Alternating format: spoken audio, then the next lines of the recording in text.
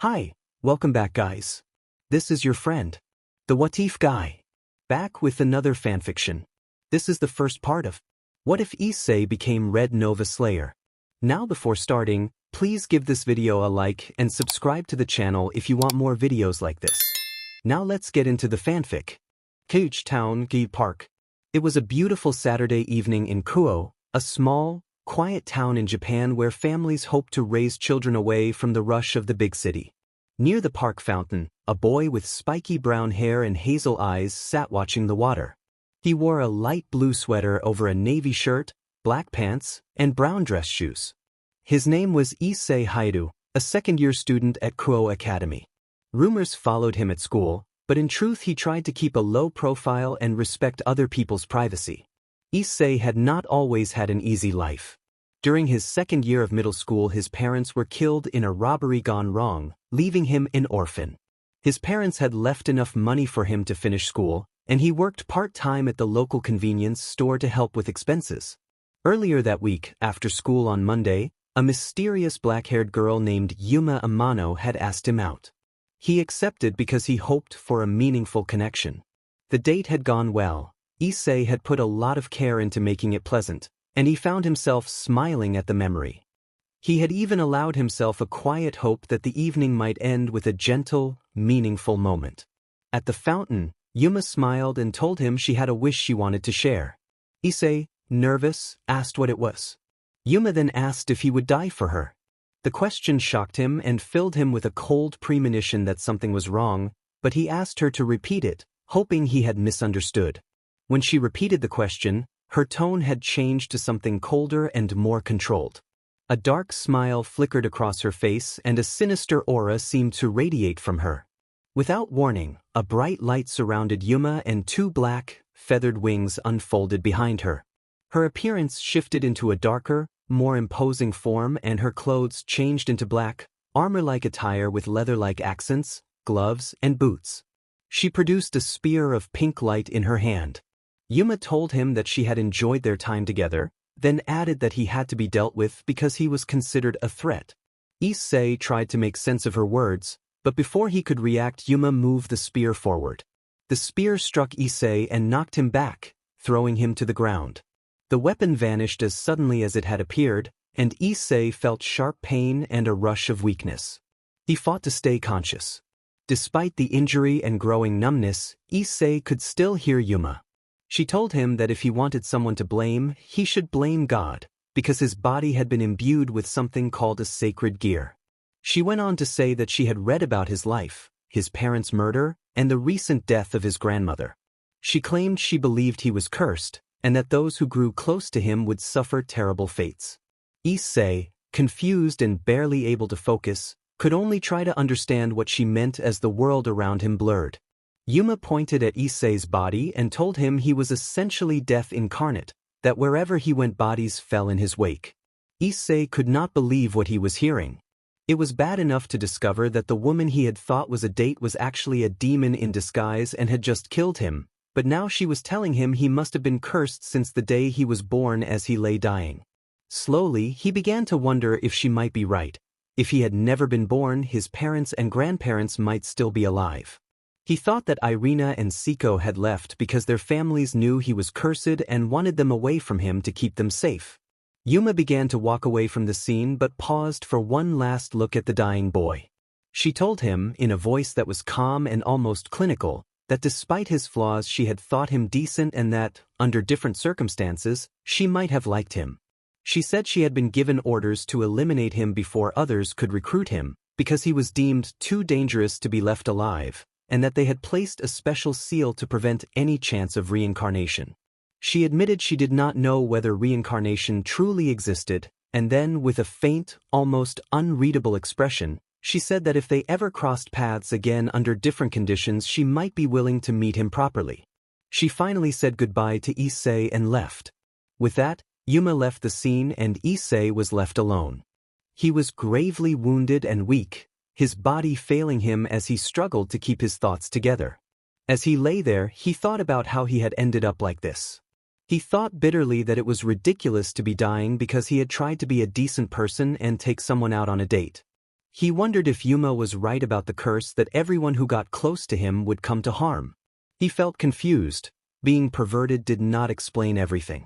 He remembered joking about dreams of having a harem, but he reminded himself that many young men had silly fantasies. He had never stooped to crueler behavior, and he had not spied on the members of the kendo club like some others did. He did not believe he was a terrible person. Issei felt a deep sadness that he would not get the chance to graduate college and make his parents proud, to build friendships, to experience at least one meaningful relationship. He hoped, in a quiet way, that he would see his family again someday. Memories of childhood came back to him. He remembered two friends who had once been constants in his life. The first was Irina, with short chestnut hair, violet eyes, and a tomboyish way of dressing. The second was Siko, whose straight, thigh-length purple hair framed aquamarine eyes. Issei remembered training in swordsmanship under Siko's father. He could recall how impressed Siko's father, Kengetsu, had been with his skill, naming him his top student next to Siko. For a time, Issei had thought of Kengetsu as something like an uncle. He remembered that good things had an end. In their third year of elementary school, Irina had moved overseas with her family, and around the same time he learned from Siko that their friend Shidu was actually a girl, a revelation that had surprised him because of Shidu's manner and clothes. A week before middle school, Siko had moved away with her father for reasons Issei never understood. After she left, the memories tied to sword training became too painful and he stopped. Lying there, he wondered how Irina and Siko were doing now. He told himself, with a small, sad laugh that he could barely summon, that they had probably moved on with their lives and forgotten him, living happily somewhere with new friends and relationships. He wished he could have seen them again and told them how he felt before it became awkward between childhood friends. A short bridge of quiet followed as he struggled to breathe and the world around him dimmed. Issei lay back and thought that when people said you started saying strange things at the end, they had been right. He did not want to die now. He did not want to die alone. A single tear fell as a deep, booming voice sounded inside his mind, startling him and making him wonder whether he had lost his mind. Great Red spoke seriously and offered help. Issei, shocked, asked who was speaking and where the voice came from. Great Red told him to relax and warned that a devil was coming to revive him and claim him as a servant. The dragon offered to prevent that, but only if Issei agreed to help in return. Issei, unsure whether to trust a voice in his head, hesitated and asked if the arrangement would harm him. Great Red reassured him that once he fulfilled the task he would be free and, as a bonus, stronger than before. With little choice between forced servitude and death, Issei accepted and asked the stranger's name. Great Red identified himself as the true Red Dragon God Emperor, the Dragon of Dreams and Illusions. Issei was stunned to learn a dragon and one that called himself a god had intervened. Outside Issei's body, a red magic circle appeared and a girl around his age stepped out. She had striking crimson hair and clear blue eyes. She was Rias Gremory, a high-class devil from the House of Gremory. She had arrived because the summoning talisman given to Issei earlier had been activated and because she sensed that he possessed a powerful sacred gear. She had hoped to recruit him and had felt sorry for the lonely boy who had no family. Word at school had painted him unfairly, but both her peerage and the student council understood there was more to him than rumors suggested. Rias had intended to confront Issei after her familiar handed him the summoning token, but Kaniko's sight of him speaking to a fallen angel complicated matters. Fearing a dangerous confrontation among the three factions, Rias had held back in hope that she was mistaken. Now she felt that her hesitation had led to tragedy. Rias gave an apologetic smile and promised that she would make sure Issei was taken care of. She began the ritual to bind him with 8 pawn pieces, but suddenly a portal opened beneath him and Issei fell through. Rias, shocked, called out in alarm as he disappeared. Issei landed in the dimensional gap, an endless chaotic void between the human world, the heavens, and the underworld. There he saw a giant red western dragon with golden eyes and a horn on its snout. Great Red, the Dragon of Dreams and Illusions. Great Red had already healed him and was explaining the nature of the supernatural and his own identity. Great Red summarized the situation. Issei, still amazed, struggled to grasp that such forces existed beyond human knowledge, and felt a mixture of awe and dark amusement at the revelation.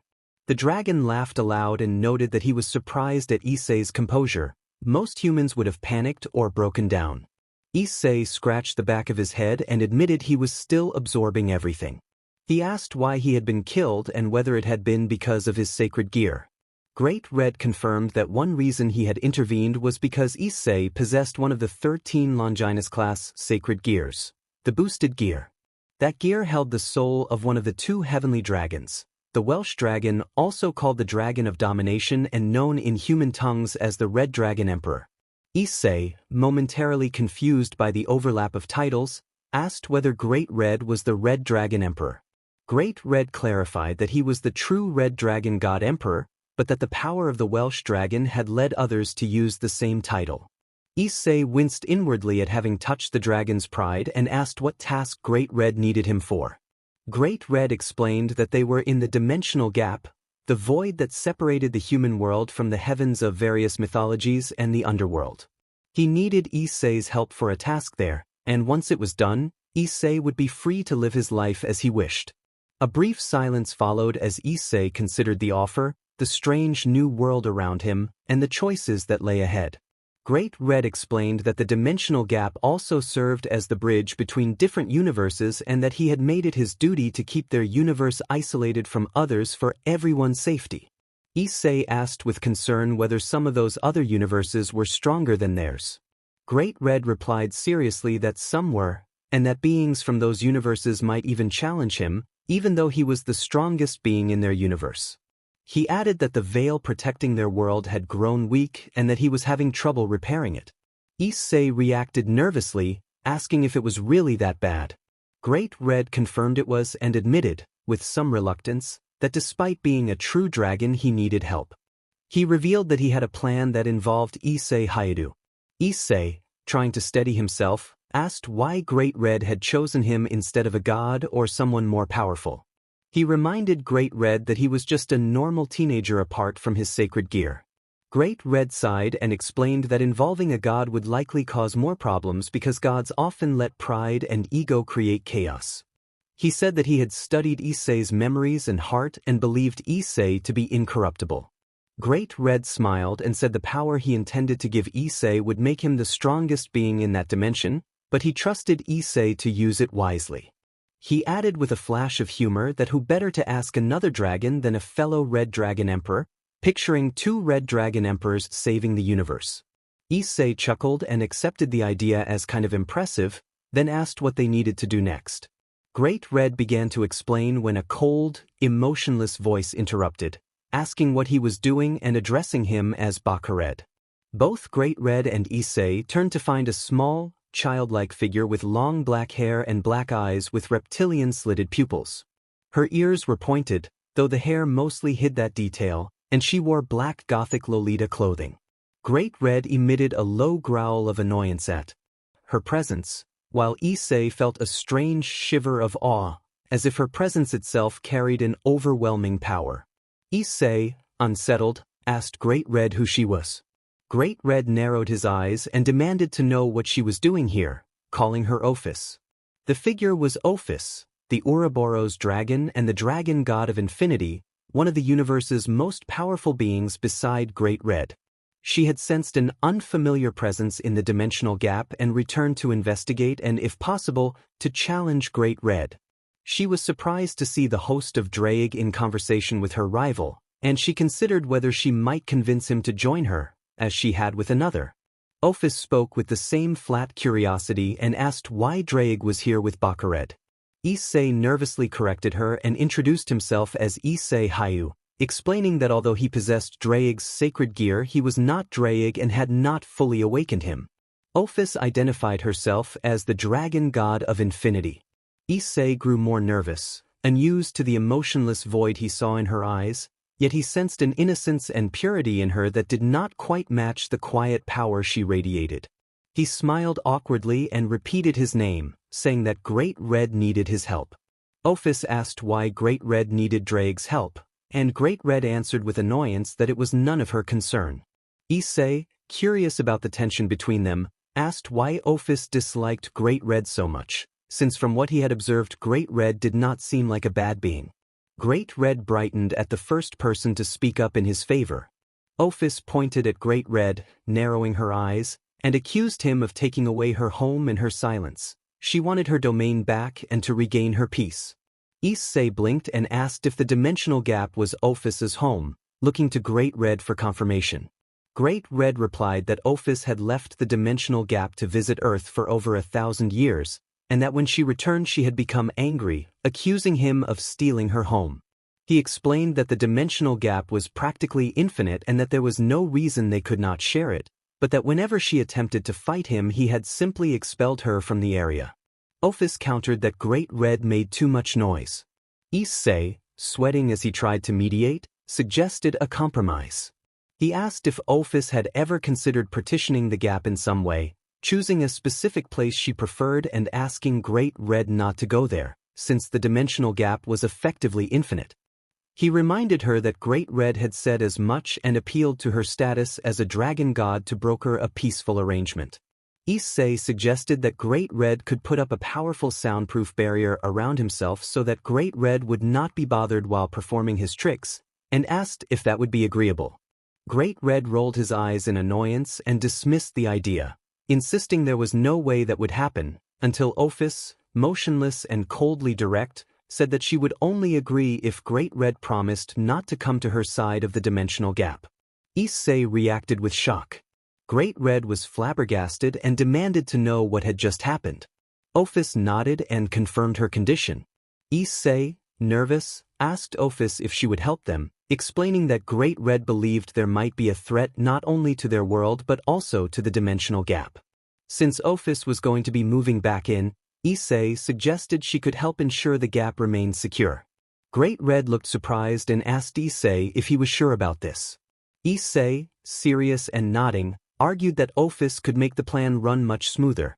He reminded Great Red that Ophis was still a dragon god, and that if Great Red simply followed the rules she requested he would not have to worry about her interfering. Issei urged Great Red to set aside his pride for the greater good. If they worked together they might prevent the threat from reaching both their world and the dimensional gap. Great Red thought about what the brown-haired boy had said. Logically, it made sense to accept Ophis's help to prevent a being from another universe from breaching the gap and causing tears across dimensions. It hurt his pride to ask his rival for help, but the stakes were enormous. If those beings were to breach the dimensional gap, it could unleash chaos through other dimensions, which Great Red wanted to avoid at all costs. He sighed and admitted the logic, noting that if Ophis and her group noticed their actions, things could get dangerously close, and their current problem would be the least of their worries. Issei agreed. Ophis tilted her head and asked what was threatening her home. Great Red corrected her, calling it their home. Issei, half exasperated, pointed out that she knew what he meant. Great Red narrowed his eyes and explained that a transcendent, godlike being from a different universe was trying to breach their universe through the dimensional gap. The veil between the universes had been slightly weakened, and if they did not stop this entity, other universes would learn of their existence. Issei realized the scale of the danger and said that it would amount to a multiversal war, universes fighting to determine which should remain, with catastrophic consequences. Great Red agreed, warning that such a war would bring chaos and possible mutual annihilation. Issei asked if Great Red had a plan and whether he had gathered intelligence on this other universe. Great Red smirked and said he had scouted that universe by observing the dreams of its inhabitants. He admitted he had not expected Issei to be so tactical. Issei explained that people did not know many things about him and that strategy games like Stellaris had sharpened his mind. Great Red continued. In that other universe, the transcendent being faced resistance from humans who were putting up a fight. Issei suggested that the resistance might be due to supernatural forces, but Great Red pointed out that the supernatural either did not exist in that universe or no longer did, so the entity should not be supernatural in origin, at least. That was his assessment. They were still facing an enemy they did not truly understand. Great Red then outlined the plan. While he remained in the dimensional gap to prevent the veil from collapsing, Issei would go undercover in the other universe to secretly assist the humans battling the transcendent being and uncover the entity's true nature. Issei thought of it as a form of espionage that could benefit both sides and found the idea acceptable. Great Red turned to Ophis and asked if she would help. Ophis replied emotionlessly that she would. Great Red and Issei were shocked.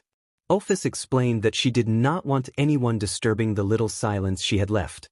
Issei, overwhelmed with gratitude, unexpectedly hugged Ophis.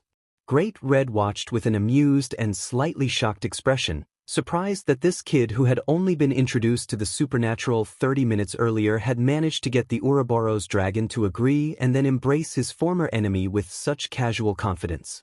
Issei only realized his mistake after he set Ophis down and gave her a few head pats. He had just embraced a being capable of erasing him from existence with a blink. Issei panicked and apologized, bowing and begging not to be erased. Ophis rubbed her head, curious about his reaction, and asked what he meant. Issei, confused, explained that he had offered a hug and a head pat. Ophis asked what those gestures were. Issei, flustered, described hugs and head pats as actions people use to show they care. Ophis pointed to herself with a tilted head and asked if he cared about her. Issei smiled warmly and said that he did. She and Great Red were willing to help save their home, and they were in it together. Great Red, in the depths of his mind, reacted with amazement and quiet disbelief at Issei's string of impossible feats and wondered what the boy might become in a century, let alone 1,000 years. Ophis returned Issei's smile and said she cared about him too. Issei offered that if Ophis ever wanted another hug or a head pat, she only needed to ask. She nodded, and Issei turned his attention to Great Red with a more serious expression, asking if there was anything else he needed to know about the new universe he was about to enter. Great Red explained that Issei would face beings humans called Nova, transcendent entities that functioned as mindless foot soldiers. From what Great Red had gathered, they were raw physical manifestations of trapped souls driven to destroy everything around them. They would be difficult opponents at first, roughly equivalent in power to low-tier dragon kings of their world, and they would grow stronger as they evolved. Issei felt sorrow for the Nova, sensing they had no choice in their condition, but he resolved that he needed to train his body and master the sacred gear within him to stop them properly. Ophis offered to help with the training, and both Issei and Great Red expressed surprise. Ophis confirmed she could assist but warned it would take time. Great Red added that Issei would be sent into the future of that universe and that time flowed differently between worlds. To send him, Great Red would turn Issei back into a soul and place him in the womb of a woman with certain genes that might be useful for the mission. Issei reacted with shock at being ice-guyed, and Great Red reassured him that his memories would be sealed until the right time and that it would not be like being gone for decades in his own world. Issei then asked a favor. He wanted to face Yumma and end her once and for all, unable to leave his world while she might still be harming innocents. Great Red acknowledged the intent but warned that, in his current state, Issei would not stand a chance. The only way to defeat Yumma would be to unlock his boosted gear and achieve Balance Breaker, but that would require time they did not have. Ophis quietly said she might be able to help. Ophis opened her hand and summoned a thick black miasma that coalesced into a large black snake brimming with power. Issei asked what it was. Ophis explained that the snake was imbued with her power and had a reputation for awakening the potential of sacred gear users and increasing their strength. She cautioned that without proper training, she could not predict how long Issei's body would endure the process. Issei hugged Ophis and thanked her, saying that Great Red had already explained his fate and he just needed enough time to stop Yumma. Ophis warned him to be careful. Many who sought to awaken their sacred gear or obtain a balance breaker had perished, often destroying their sacred gear in the attempt. Issei nodded and reminded himself that he had already died once that night, so another attempt might not be the end of the world. Issei set the black snake against his chest. The snake reacted as if understanding and slithered along his arm, then flowed into him through his chest in a surge of energy. The sensation of the power merging with him sent shivers through Issei, and he collapsed, doubled over, overcome with intense agony. He cried out as the process overwhelmed him. Ophis had warned the process would be painful. Great Red, concerned, said that Issei might not survive and that he would begin the transfer of Issei's soul and the sacred gear. Issei, struggling, refused and tried to rise. Ophis and Great Red reacted with surprise as they watched him struggle. When the two dragon gods looked back at the brown-haired boy, they saw him trying to get to his feet with difficulty. His body pulsed with energy and dark veins of power traced across his skin, signs that Ophis's power, the power of infinity, was flowing through him. The scene felt like a dramatic, high-stakes moment from an action tale rather than anything truly mortal, and the transfer began. They could tell from the expression on his face that Issei was in immense pain, but his eyes held blazing determination not to let it overcome him. Issei insisted that the pain meant nothing compared to what Yumma, his sensei, and life itself had done to him. He gritted his teeth and vowed to overcome the suffering and become stronger than anyone. Great Red observed that Issei would attain strength in time, but he was simply too weak at the moment. The power inside him was overwhelming and uncontrolled. The brown-haired boy could not deny the dragon's assessment. Even with years of sword training, he stood little chance against Yumma. She had been a fallen angel and far more powerful than a normal human. Still, he would not allow that to stop him. He needed to prevent Yumma from hurting anyone else and keep others from suffering as he did. As exhaustion and pain pressed in, a vague memory of his old sword teacher surfaced. Issei remembered Slaye telling him that once he had mastered the basics of a certain technique, he would be ready for its other benefit, enhanced recovery. He wondered whether it would work in the void. Great Red had created around him a pocket of air that let him breathe despite the crushing pressure. If he could breathe, perhaps the technique could at least help his body withstand Ophis's influence. Great Red and Ophis both noticed Issei taking a deep, irregular breath. They found his breathing pattern odd, sharp and erratic at first, then gradually steadying. They watched his body temperature rise, his pulse quicken, and a golden glow begin to radiate from him, like sunlit flames. Great Red reflected that this was the total concentration breathing technique and, surprisingly, the final stage known as ki breathing. It seemed Issei was drawing on the air inside the pocket to absorb residual ki and reabsorb the ki he released, creating a limited flow of energy to aid his recovery. Ophis tilted her head in curiosity at the development. For Issei, the glow and the god's commentary passed unnoticed. He was focused on his breath. As he continued, the pulsations of pain eased bit by bit, much to the surprise of both dragons. Simple breathing in a particular way was helping him heal. He acknowledged inwardly that it was working, though not as effectively as it would have on Earth. His body still felt as if it were being torn apart, but he could manage. He needed his sacred gear to awaken. He needed Drake's power. A memory of Yumma surfaced, the image accompanied by a dark, taunting voice telling him that his curse meant those he became attached to would suffer worse fates than death. Issei felt the sting of truth in that memory. He admitted to himself that he was too weak to protect anyone and lashed out inwardly with frustration. He blamed his weakness for letting others suffer and for the betrayals he had endured at school. He regretted letting things go on for so long and resolved that there was no time for what-ifs. This was the time to change, to become stronger, to become a true dragon. He demanded strength from Drake and summoned the will to awaken his power so he could pursue true strength and domination over any who stood in his way, human or divine.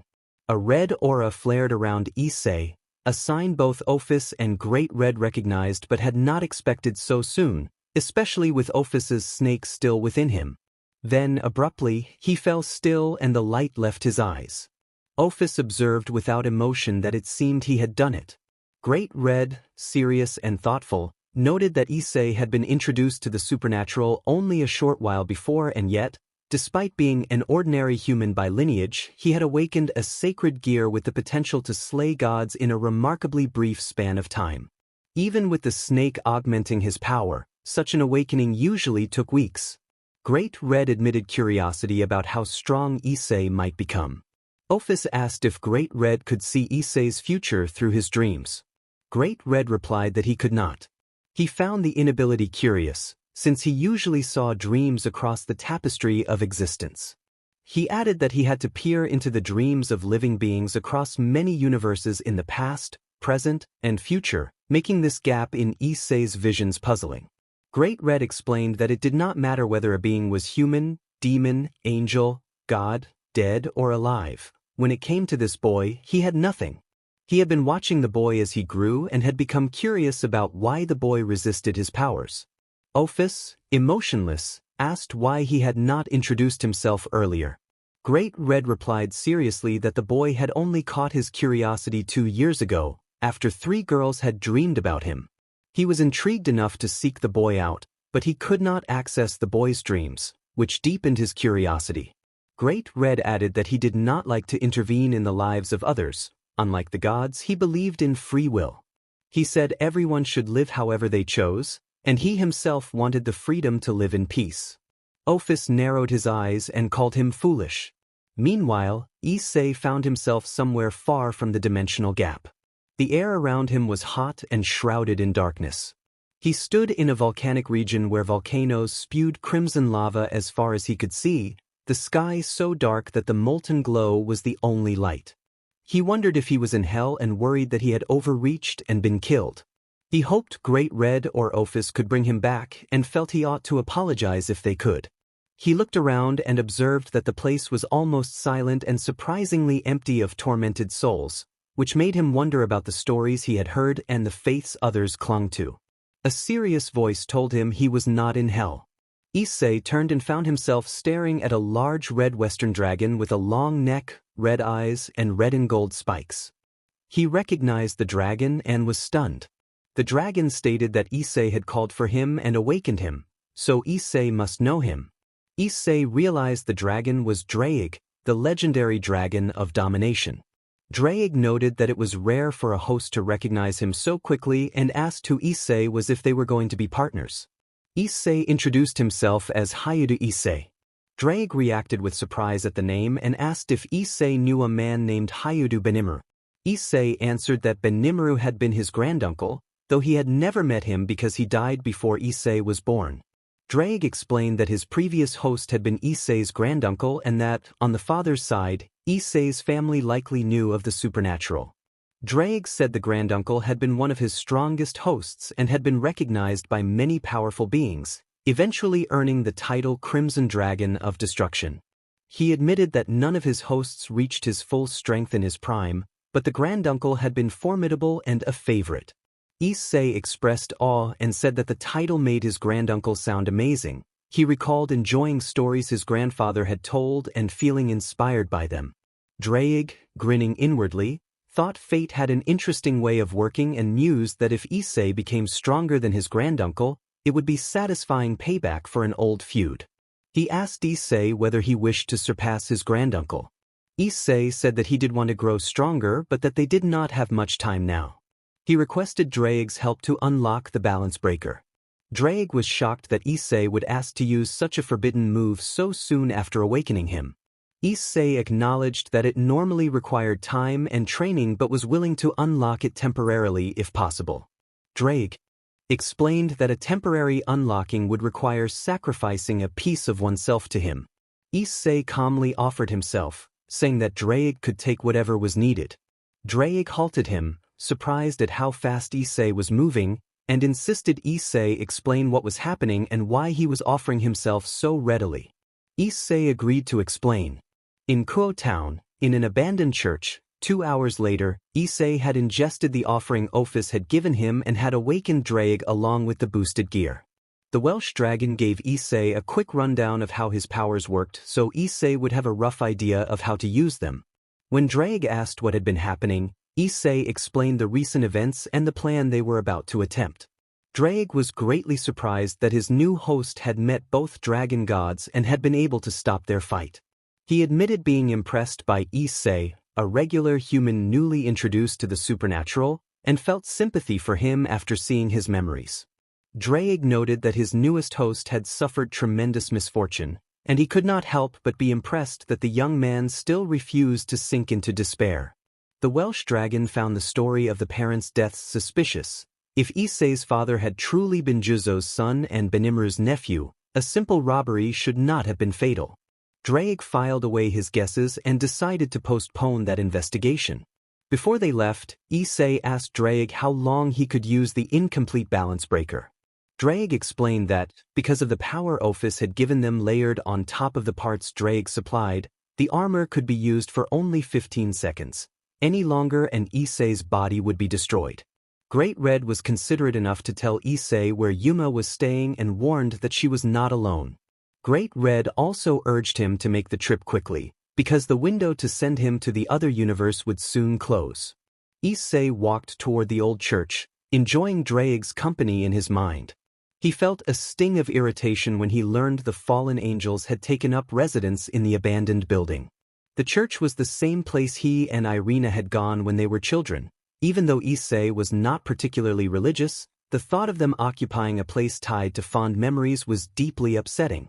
Ophis had placed a barrier around the church to keep local devils away, and Issei was surprised to learn the fallen angels were operating under the oversight of Rias Gremory and Sona Citri.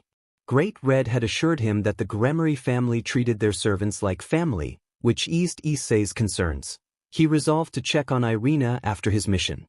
Issei thought seriously that he was almost there. Drake asked in turn if he was ready, and Issei replied in his thoughts that he had to be ready. He could not leave the world with someone like Yumma still at large.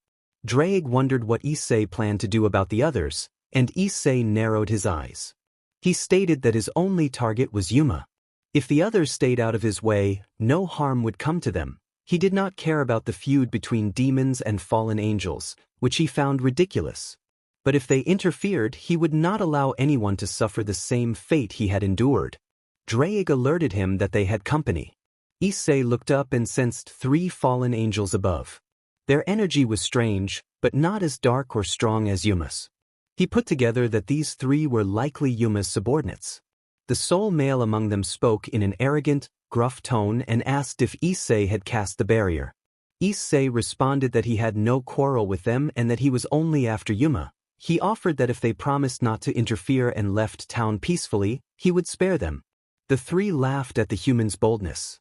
The blonde fallen angel mocked the threat, while the blue-haired fallen angel taunted that he was cute and hinted she would keep him as a captive prize if he surrendered.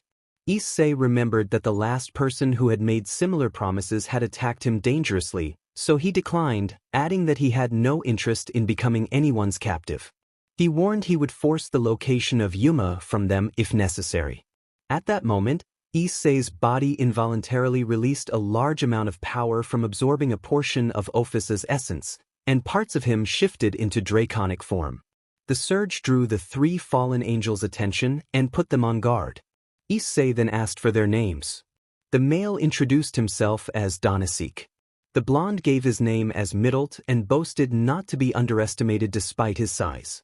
The blue-haired fallen angel said her name was Calawarna. Issei closed his eyes and committed the names to memory. Annoyed by his calm confidence, the 3 fallen angels summoned light spears and hurled them at him. Issei dodged them all with surprising ease, the result of Ophis's power, his partial draconic transformation, and his use of total concentration breathing. He admitted to himself that he had been fortunate they were low-rank fallen angels. He would not have stood a chance against a high-class opponent. When retreat and negotiation failed, Issei chose to escalate. He activated boosted gear, and a bright light enveloped his arm, forming a red, dragon-like gauntlet that reached to his shoulder, studded with green gems and golden spikes. The gauntlet radiated immense power, sending a chill through the 3 fallen angels. Donasik and Middlet still carried their confidence, but Calawarna felt genuine fear at the sight. Calawarna realized with growing alarm that even the 3 of them stood no chance against the boy. The power he released could rival a high-class fallen angel. She recognized the name Rainer Yumma, and the grim truth hit her. This had to be the one Azazel-sama had ordered killed. This must be the kid she was supposed to kill. Now he was back for revenge. Rainer, she thought, you doomed us all. By the time Calawarna reached that conclusion, Issei had already boosted his power 3 times. Drake had estimated that level would be enough to handle the 3 fallen standing before him. Issei first moved on Middlet, who tried to attack with multiple light spears. The brown-haired boy dodged easily and destroyed her projectiles. Before she could react, Issei appeared directly in front of her and struck with a devastating blow that sent her through a stand of trees. She was defeated and fell motionless. 17 years later, in a military graveyard in Japan, rows of headstones marked the resting places of many Pandora who had given their lives fighting the interdimensional threats known as the Nova. Pandora were genetically modified young women trained at specialized military schools to battle the Nova when they invaded Earth. A young man stood among the graves, paying his respects. He had fair skin, long spiky black hair tipped with red, and red eyes. His build was lean and muscular, honed more for speed and power than bulk. He wore blue khaki pants, a yellow vest over a white shirt, and 2 crimson earrings shaped like flames. Parked behind him was a crimson and black Yamaha cruiser. This was Issei Hayadu. He had come to honor his older sister, Kazuha Aoi, and wait for transport to West Genetics. He had promised his sister he would become a limiter, but privately he felt tired of remaining on the sidelines and believed it was time to face the Nova head-on. Issei bowed his head at the grave and prayed that his sister would rest in peace, vowing that he would miss her. Drake observed him curiously and asked whether he would truly miss this place. Issei reflected that he had grown attached despite a troubled upbringing. He admitted he did not belong here, and that the sooner their mission was finished, the sooner he could leave without regrets. Issei had been reborn into this world 17 years earlier, and the years since had offered little in the way of challenge. His birth had been complicated. His body bore stigmata that his first mother could not endure, so his grandfather had intervened and his infant life had been placed with Cassandra, who raised him. His appearance, black hair with red accents, red eyes and the strange markings on his body startled his family. A purple serpent formed an infinity symbol on his right shoulder, and a red western dragon with 4 wings marked his back. When Issei turned 6, his original memories returned along with his bond to Drake. After that, Ophis brought him to the dimensional gap to receive a new body. The exact mechanics of that transformation were difficult to explain, even to himself, but the result was a body that could channel aspects of both Great Red and Ophis. For the next 5 years he lived with his older sister, growing deeply fond of and protective toward her despite the complicated truths about their family. Drake became a reliable presence, offering guidance and support. Whenever his sister was away, Issei trained in the dimensional gap to master his draconic abilities and his sacred gear. He discovered he could summon plasma and electricity textures, a consequence of his stigmata and the draconic power within him. He used these abilities in secret to take down extra nova that threatened progress, actions that caught the attention of Chevalier. They gave him the nickname Red Nova Slayer. Although the true scale of his deeds was kept hidden, rumors about him spread. Drake told him that Kazuha would be both happy and proud of his choices, though he understood Issei's lingering doubts. Issei admitted he once thought his sister might have wanted him to run and save himself, the same impulse he had attempted for her. Drake urged him to stop blaming himself for her death, reminding him that some decisions had not been his to make.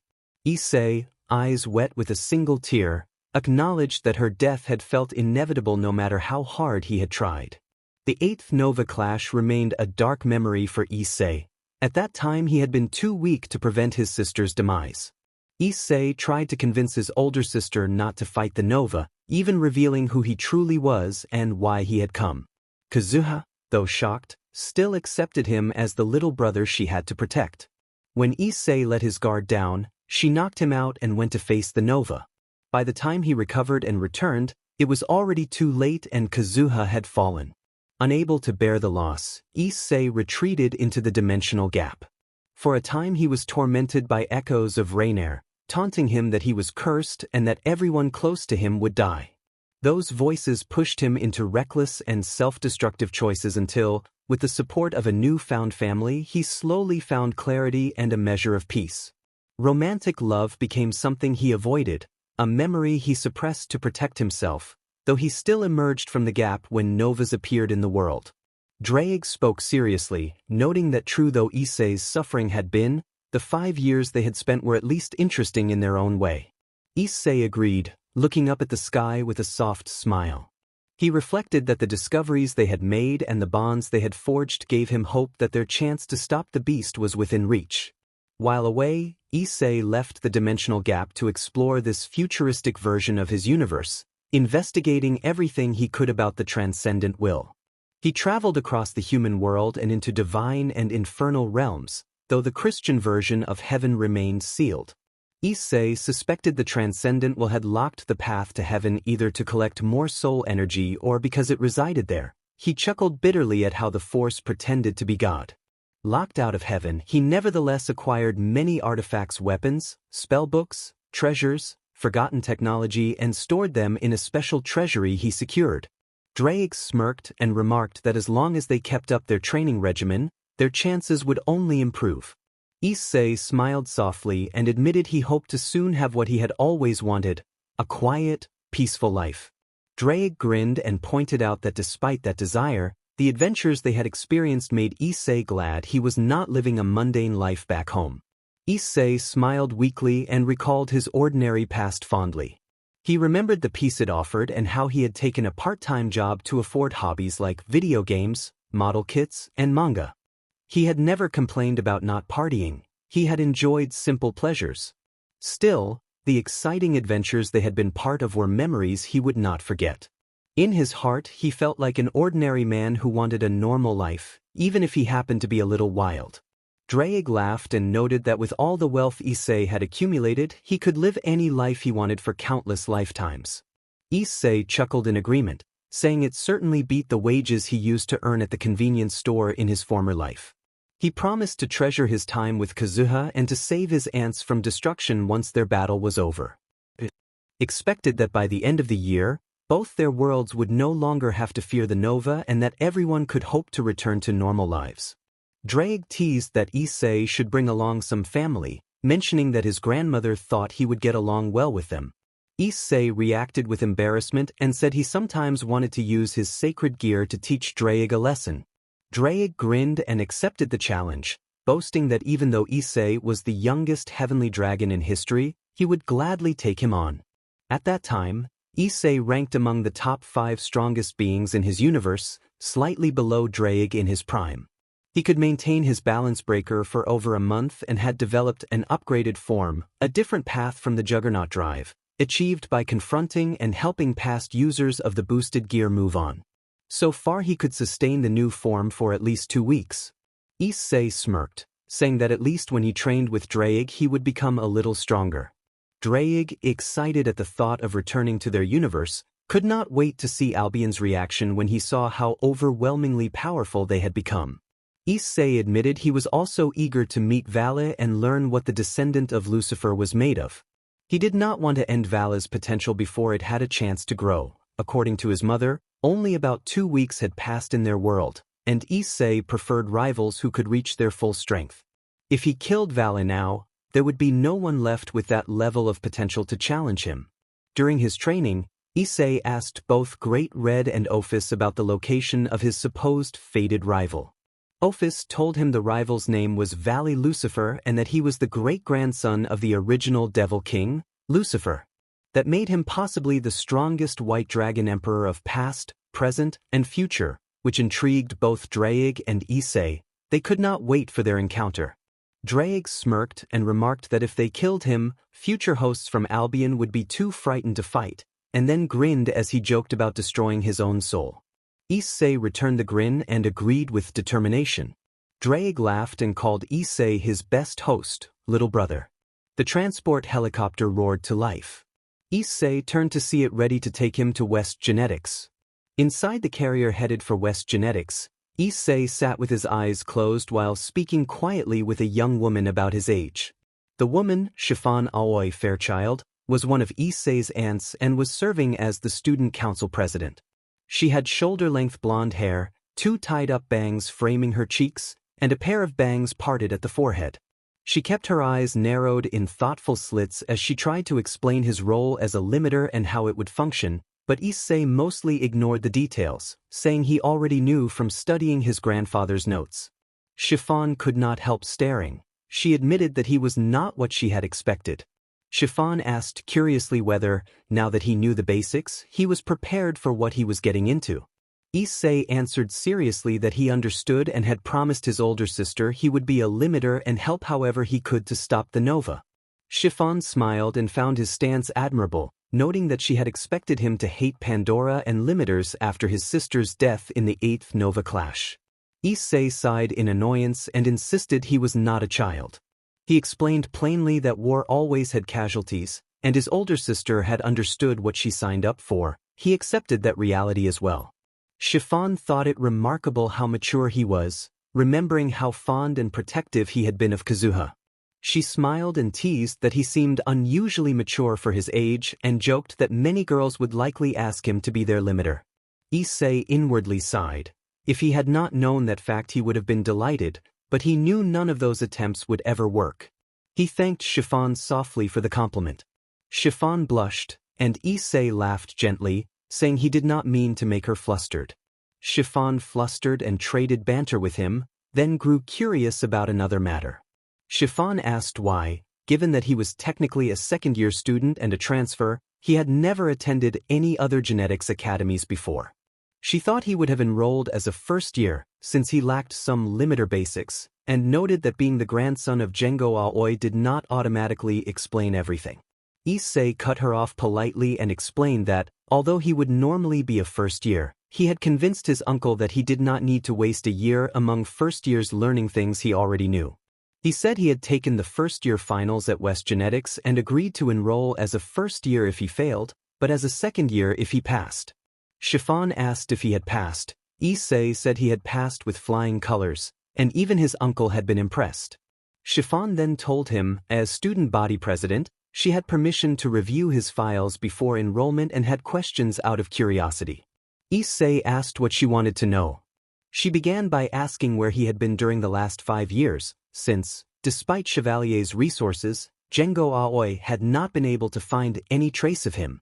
Issei answered with closed eyes that everything and everyone had blind spots, even an organization as powerful as Chevalier. He had simply stayed in those blind spots until he was ready to be found again. Chiffon asked what he had done during those 5 years, half joking that it felt like a game of 20 questions. Issei explained that he did not do much by his own standards. He trained in swordsmanship and martial arts, kept up with his studies, explored hobbies, and traveled. Chiffon laughed awkwardly and said that what he described did not sound like doing not much at all. Issei agreed that it had become routine for him and seemed normal. Chiffon requested that he try not to get into trouble or mischief while at genetics. Issei smirked slyly and hinted at the idea of certain students secretly going out to clubs at night. Chiffon blushed and asked how he knew that. Issei admitted he had heard about students getting into mischief the previous year, and that it had been a real problem.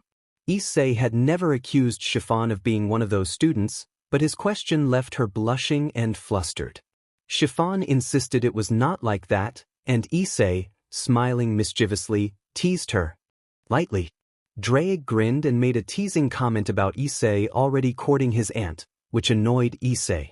Issei laughed it off and said he was only joking and would not tell anyone, while Chiffon remained embarrassed. Issei privately wondered if he had just made things more complicated for himself.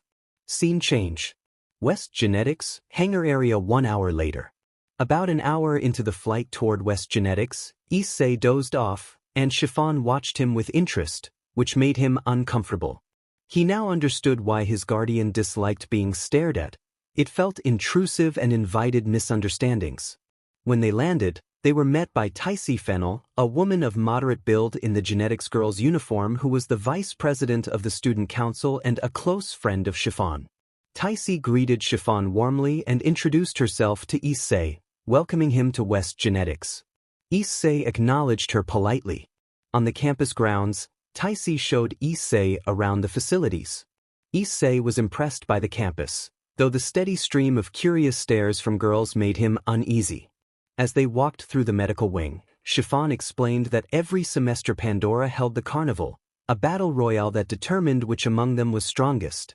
The idea intrigued Issei. Part of him wanted to participate and test himself against different opponents. Their tour was interrupted by an explosion. A pink-haired Pandora stumbled out into the corridor with her uniform badly damaged. She snapped at Issei for staring, accusing him of being a creep. Issei replied that he had been minding his own business and that it was her crashing in and causing damage that had created the disturbance. Chiffon and Taisi were taken aback that Issei had spoken back to an upperclassman, even though his point seemed reasonable. Before Chiffon could chide him, another student dropped in from above. She was an attractive young woman with long blonde hair held in place by a blue headband. Her genetics uniform was distinctive, a long red dress with gold accents and heraldic shoulder guards bearing the genetics emblem. Issei felt an immediate, unsettling familiarity when he saw her from behind, a resemblance to his late sister or his aunt tugging at him, but he pushed the thought away.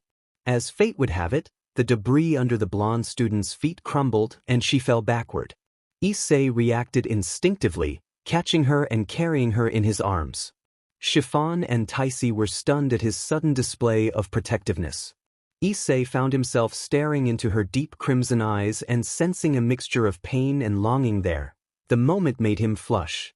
The blonde seemed flustered and panicked at first, then tried to regain her composure. The pink-haired student seized the moment and attacked. The confrontation turned into a fast-paced, anime-style skirmish, with rapid exchanges and dynamic movement across the corridor. The blonde was struck and collapsed unconscious in the scuffle. The pink-haired Pandora made it clear the altercation was not over as she prepared to continue the fight. Scene change. West Genetics, Principal's office. About 2 hours later, after the dust had settled, Issei learned that the blonde was Satellizer L. Bridget, a second-year student and the top-ranking Pandora in her year. The revelation weighed on him. He knew of Satellizer's reputation and the painful history associated with her time at East Genetics and Brooks Leven. News of the confrontation spread quickly through the school, and the incident became the subject of widespread discussion. The other girl was Ganessa Roland, which made Issei remember her. She had been one of the first years he saved the previous year during the official 9th Nova clash when an S-type Nova appeared during their training exercise. Issei sat in the principal's office with Chiffon and Taisi, speaking with a woman in white religious attire. Despite the outfit, he immediately noticed her slender figure. She was Margaret Lindman, known as Sister Margaret, the headmistress of West Genetics. Issei bowed respectfully and introduced himself as Aoi Issei, newly admitted into the genetics limiter training program starting that day. Sister Margaret smiled and welcomed him, noting that he was Kazuha's younger brother and that they welcomed him with open arms. Issei returned the smile and thanked her. Sister Margaret asked if it was true, as his grandfather had reported, that he had already passed both the physical and written first-year exams. Issei answered that it was correct. Then, with a measured curiosity, Sister Margaret asked about the 5 years after his sister's death when he had run away without a trace. She mentioned that even with Jengo's resources he had not been found, and that Issei had later said he had lived with the Hayata family and taken their name. Sister Margaret wondered how he had received 5 years of education without Chevalier or his grandfather noticing. Issei thought for a moment and explained that during his time with the Hayata family they had hired special private tutors to keep him caught up academically, and that his adopted parents and uncle had taught him many forms of combat, which was why he had passed the physical exams with flying colors. Sister Margaret listened seriously and thanked him for his honesty. Issei then asked whether Sister Margaret had completed the request his grandfather had made on his behalf.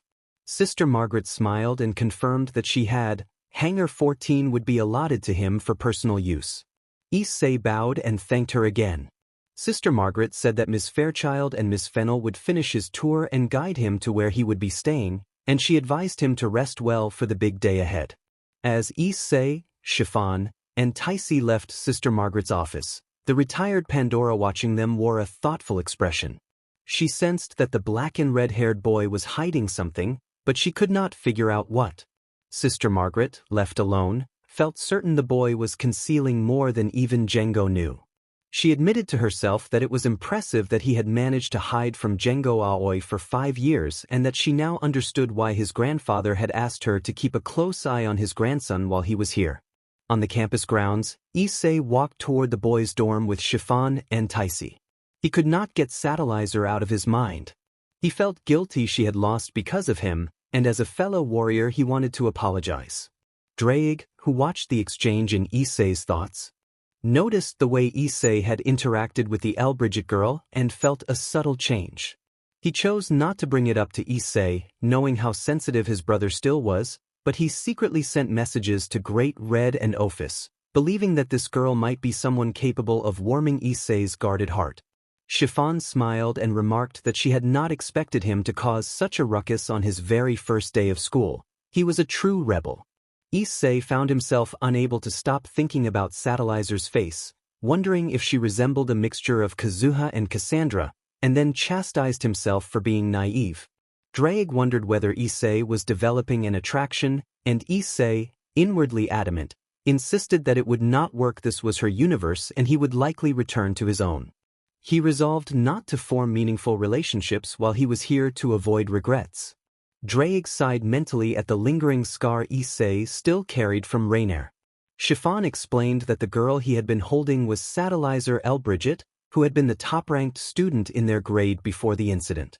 She reminded him that although they called it a carnival, it was an official battle to determine the rankings of their Pandoras, and a loss was a loss in the judge's eyes.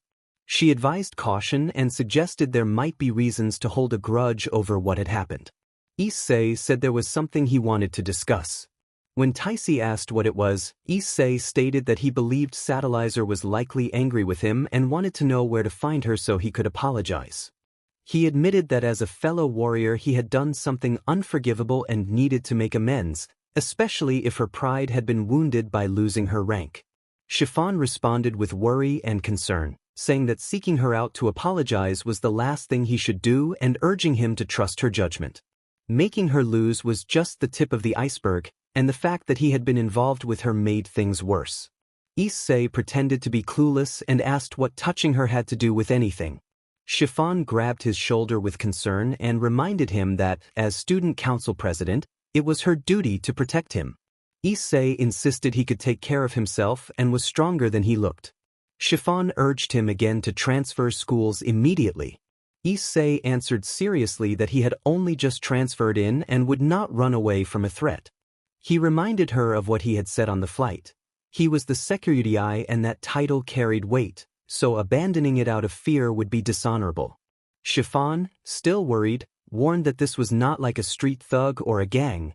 They were dealing with a Pandora with proper combat experience and the power of stigmata, and whatever Issei had faced before might be useless against her. Issei thought about the constant sparring he had endured against an intense combatant and replied that underestimating an opponent was a sure way to lose. While they argued about whether Issei should see Satellizer or transfer, a bus from the medical wing pulled up. Satellizer sat inside, looking out the window at the boy who had been caught outside. She appeared different from the others, and her expression suggested the contact had not felt as bad as usual. Chiffon continued to explain why Satellizer was known as the untouchable queen and how she had caused trouble back at East Genetics. Issei feigned ignorance to avoid suspicion. The person Chiffon described stepped off the bus. Both Taisi and Issei noticed that Satellizer wore an eye patch and was walking with the aid of a crutch. Taisi tugged on Chiffon's sleeve to urge her to stop talking. Issei looked sad. He felt responsible for her condition. When Chiffon realized Satellizer was nearby, she panicked and stepped away from Issei. Issei saw an opportunity to apologize for his unintentional interference and called out to Satellizer, asking if they could talk for a moment. Satellizer continued to walk away in silence. Issei called after her and tried to apologize, but she recoiled and hurried off, tripping and dropping her glasses in her haste. Issei moved to pick up her glasses and then kneeled to offer them back. Satellizer smiled in relief when she put them on and blushed at the kindness shown to her. She attempted to leave again but hesitated. Issei pleaded for her to wait and acknowledged that he felt responsible for her injuries after the carnival, saying that he understood a simple apology might not be enough. Satellizer trembled and begged to be left alone, insisting he had no right to be near her and demanding that he never come close again. Issei was confused by her reaction. He knew some of what had happened to her in East Genetics but had trouble understanding why she reacted so strongly to contact. Their thoughts were interrupted by laughter from nearby. They turned to see Ganessa, and Satellizer shot her a glare. Ganessa laughed and scorned Satellizer for taking her resentment out on an underclassman, saying Satellizer should be ashamed. She complained that her own victory in the carnival had not felt satisfying and reminded Satellizer that she was rank 1. Ganessa taunted that the untouchable queen had been dethroned and that Satellizer now seemed to be under the control of the Angel of Binding. She suggested Satellizer lick her wounds until the next carnival or give up her title, then mocked Issei by calling him a cute limiter and saying he might be better suited to the kitchen, implying she would not miss him if he disappeared. Satellizer glared at Ganessa, visibly affected by the exchange, while Chiffon and Issei watched with growing concern. The tension between them remained high as everyone processed the humiliation and the consequences of the recent carnival. Ganessa taunted Satellizer, calling her a gorilla suited only for violence and insisting that her untouchable reputation meant no one would want to touch her. Issei was surprised and curious, asking how Satellizer could lack a limiter despite being a second year and ranked number 1. Chiffon, worried, confirmed that Satellizer did not have one. Issei thought that, without a limiter, Satellizer would struggle against Nova freezing, remembering other Pandora who had gone on without one. Ganessa smirked and declared she would not give up, enjoying Issei's obstinate glare and saying she had nothing to lose. If she had to force her superiority into his thick skull, she would. Chiffon protested that Pandora were not supposed to fight outside the carnival and pleaded for a non-violent solution. Issei urged them to stop. Issei smiled weakly and dismissed it as a common occurrence. Issei sighed in annoyance and resolved to intervene, which left Chiffon and Issei puzzled. Ganessa activated her Volt weapon technique, chains of binding, and prepared to target Satellizer. 6 chains with arrowhead tips burst from her back. Before Satellizer could react, Issei stepped in front of her, surprising everyone watching. Issei stepped forward, serious, and insisted the joke had gone far enough. Satellizer looked confused and asked what he was doing. Issei explained that he intended to stop things from escalating. Satellizer, annoyed, insisted she did not need his help. Issei warned her not to mistake his intentions and made it clear he believed in fair fights. He added that if Satellizer were fully healed and at peak condition he would allow the fight, but since she was not, any fight now would only send her back to the medical wing even if she won. He said he would make an exception this time because he felt responsible for her condition, and once she was healed she could seek a rematch. Satellizer appeared surprised. Ganessa smirked and mocked that Satellizer had found a white knight to protect her. Issei firmly denied that he was protecting her, saying only that he could tell Satellizer could defeat Ganessa easily if she were at full strength, and that she was not ready now. Chiffon thought sadly that he would not even try to persuade them to delay until the carnival. Ganessa snapped indignantly at an underclassman telling seniors what to do and vowed to teach him how things worked. Issei internally noted dryly that they were actually in the same grade. As Ganessa launched her chains at Issei, the black-haired boy moved with lightning speed. He intercepted the attack and positioned his hand before Ganessa's abdomen, channeling his energy into a single focus technique. He unleashed a magic bullet, releasing a concentrated burst of force from his palm. The impact sent Ganessa skidding across the floor toward the far wall in a dramatic burst of energy. The onlookers were stunned that a transfer student, and a male at that, could produce such an effective strike against a Pandora. Satellizer was shocked, wondering who the boy was after he had appeared before Ganessa almost instantaneously and delivered a powerful, flying attack. Chiffon assessed the movement seriously, noting that it resembled an excel or an illusion turn, but it had been too slow to be a true illusion turn. She had been able to follow it and could not place the technique. Issei smiled weakly and wondered if he had used too much force. Drake replied with an exasperated sigh that perhaps he had used a little too much. Issei reflected that he had tried not to put enough force to kill Ganessa, assuming that as a Pandora she could withstand it.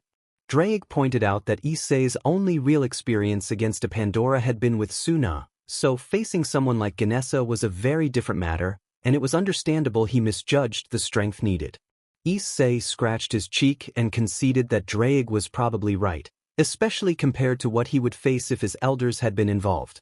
Ganessa breathed sharply and, annoyed, insisted she was not done yet. Issei and Drake looked on in curiosity. Ganessa rose slowly from the impact, coughing and wincing, clearly shaken but not gravely harmed. Issei secretly relaxed, worried for a moment that he might have seriously injured or even killed her, since he knew how dangerous his technique could be when used with full force. Ganessa, furious, vowed that Issei would pay for what he had done.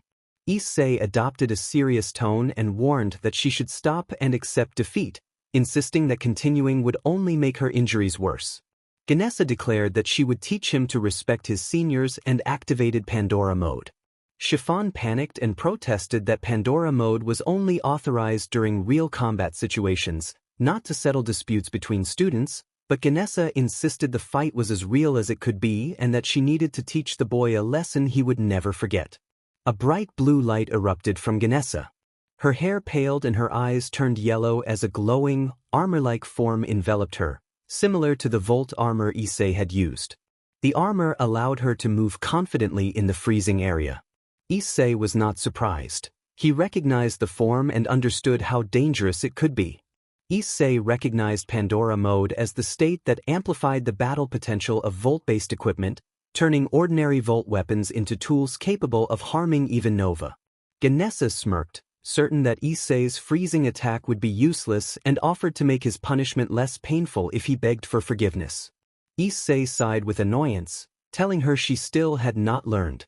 Everyone exchanged confused looks as Issei began to walk calmly toward Ganessa, a move that shocked and unnerved her. She had expected him to be terrified after losing his advantage. Issei told Ganessa that, as a Pandora, she should act more mature and set an example to her comrades and humanity. He said it was clear she had not grasped the responsibility of her role and that sometimes the only way to get through to people like her was to knock them down a peg. Satellaizer was incredulous, questioning whether he truly intended to take on Ganessa while she remained in Pandora mode. Issei, eyes narrowed, corrected the assumption that he was an underclassman and announced that he was a second year like her. Then he activated his own power. Issei's body began to glow a bright red as crimson electricity danced across him. A synthetic armor formed, clinging to him like a second skin. When the transformation completed, a figure in red and black armor with gold accents stood where Issei had been. Despite its sleek appearance, the armor was strong enough to withstand attacks on the level of an S-type Nova. The onlookers were stunned that a male student could manifest something comparable to Pandora equipment. Ganessa was the most shocked of all. She had seen that armor before during the S-type Nova attack on her platoon and remembered the moment her platoon leader Marin had fallen. The armor belonged to the Red Nova Slayer, the mysterious figure who had been hunting Nova for years and around whom rumors and conspiracy theories swirled. Ganessa realized with disbelief that Issei was the Red Nova Slayer. The crowd reacted with alarm and astonishment. Chiffon could not reconcile the idea that Issei might be the Red Nova Slayer. If true, it suggested he possessed abilities on par with a Pandora. Satellaizer felt a mixture of shock and confusion, wondering how rumors about a long-standing Red Nova Slayer could point to someone so young and how such a reputation could form over many years. Issei raised his hand and called forth the blade of the dark crimson dragon. A large katana in a jet-black scabbard appeared. The scabbard looked as if it were made from dragon scales, tied with red ribbons and attached to a guard that resembled a trigger. When Issei drew the blade, it flared to life in a blazing red-orange, radiating heat. Issei pointed the sword at Ganessa and asked if she wished to continue fighting. Ganessa, nervous but defiant, insisted she would not be intimidated and reminded him that she was still ranked number 1. In response, Ganessa transformed the arrowheads on her chains into spinning saw-like blades and launched them toward Issei. As the buzzsaws sped toward Issei, concern rippled through the group. Even Satellaizer looked uneasy. Then Issei declared, with unexpected seriousness, that he would use quadrupel acceleration. Chiffon and Satellaizer were especially shocked, since they both knew only one person capable of that maneuver. In a flash of speed, Issei vanished. The chains rushing toward him shattered, and Ganessa took a heavy, precise strike that staggered her.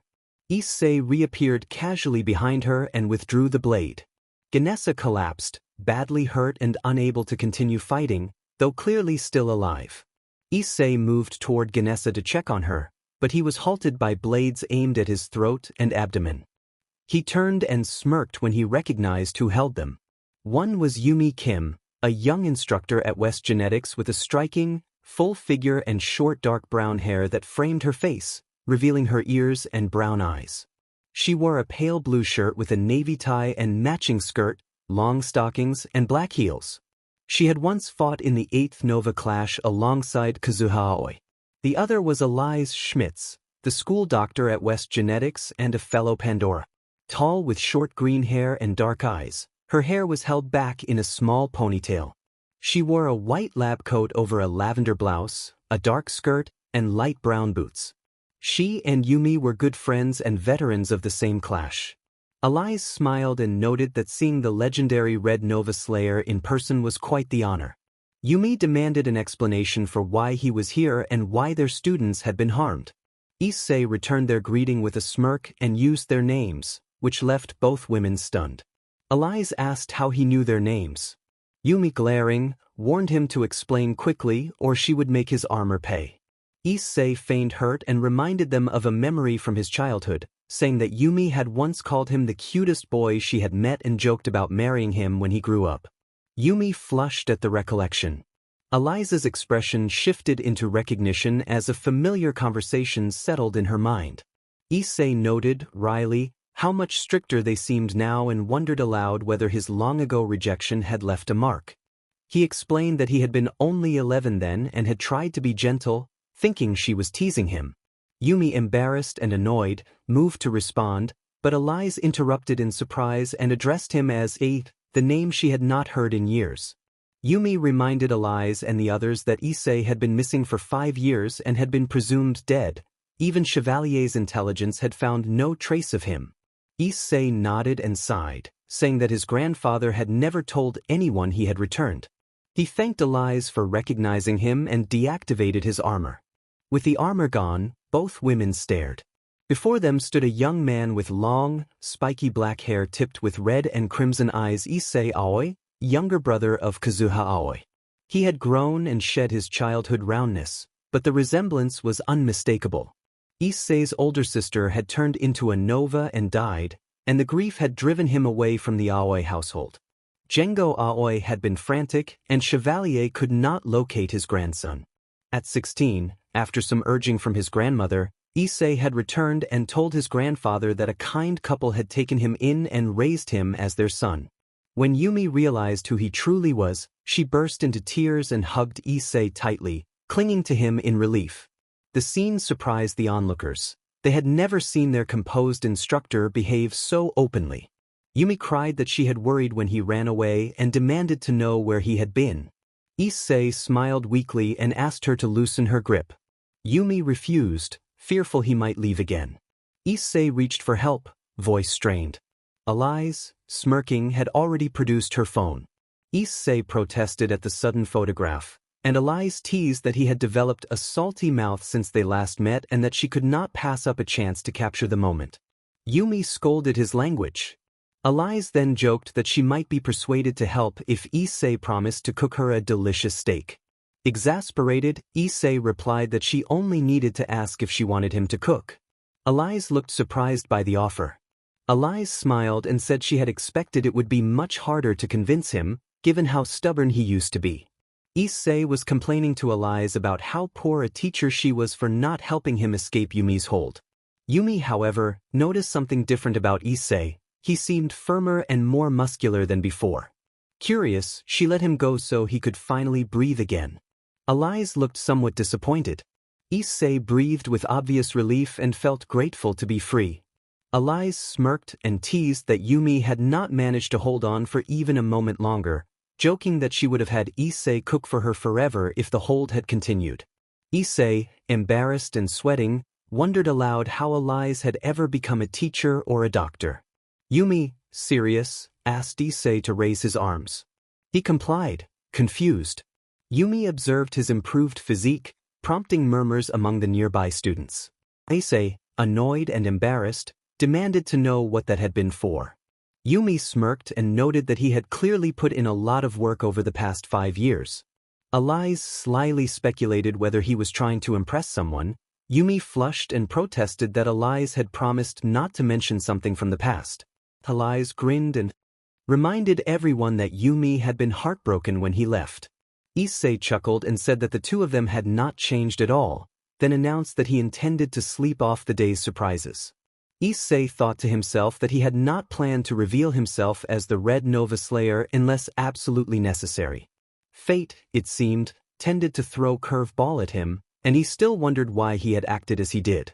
Yumi called after him, but Issei smiled and expressed a hope that Satellizer would recover quickly. Satellizer, confused and still blushing a little, thanked him for his help. Issei replied that she need not mention it.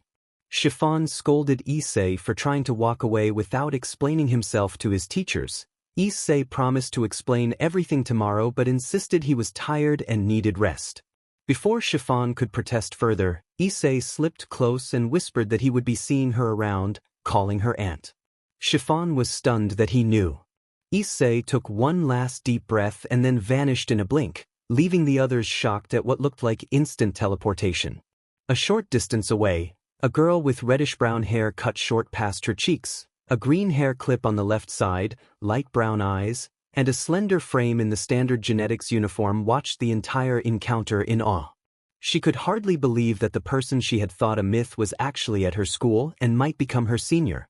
She asked aloud in amazement who that young man had been. Chapter End. West Genetics, Sister Margaret's office. 2 hours after the fight with Ganessa. 2 hours after Issei's confrontation with Ganessa Roland, Sister Margaret watched a recording of the encounter and rubbed the bridge of her nose in annoyance.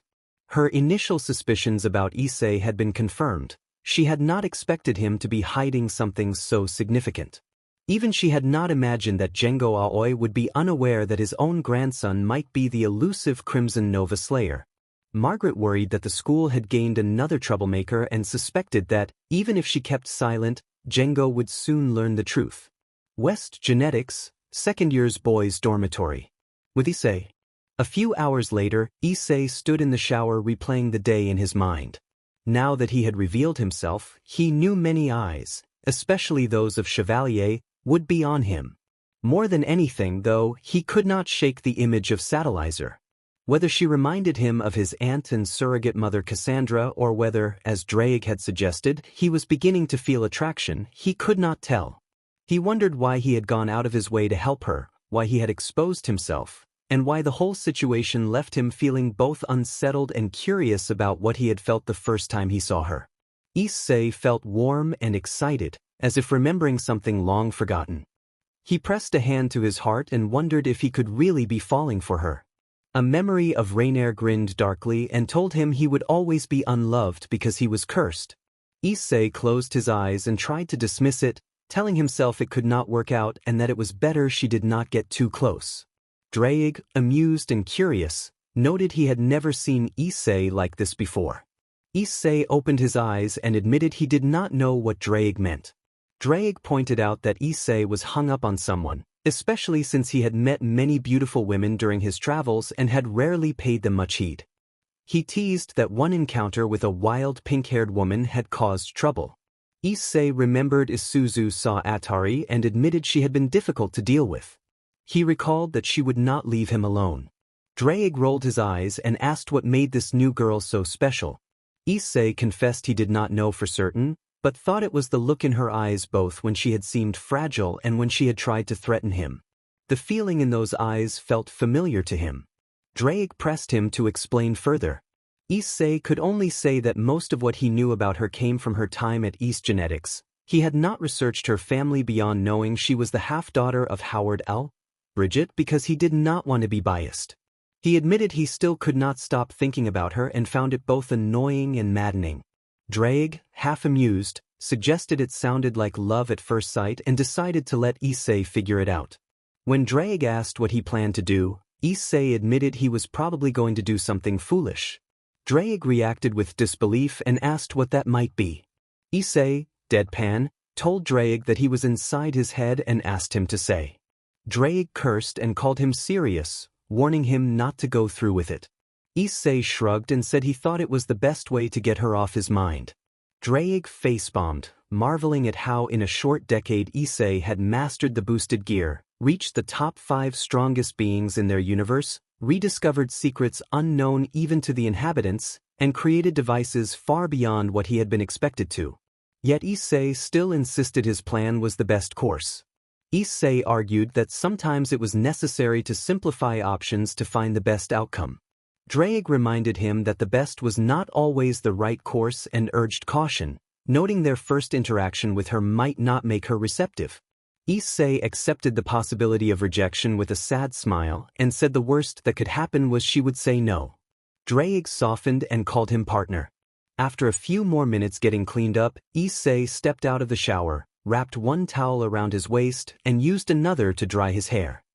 He smirked when he sensed someone in his room, surprised she would confront him so soon.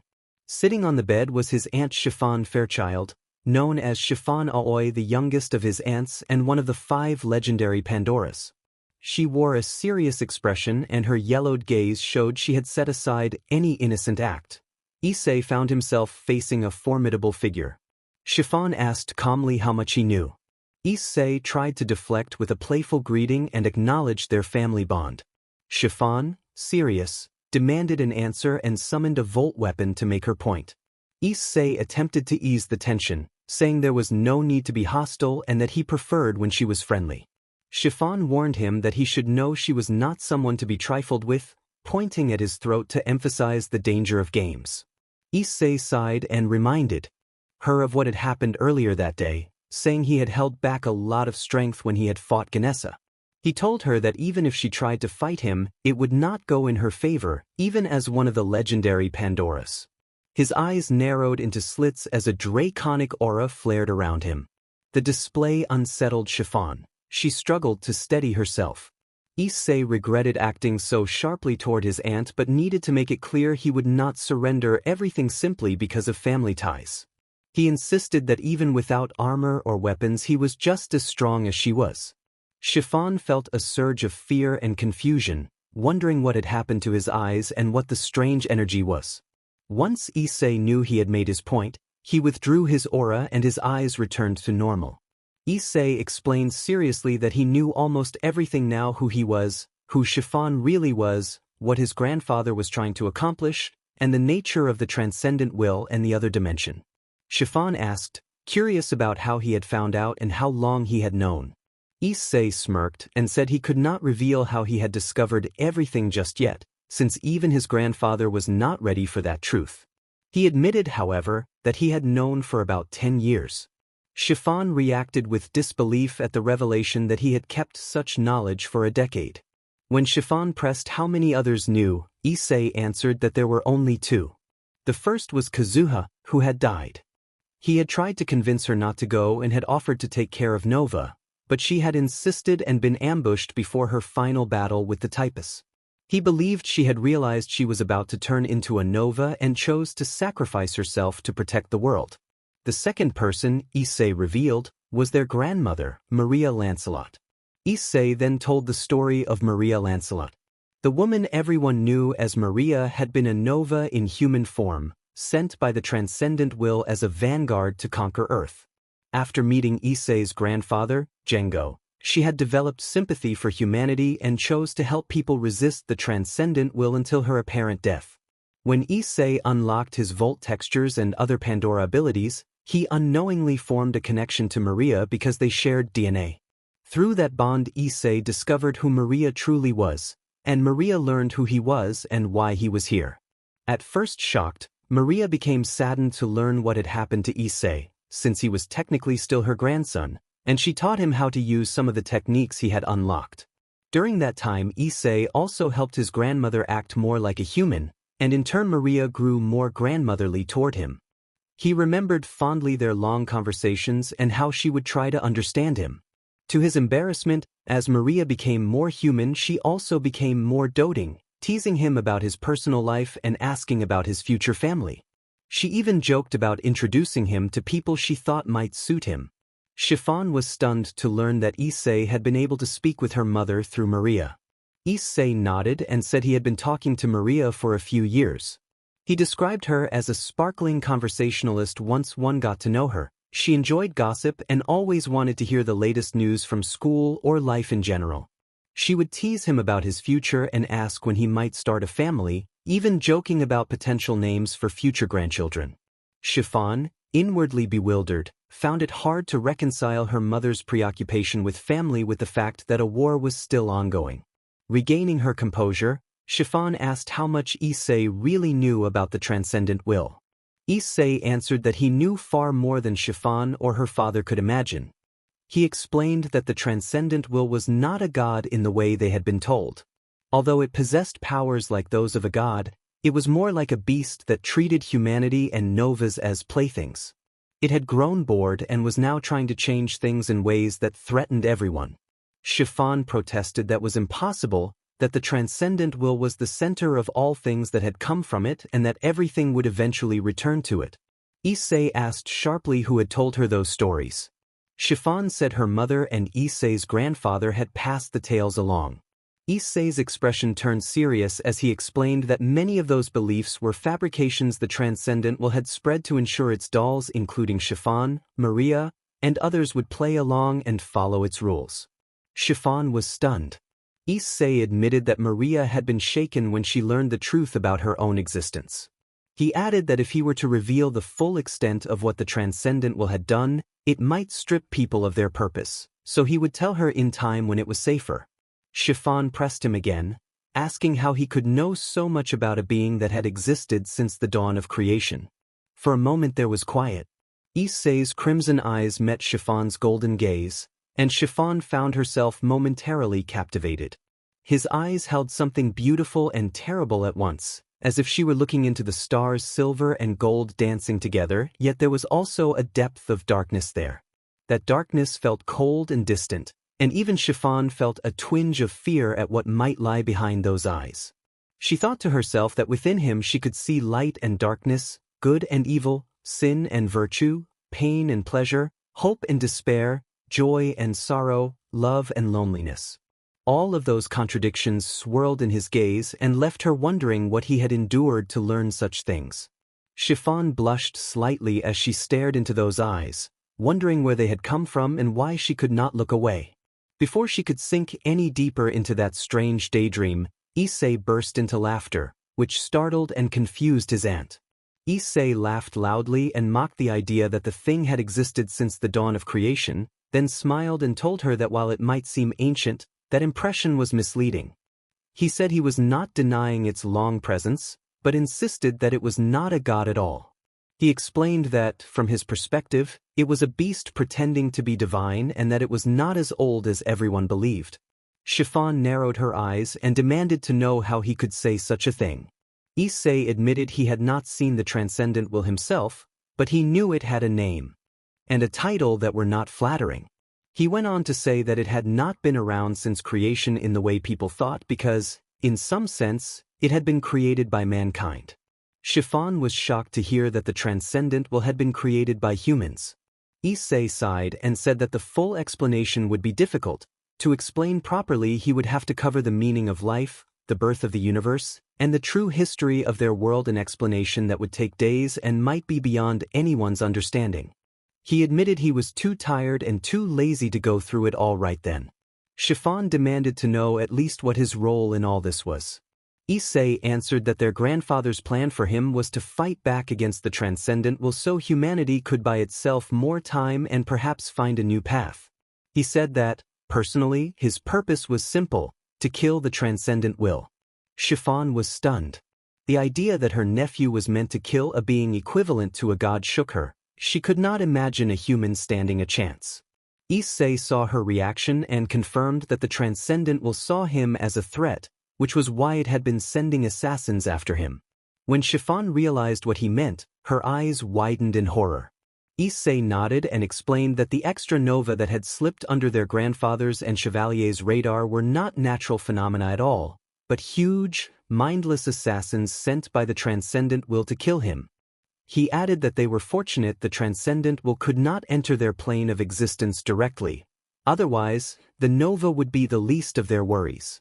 Chiffon swallowed nervously and asked what he meant. Issei narrowed his eyes and admitted that, despite how powerful the transcendent will might be, it was not yet capable of bending the fundamental laws of their universe in that way. Still shaken by the partial truths she had learned, Chiffon sat quietly until Issei moved beside her and offered a warm, steadying embrace. The gesture surprised her at first but quickly soothed her. She relaxed and felt a faint flush as the comfort calmed her nerves. Issei told her he knew it was a lot to take in and asked her to trust him. He expressed hope that by the end of the year both the war with the Nova and the conflict with the Transcendent would be resolved. Chiffon laughed, a high, incredulous sound, and challenged him. She argued that even if he could kill the Transcendent will, humanity seemed destined to evolve into something that would lack emotion and could no longer be called human. She demanded an explanation. Issei smirked and called both her and their grandfather fools for thinking that the only possible path for humanity was the one they envisioned. He said he did not care whether she believed him. He intended to do what he had to do. He insisted that humanity could choose a different future and that their grandfather's destiny was not the only one possible. Chiffon maintained that their father's vision was the only path humanity was heading toward. Issei raised an eyebrow and asked whether she or their grandfather could truly see the future in absolute detail, suggesting that no one could claim such certainty. Issei argued that the idea of a single predestined path for humanity was narrow and wrong, and he challenged the notion that everyone had been trapped in an endless illusion about one inevitable future. He smirked and suggested there were many possibilities. Chiffon felt nervous and asked how he could be so sure that destiny was not the one path humanity had to take in order to evolve. Issei smiled fondly and began to tell a story about a man he had met years ago, a man he had killed. Chiffon reacted with shock at the revelation that he had killed someone he had once considered a friend. Issei scratched his cheek and admitted that they would not exactly have called each other friends. He had wanted the man's treasures, the man refused, and they fought over them. Even so, the two had respected each other as equals. Issei recalled that it had been one of the best fights he had ever had, a battle he would never forget. Chiffon looked confused and called his name. Issei returned the smile and said that although the man never admitted it, if he had still been alive they would likely have been good friends, perhaps even rivals. Issei reflected internally that both of them had been lonely and broken. But the other man had been stronger in the sense that he had managed to move forward from the darkness inside him. Issei admitted to feeling forever stuck in his own darkness, doubting that the other man's words spoken before his death could ever come true. In Issei's memory, his fallen foe had spoken seriously and admitted that Issei had been a powerful opponent. The foe had added that if he had been at full strength, Issei would not have stood a chance, and he had allowed himself a small amused expression while telling Issei to consider himself lucky.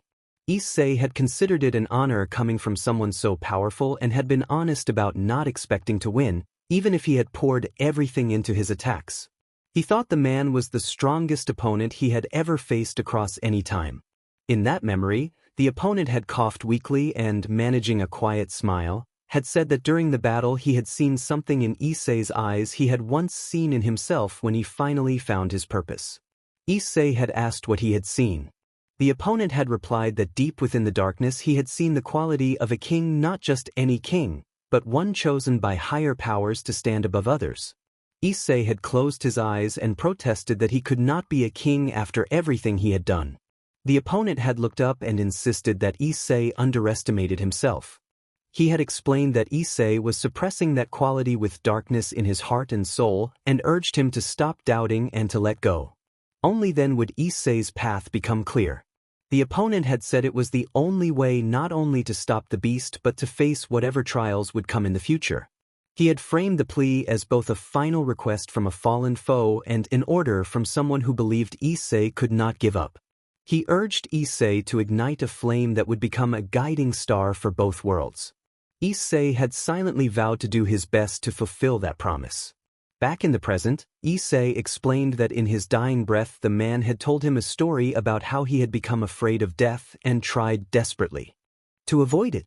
He had traveled across the world seeking an item to cheat death forever. Chiffon asked if the man had become immortal. Issei smiled and said no. While bathing in a random lake, a hungry snake had swallowed the item and slithered away. Chiffon reacted seriously, imagining how furious and depressed the man must have been after losing everything he had worked so hard to obtain. Issei, however, said the man had been overjoyed and oddly entertained. Chiffon was confused that a person could be satisfied after losing everything so easily. Issei clarified that in that moment, despite losing it all, the man still saw the light of another day. At the brink of death, he finally understood human nature. People can adapt and grow, even if they have only a single breath left. Chiffon asked if the man had been less than human, and Issei answered that he had been human to an extent, but also something that even Pandora and Chiffon's older sisters could not hope to fully comprehend. Chiffon remained curious about how the story related to humanity's evolving path. Issei explained that when the man spoke of humans adapting and growing, he meant that humans could change into infinite possibilities.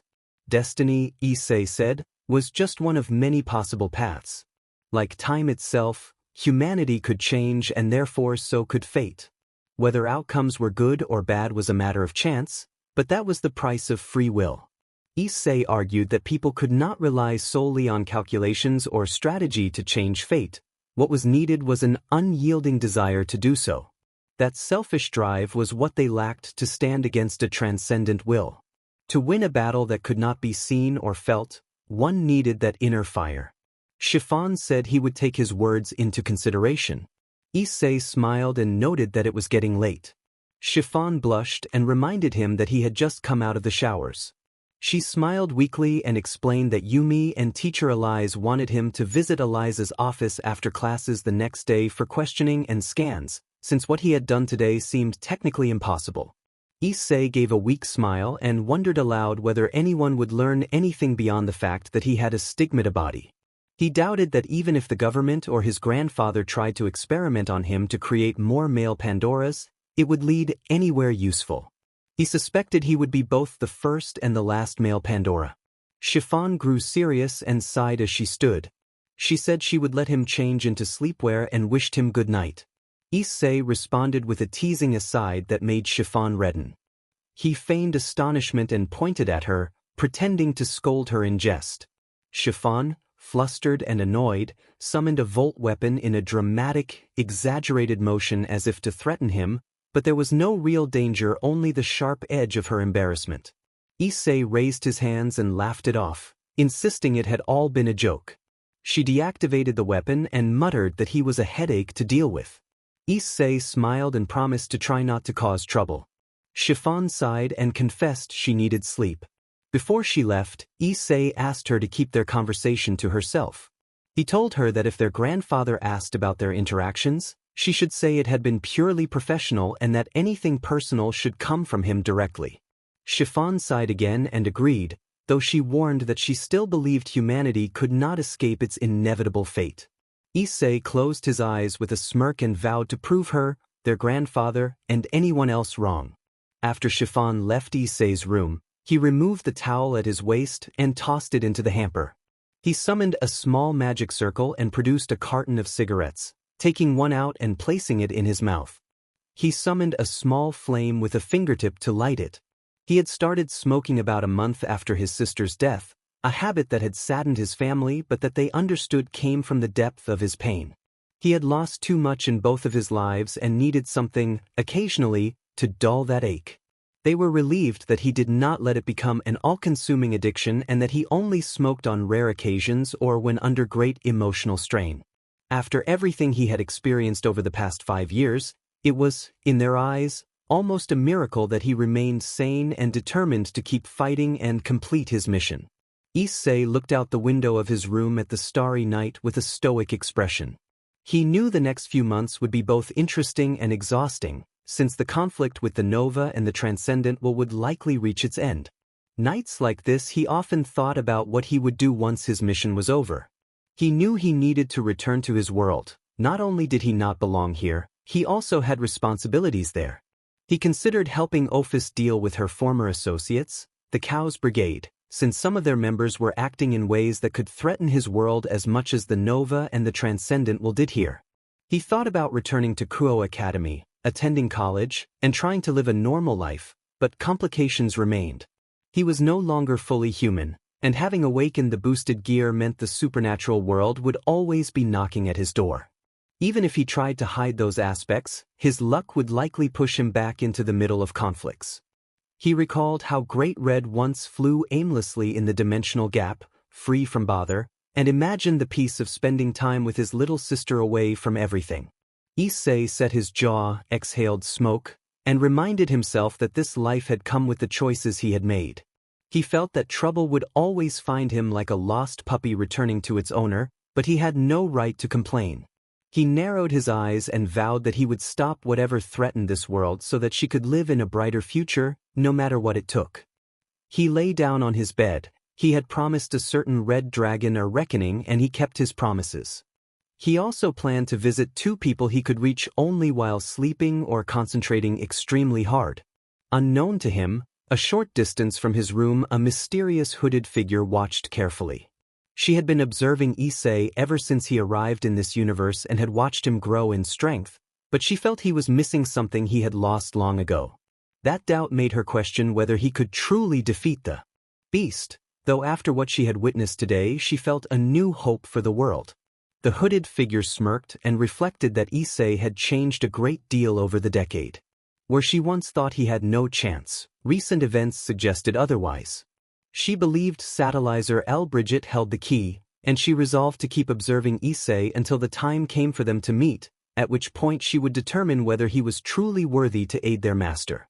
At the third-year girls' dormitory, rumors about the new transfer student and his reputation continued to circulate among the upperclassmen. After his battle with Drake ended in a draw, Issei found himself before a large tree with red leaves that, when struck by light, gave the illusion of flames.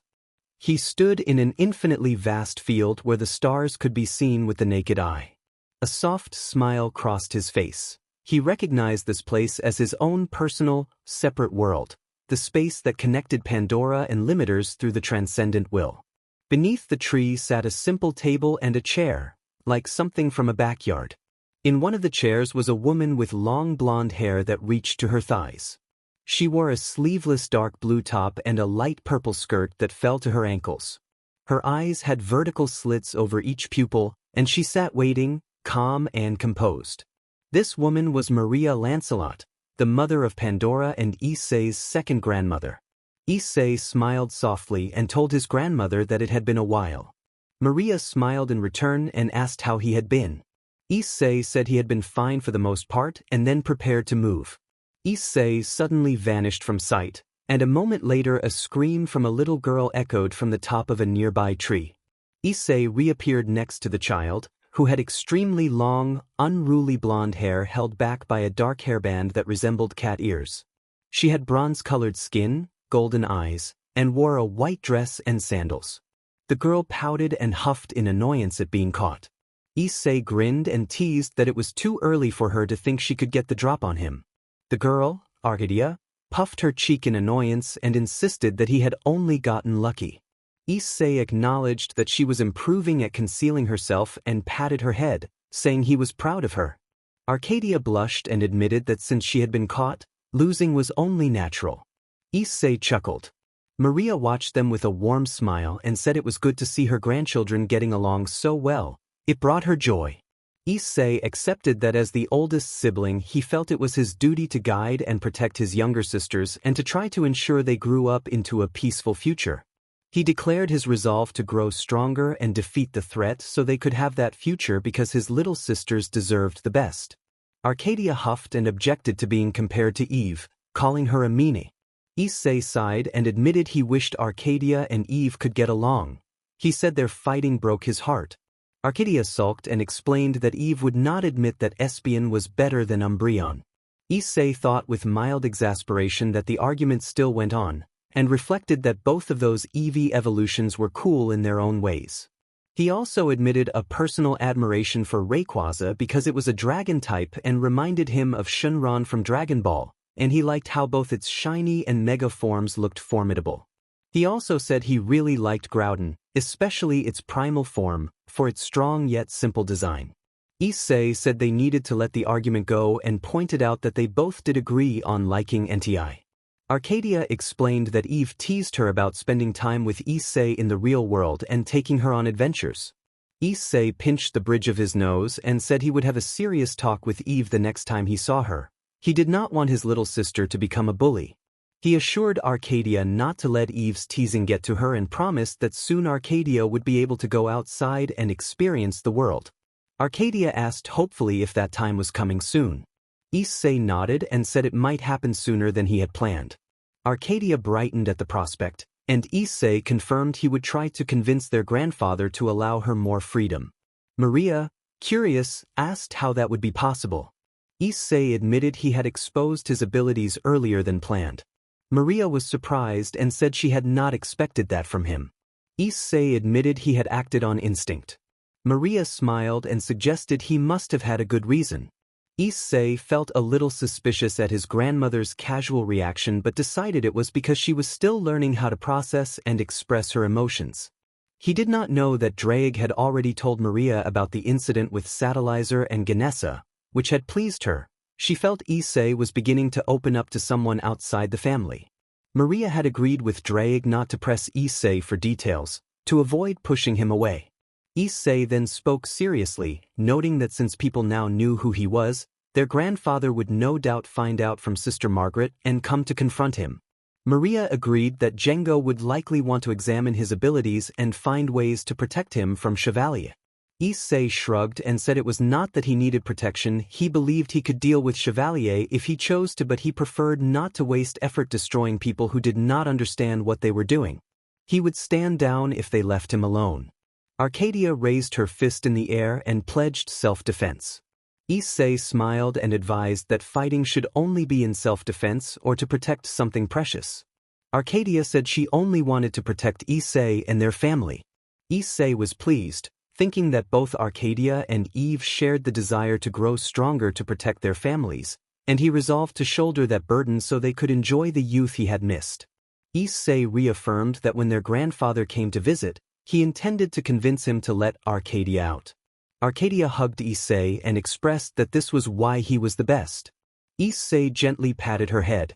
Maria observed that he was a doting older brother and asked if he really believed their grandfather would allow Arcadia to be released. Issei closed his eyes, shrugged, and said that if it came to it, it would be either his effort to convince their grandfather or Arcadia finding a way herself. They all agreed that Arcadia had been cooped up deep within Ravensborn nucleotide for far too long. Maria voiced her concern that while she agreed with freeing Arcadia, she feared the consequences if Chevalier discovered Arcadia's abilities. Issei responded seriously that he would take care of it.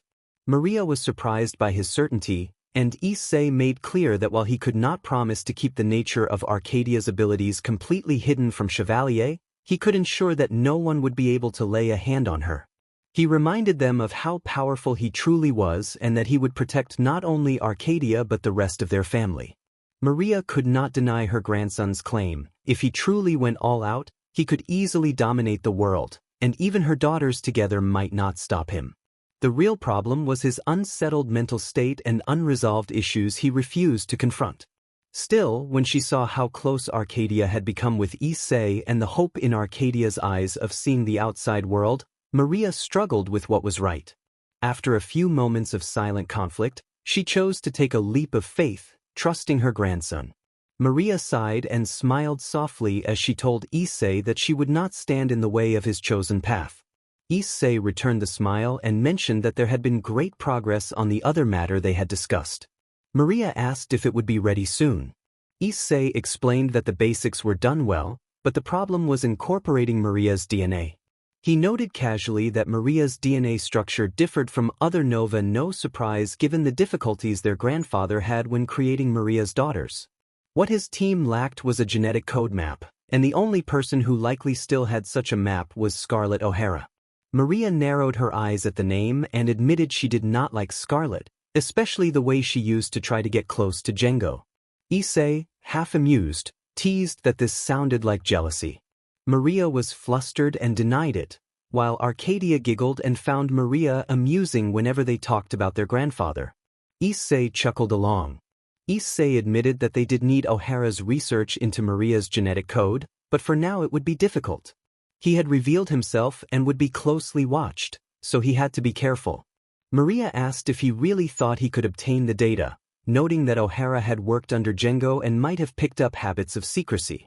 Issei said he was confident and added that something in his gut told him he would soon, for better or worse, have the chance to acquire that data. Maria smiled sadly and expressed gratitude. She wanted to tell him again how grateful she was. Even though they were no longer connected by blood in the usual sense, Issei was willing to go so far to give them a chance at a normal life. She acknowledged that he had suffered in both his old life and here, and that Django must grieve for what had happened to Ryuichi, Ori, and Kazuha, yet Issei still had enough kindness to do this for them. Issei smiled sadly in return and reflected that blood did not always make family. True family was the connection one had with another person. He admitted, half honest, that he was also motivated by a desire to protect his own family above all else. Maria reassured him that putting family first was not wrong. Even with his power, he could not control everything. Issei acknowledged that new threats would always arise to challenge the peace he strove for, and though a part of him dreamed of eternal peace, he refused to live a lie. The next day, in West Genetics, Class 2B, Issei stood before his homeroom and introduced himself as Aoi Issei. The class listened in awe. Most of the school already knew of the legendary Red Nova Slayer. Many of the girls blushed at his presence, while the boys watched with envy. Numerous students approached him afterward with requests, but he politely declined, not yet ready to let anyone become that close to him. He explained that he had come to learn and to help prevent Nova from attacking their world, and he respectfully hoped they could all get along. The homeroom teacher smiled approvingly at his introduction. The teacher asked Aoi to take any available seat.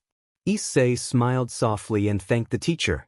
As he walked toward the back, he could hear students whispering about him. A girl murmured that he was very attractive, another sensed a bad boy vibe, and a couple of boys grumbled in envy that such a pretty student had landed in their class.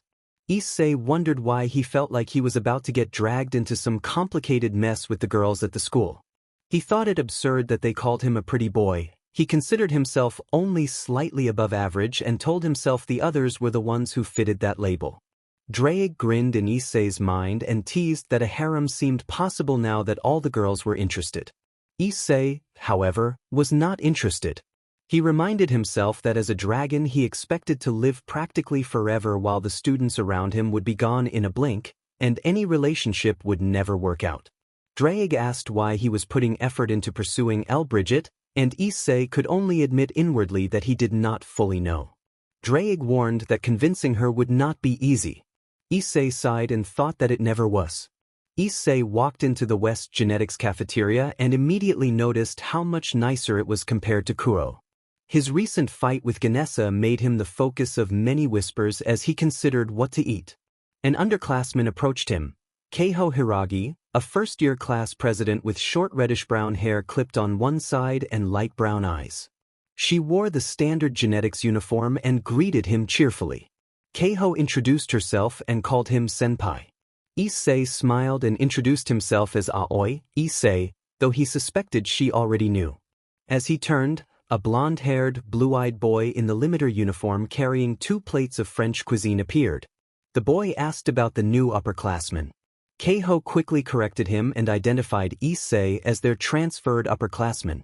The blonde boy bowed awkwardly and apologized, introducing himself as Arthur Krypton. Issei laughed and told Arthur there was no need for formalities. He preferred being called Issei or A. Both Keiho and Arthur were surprised and relieved by his easy manner. Arthur thanked him and excused himself, saying he had to deliver the food to his partner before it got cold. Keiho commented dryly that Arthur was devoted. Issei asked if Arthur was a friend. Keiho confirmed that. Arthur was a first-year like her and remarked that he was clearly devoted to his partner. She added that she hoped Arthur's relationship would not be strained when he learned who Issei was. When Issei asked what she meant, Keiho revealed that Arthur's Pandora was Ganessa Roland, the same Pandora Issei had fought the day before. Issei blinked, surprised that Arthur had been too worried about Ganessa to hear the gossip.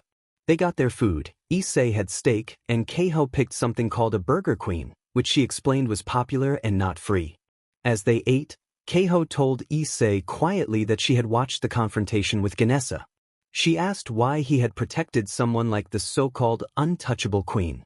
Issei explained that he believed in fair fights. Even if the queen could likely have handled Ganessa, doing so would have sent her back to the medical wing and into trouble with the school. Because he had not yet been officially enrolled, he knew he could not risk getting into that kind of trouble. He admitted, with a hint of regret, that his own actions standing there and carrying her had probably affected the outcome of the carnival.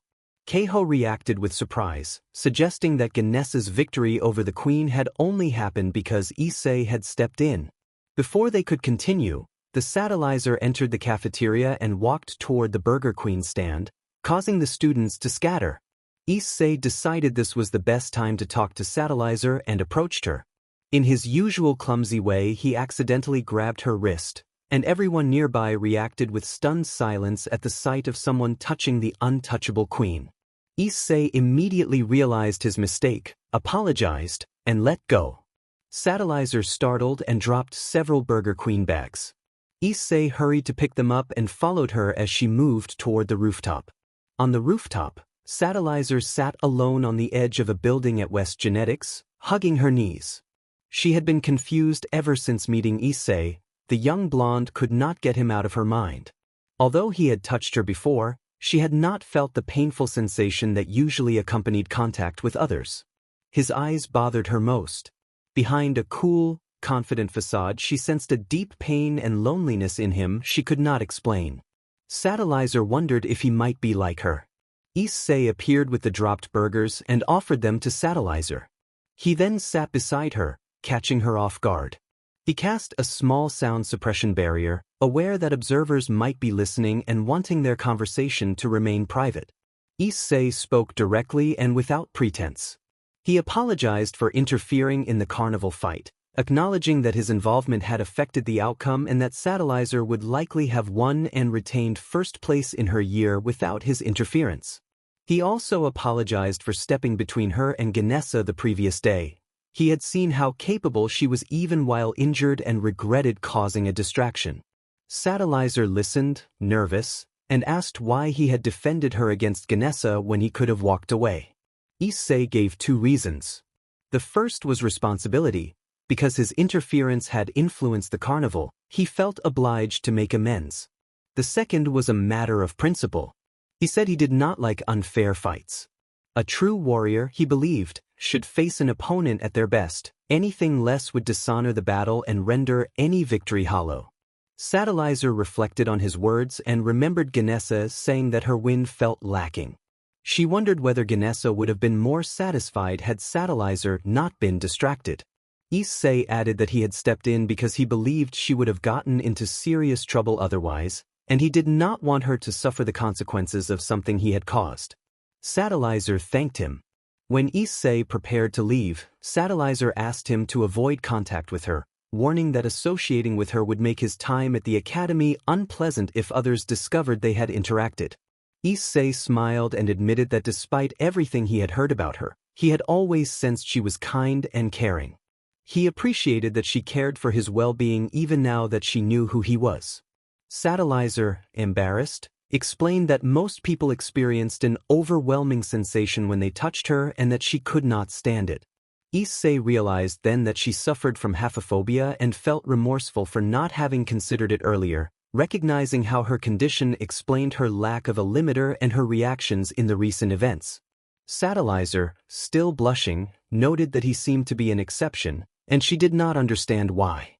Issei, a little nervous, introduced himself properly as Aoi Issei and mentioned that his sister had been Kazuha Aoi, a hero from the 8th Nova Clash. Satellizer reacted with surprise. Issei then made a proposition.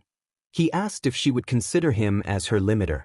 Satellizer was shocked and flushed at the suggestion, but Issei urged her to listen before rejecting the idea.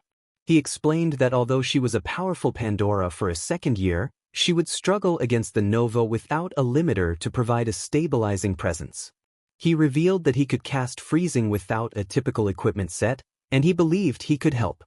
Satellizer asked why someone with his abilities would want to partner with her, especially since he could use advanced techniques and there was only one Pandora in the world known to perform a quadruple acceleration.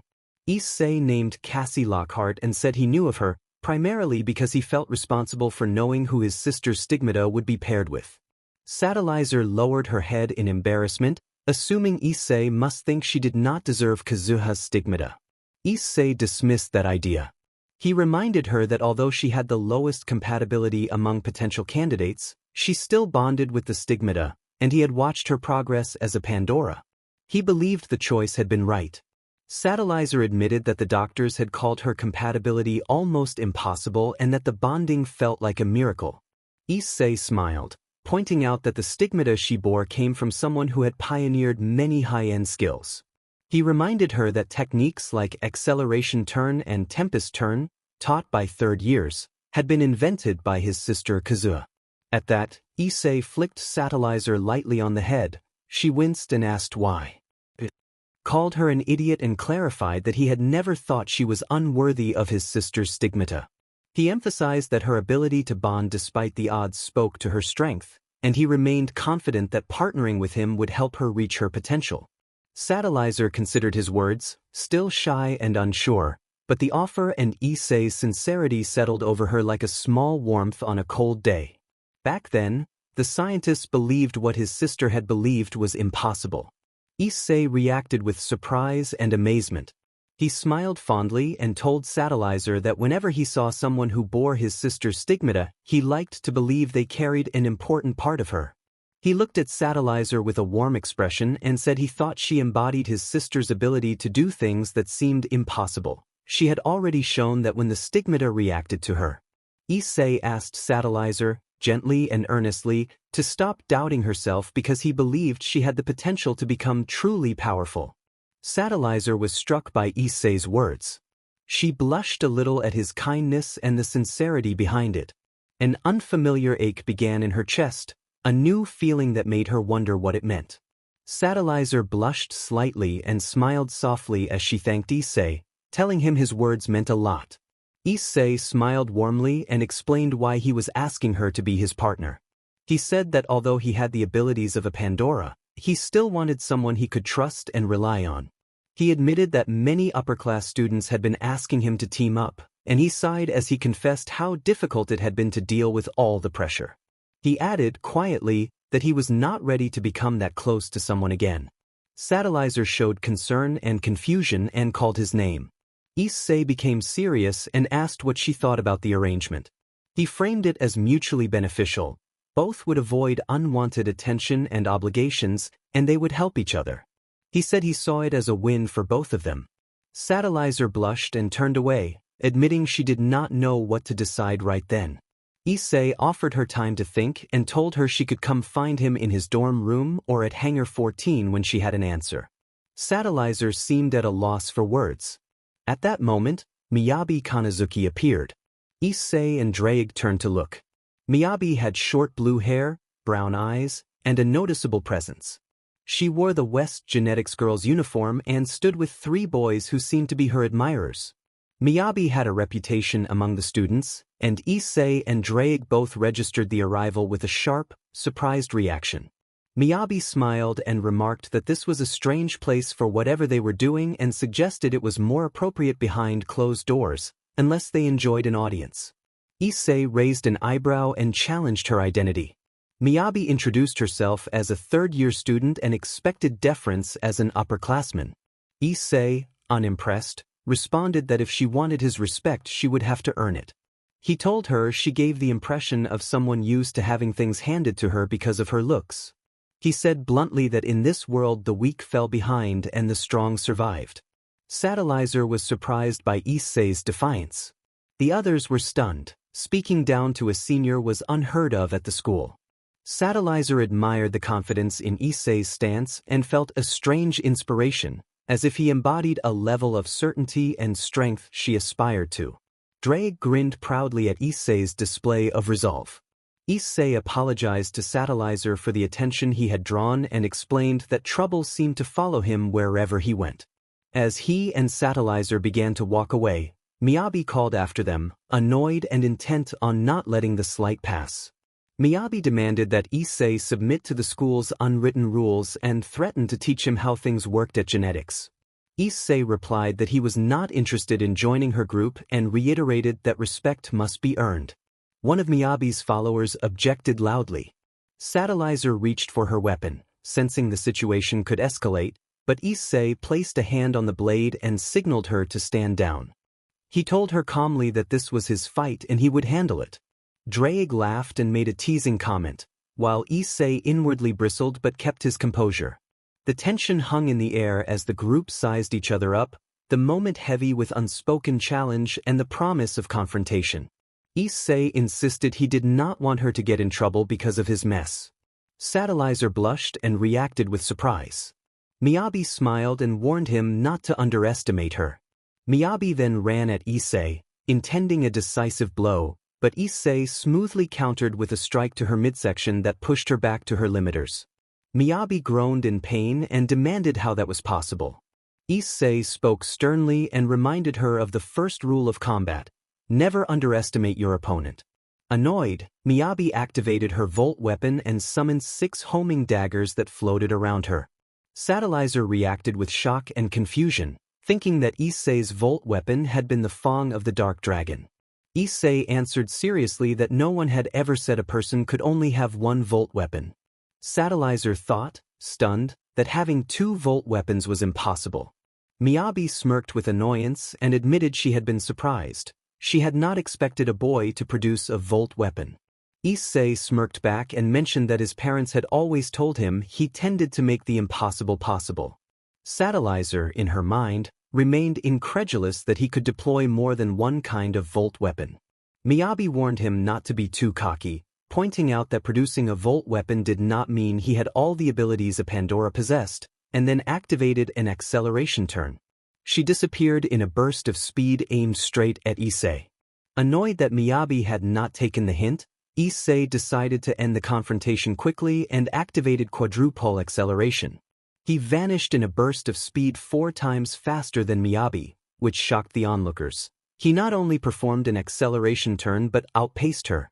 Before she could react properly, Issei delivered a powerful kick to Miyabi's midsection that sent her flying past her limiters and into the rail, which bent from the impact. The limiters expressed concern for Miss Miyabi. Issei, serious, declared that the scuffle was over and suggested they should get going. Satellaizer, awed, agreed. Miyabi, annoyed, ordered them to stop. Issei sighed in frustration and replied that he could not believe the situation. Miyabi accused him of having the nerve to rebel against the Academy's hierarchy and decided to force him into SBMSN to teach him a lesson. She invoked Irinbar set and her 3 limiters activated a freezing field that immobilized both Issei and Satellaizer. Issei dropped to one knee after being caught off guard. Normally this level of freezing meant little to him. Angered by Miyabi's arrogance, Issei warned that she was beginning to push him too far and then unleashed his own freezing field. His freezing overrode the combined effect of Miyabi's limiters. Issei's body began to glow a deep emerald and radiated a commanding presence that spread through the academy. Students and staff felt the immense power and struggled to breathe and stand. His eyes glowed red and narrowed to reptilian slits, and behind him a massive red western dragon appeared, its red eyes staring down menacingly at Miyabi and her limiters. Miyabi reacted with horror and demanded to know what was happening.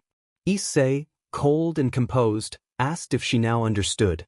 He spoke about overwhelming power bringing people to their knees and how the strong enter situations with the advantage while the weak quiver in fear. He explained that upon learning that truth he had vowed to obtain true strength so he would never lose again and would win no matter the cost. Satellaizer, in awe, recognized that he had vowed never to lose, like she had. She felt a fierce desire to obtain that same unassailable strength for herself. Meanwhile, in Asgard of the D times D world, an unidentified figure with a sinister expression smirked at the thought that the red dragon had finally shown itself. The figure intended to set plans in motion and considered gathering bait before trying to capture such a powerful being. Back at the freezing scene, Chiffon, Taisi, Yumi, and Elise entered and froze at the sight. The aura Issei produced and the dragon's visage left them stunned and fearful. Chiffon thought that this was even more intense than her previous confrontation with him and wondered what he had become. Yumi felt an internal pressure from Issei's power that demanded SB. Elias struggled to remain standing under the immense presence. Everyone questioned whether that figure was even Issei. Yumi commanded Issei to stop. Issei glanced casually at Yumi and the others. Yumi and Elias were taken aback by the change in his eyes. He looked inhuman. Seeing the fear on their faces, Issei took a breath and reined in his power. When he finished, he adopted a goofy smile to ease the tension. Issei scratched the back of his head nervously and admitted he had probably gone a bit overboard. Yumi cleared her throat and asked what had happened. Issei chuckled nervously and said they had been having a sensitive and intense argument. Yumi glanced at the bent guardrail and observed that it did look like the aftermath of a fight. Elias examined Miyabi and concluded that there were no serious injuries, only minor bruising, and that Miyabi would be fine by morning. Issei waved off the incident and suggested they let bygones be bygones and enjoy the day. Yumi insisted that because of the disturbance caused by his power, they would move up the appointment he had with them to that moment. Issei puffed his cheeks and pouted in mock disappointment. Issei protested that he did not want to, prompting several of the girls to blush and silently agree that he was adorable. Elias teased that their pouty prince had returned, and Issei snapped that they should stop calling him that. Yumi scolded him for his tone, and Issei, rubbing his head, complied and addressed her respectfully as Instructor Yu. Yumi tapped him and reminded him firmly to use the proper title, then ordered him to move along. Issei acknowledged her and followed. Chiffon called for Issei with a sharp note of annoyance that surprised everyone.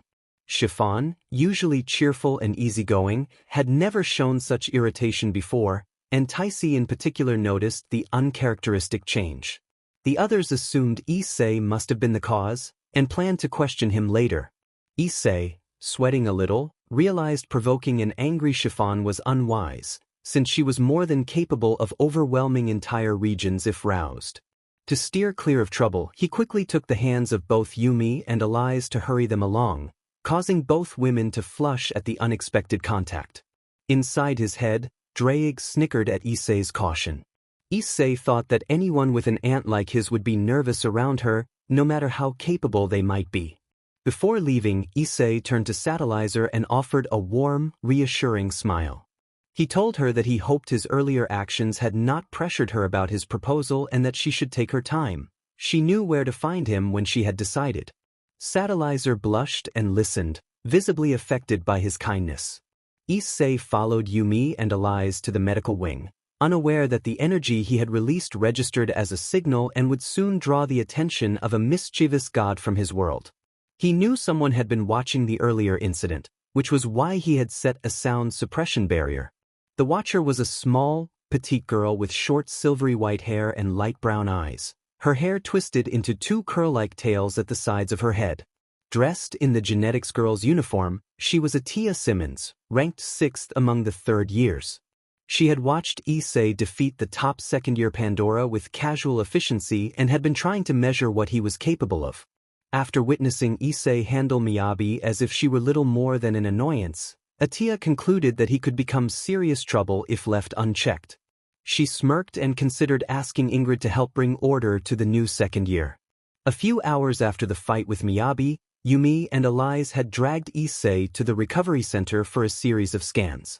In Elias's office, Elias ran a stigmata compatibility scan to determine how Issei had managed the feats he had displayed, including Hernsing volt textures. The scans revealed stigmata on his back that resembled scales, a mixture of deep red and jet black, with about 30 marks 10 more than his older sister Kazuha, and they neatly outlined the dragon birthmark there. The sight made both women uneasy. Yumi reacted with disbelief at the further results. The scans showed that roughly half of Issei's body exhibited stigmata in addition to the 30 on his back.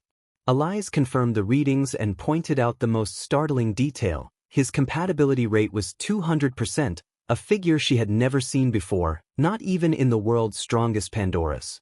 Elias admitted she found the numbers hard to believe. Yumi wondered aloud whether the anomaly had anything to do with the Aoi family as a whole.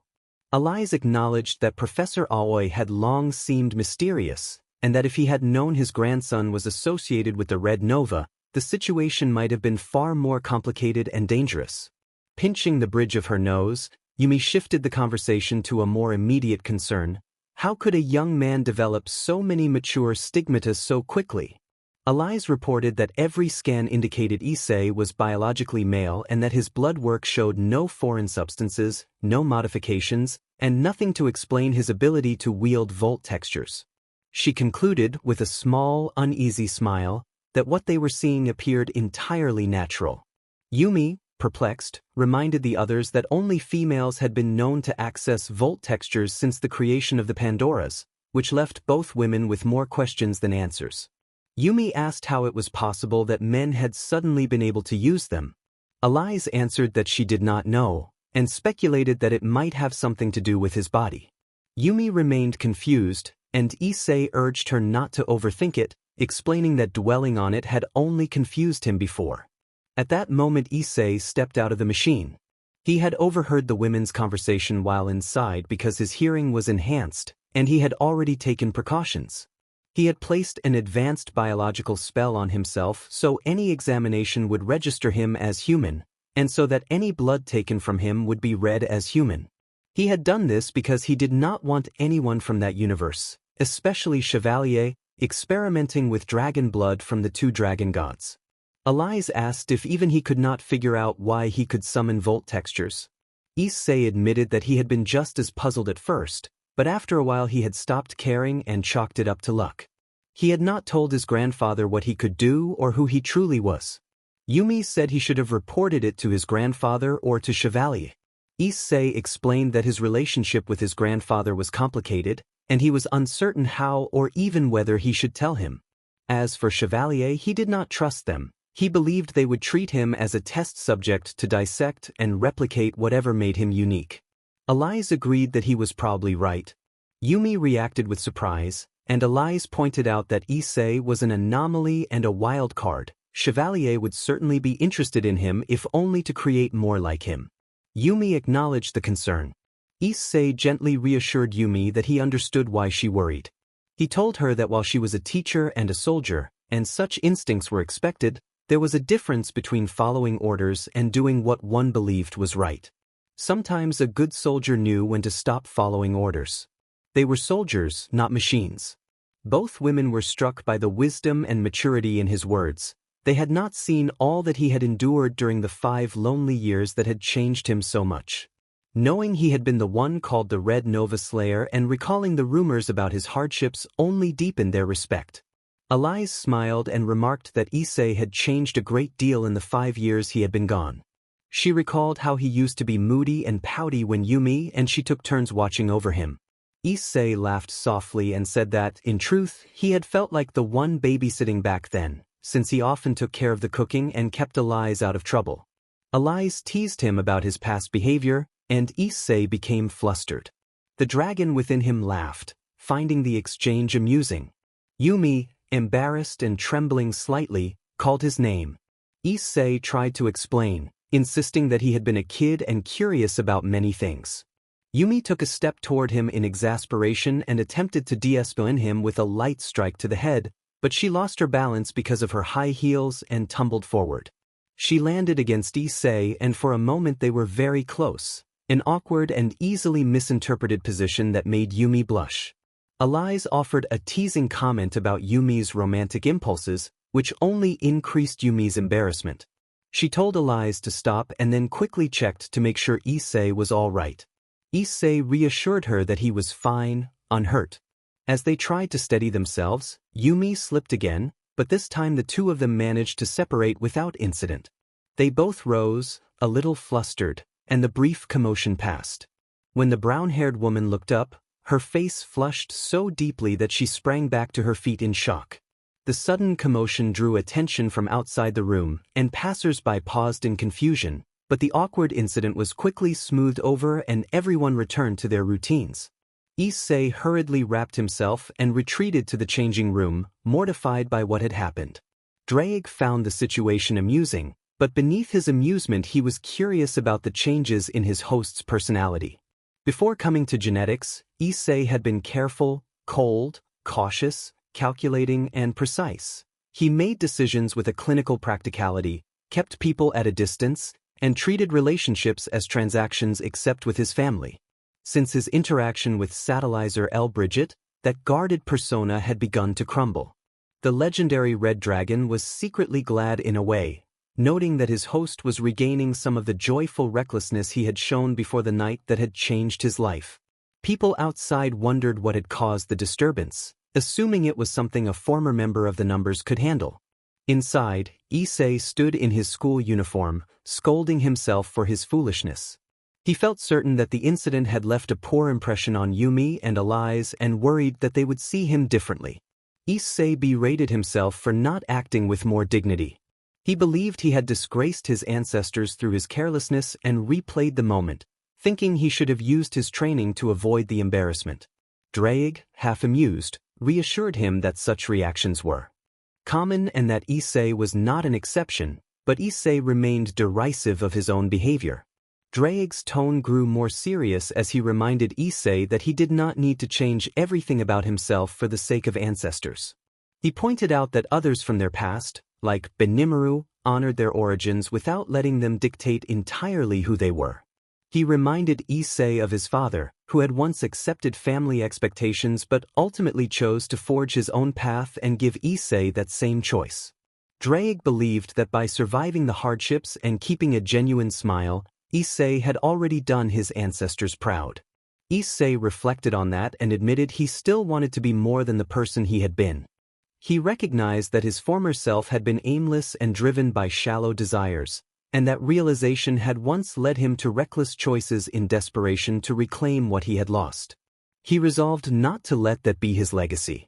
Issei vowed to become someone greater than his old self, someone the shy, unmotivated boy could never have imagined. He committed himself to pursuing strength and purpose, willing to endure hardship as long as his spirit burned with the same unyielding determination as the sun. Nothing would deter him from reaching that goal. Issei vowed that no one, not even God, would stop him from his goals or from protecting what he held dear. Drake sighed in thought, noting that Issei was so focused on his negatives that he could not see the positives of who he once was. Drake hoped that the Satellizer girl might be the spark to thaw his frozen heart. He then announced he would take a nap, grinning that all the laughter had left him exhausted. Issei flickered with annoyance at Drake and admitted to himself that he sometimes felt frustrated with him. After changing into his school uniform, Issei went to where Yumi and Alize were. He found Alize dazed with a large red bump on her head and Yumi with steam rising from her hand. He deduced that Alize must have said something to rile Yumi, as often happened between them. Issei apologized and explained that it had been an accident. Yumi coughed into her hand and, still flushed, assured him that it was fine and there was nothing to worry about. Alize smirked and teased that Issei was sticking to that story. Yumi made an annoyed growl, and Alize laughed lightly before turning serious. She said they had one question for Issei before he returned to class. Issei asked what they wanted to know. Alize brought up the rumors about him being the Red Nova Slayer. She mentioned a particularly unlikely rumor that he had defeated multiple Nova since his debut, which should have been impossible both because Chevalier would have known and because Nova were thought to appear one at a time. Issei sighed and acknowledged that someone would eventually ask that question. He walked to Alize's computer and typed for a moment. A documentation window appeared on the screen. Yumi was impressed by his skill with computers while Alize allowed herself a knowing smirk. Alize accused him of hacking Chevalier, and Issei admitted that he had. Yumi reacted with shock. Alize praised his talent with a rueful laugh and recalled how he had once hacked into genetics to gather intelligence. Yumi demanded to know why they had not been told. The two exchanged looks, neither eager to explain. Alize suggested Issei tell Yumi, but Issei insisted it might be better for Alize to explain because his own words could upset her. Yumi warned that breaking into a government server was a serious offense that could lead to arrest. Issei raised an eyebrow and asked whether she intended to report him. Alize was surprised by the bluntness of the moment. Yumi hesitated and admitted she would consider it. Issei reassured her that she need not worry so much and acknowledged that his actions were illegal, but he insisted he had very good reasons and that, for now, those reasons were classified. Both women knew Issei carried many secrets after 5 years in hiding. Yumi felt particularly hurt by his secrecy because she had always thought of herself as a second older sister to him and believed their bond was special. Issei then opened the documentation fully. A slideshow began, displaying footage of Nova encounters around the world, each image timestamped and presented between the official Nova clashes known to the public. The footage shifted to videos of Issei in his armor, moving in stylized, fast-paced action and neutralizing Nova as they appeared. The forms faded after he resolved each encounter. What shocked Alice and Yumi most was that many of the images and videos showed multiple Nova at single scenes, sometimes 2, sometimes 5 or more. They turned to Issei with stunned expressions, trying to understand how he could handle numbers that would normally require an entire Pandora force. Issei asked whether that answered Alice's question. Alice, still astonished, asked how he could take on so many Nova alone. Issei offered a long or short answer, and Alice requested the short version. He stated simply that he was that strong. Yumi commented that the claims sounded arrogant coming from him. Issei clarified that it was not arrogance but experience. He had not always been able to defeat Nova so easily. In the beginning he had struggled to take down even one and had failed many times. He trained until his body protested, and even when he felt close to death, he kept surpassing his limits until he reached his current strength. Alice asked whether he had received help at the start. Issei confirmed that he had not been born overpowered. He had trained and fought as if his life depended on it and had been grateful for the teachers and allies who had guided him along the way. Issei closed his eyes and thought that everyone at Genetics saw only the finished product. No one could understand the pain, suffering, brutality, and discipline he had endured to become this strong. Alice and Yumi listened in silence, both admitting he had been right to suspect his own power from the start. In their world, whenever a famous Pandora walked among ordinary people, those people assumed innate talent and strength without realizing the brutal basic training required before admission to Genetics. Inside the academy, training and combat intensified with stigmata implantation and the use of volt textures. Both women wanted to ask Issei more about what had happened to him over the past 5 years, but before they could, he was already standing near the door ready to leave. Said seriously that he was going to his last class. Yumi reacted with surprise and reminded him that they still had questions. Issei offered a weak smile and apologized, explaining that he had already missed 2 classes to undergo medical scans and a stigmata compatibility check and did not want to miss another. He waved casually and said their questions would have to wait for another time, then left Eliza's office. After he left, Yumi sighed, annoyed that his departure had cut their conversation short. Eliza attempted to lighten the mood with a teasing remark. Yumi rebuked her, and they quickly dropped the teasing and returned to their other concerns. West Genetics simulation room a few hours later. A red-haired girl with long side locks and bluish-green eyes, wearing the standard Genetics uniform, stood beside a blonde boy in the limiter school uniform. They had just finished simulation training, defeating a Type R in 40 seconds. As they left the room, the red-haired girl noticed Ada Simon and her limiter, a black-haired boy with gray eyes, waiting in the hall. Ada smirked and praised the girl, calling her protector of order and remarking that it made sense she was ranked 7th in their year. The red-haired girl, Ingred Bernstein, responded with a serious question about what Ada was doing there. Ada teased that she did not seem pleased to see her. Ingrid said she had just finished training and was tired and would leave if Ada had nothing important to say. Ada then asked Ingrid to look into a certain problem. Ingrid stopped and asked for clarification. Ada explained that a male transfer student had already drawn a nickname from the students, the Dragon of West Genetics. He was said to have attacked a member of the junior class and had an accomplice known as Satellizer L. Bridget, the untouchable queen.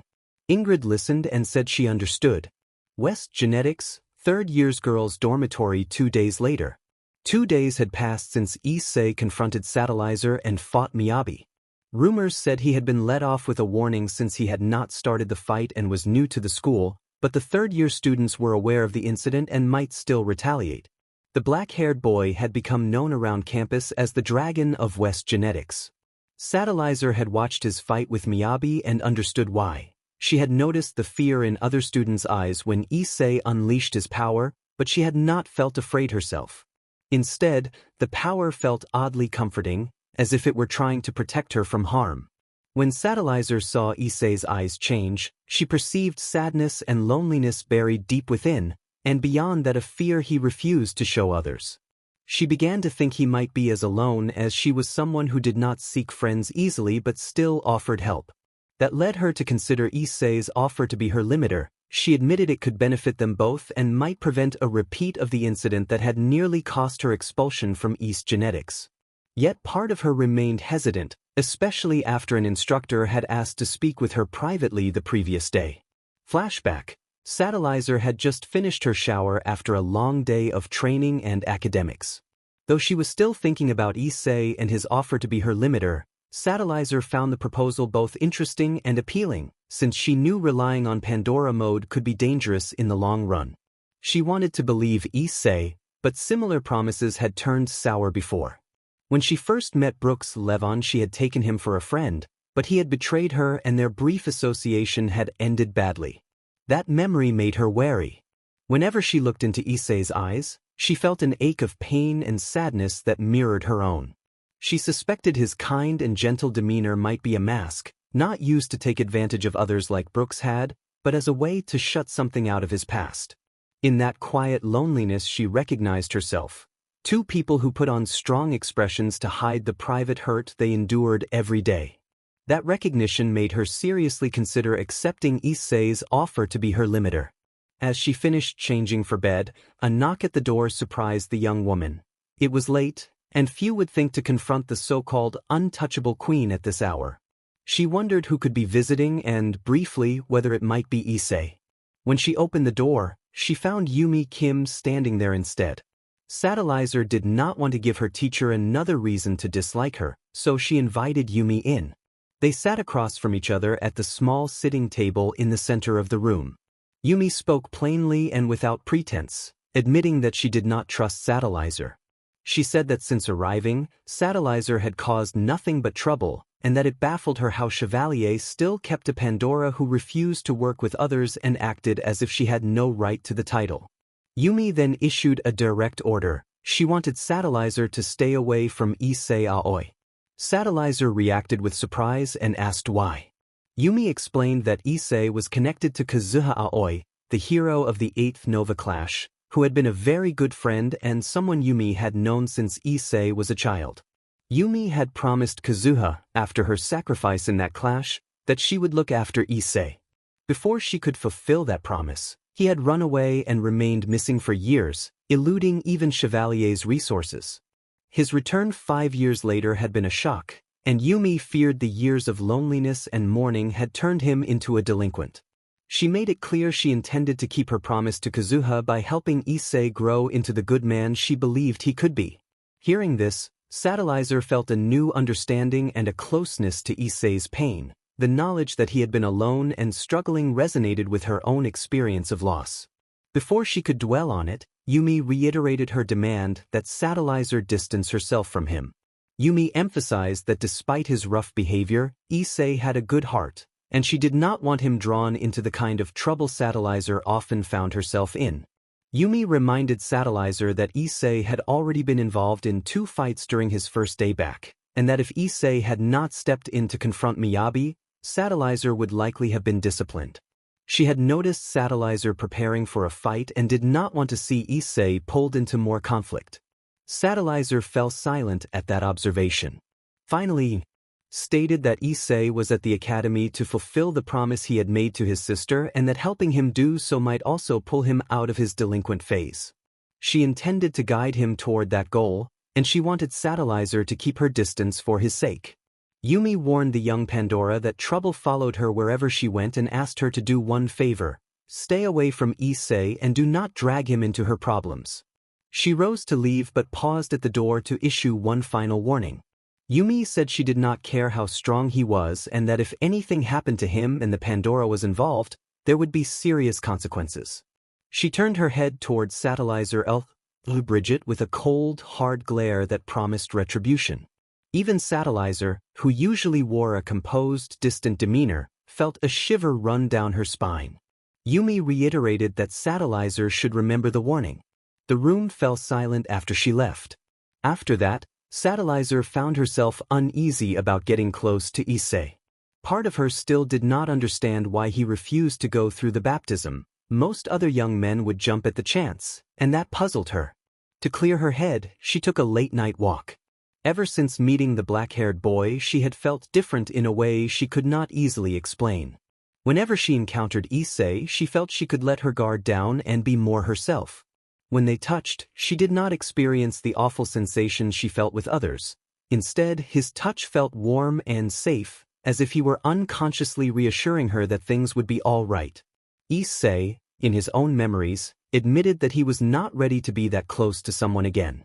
Satellizer wondered at the sadness she saw in his eyes and could not help but feel curious and concerned. She found herself asking what he might be hiding. She scolded herself inwardly for caring so much about his affairs, noting that it was none of her business, yet she could not shake the question of whether he would be honest with her if she agreed to partner with him.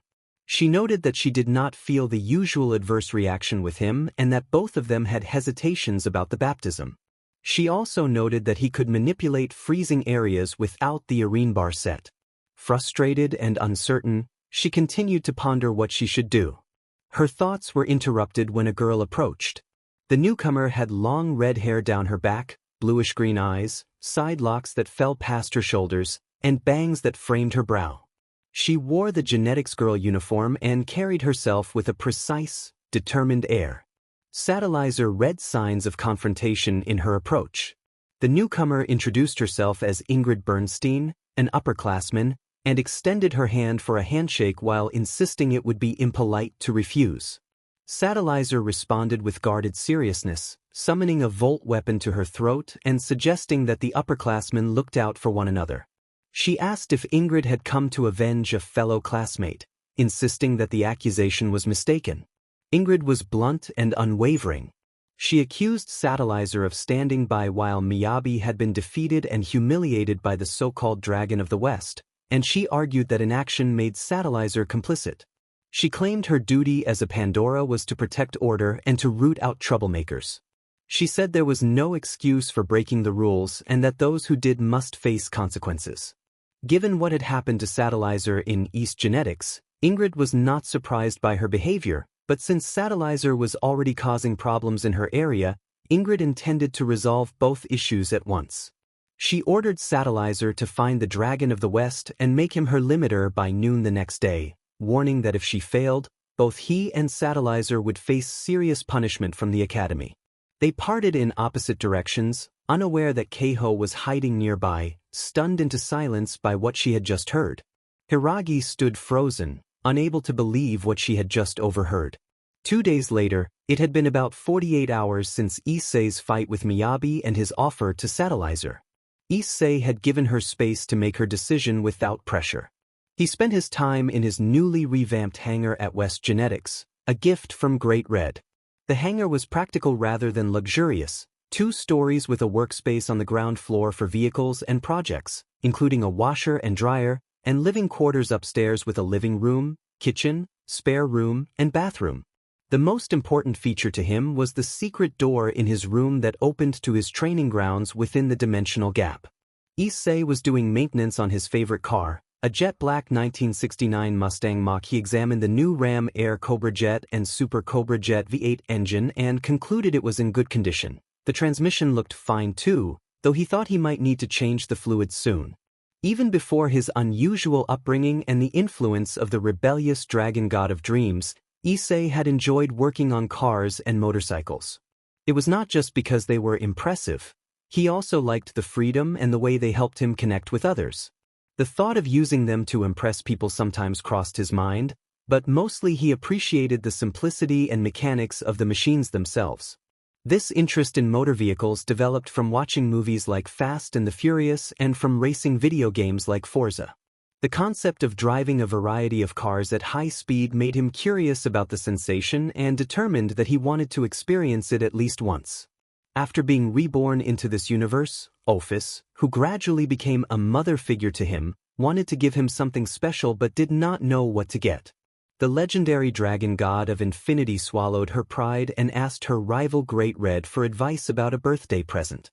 When Issei saw the gift, he was amazed and shocked that Ophis, who disliked loud things, had gone out of her way to get him such a present. The black-haired boy was overjoyed that his new mother would go that far for him, and since then he had cared for that car with extra attention and considered it one of his most precious treasures. Drake reminded him seriously that he still needed to look over the data on the current Pandora. Issei responded with the same seriousness and thanked Drake. Beside Issei, a hologram displayed all the current second and third year Pandora. He knew that the third years would have heard by now about his defeat of Miyabi and would likely retaliate, but what he wanted was an overall assessment of Pandora's strength. When the time came to confront the transcendent will, it would probably attempt to send an army of Nova to stop him. Issei was confident he could handle whatever the transcendent will threw at him personally, but he could not ignore the danger to everyone who might get caught in the crossfire. He could not face Nova and the transcendent will at once without help. The transcendent will was powerful enough to rival even Great Red. He needed to know whether this generation's Pandora could take down Nova while he fought the transcendent will. Fortunately, from his school alone there were several promising Pandora who might be capable of handling a few Nova. He suspected this had been his grandfather's plan: gather the most promising Pandora here in genetics so that, when Chevalier inevitably betrayed them, his grandfather would have maximum control. That was why his grandmother's remains had been placed here, so his grandfather could exert influence. Issei believed that if he could get these Pandora to set aside their concerns about hierarchy, he might train them properly to face the Nova.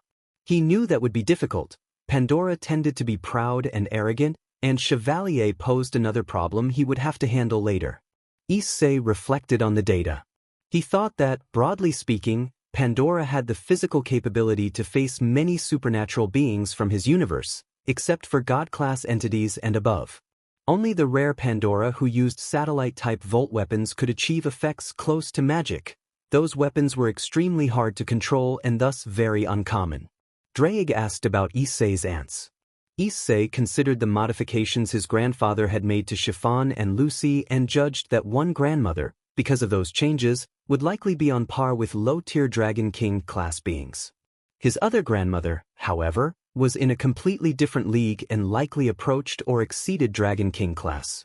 He thought that if he ever had to fight those three at once he would likely need to use Balance Breaker, though probably not Crimson Stygian Overdrive. Still, he knew he needed a form that surpassed even that if he hoped to defeat the Transcendent Will.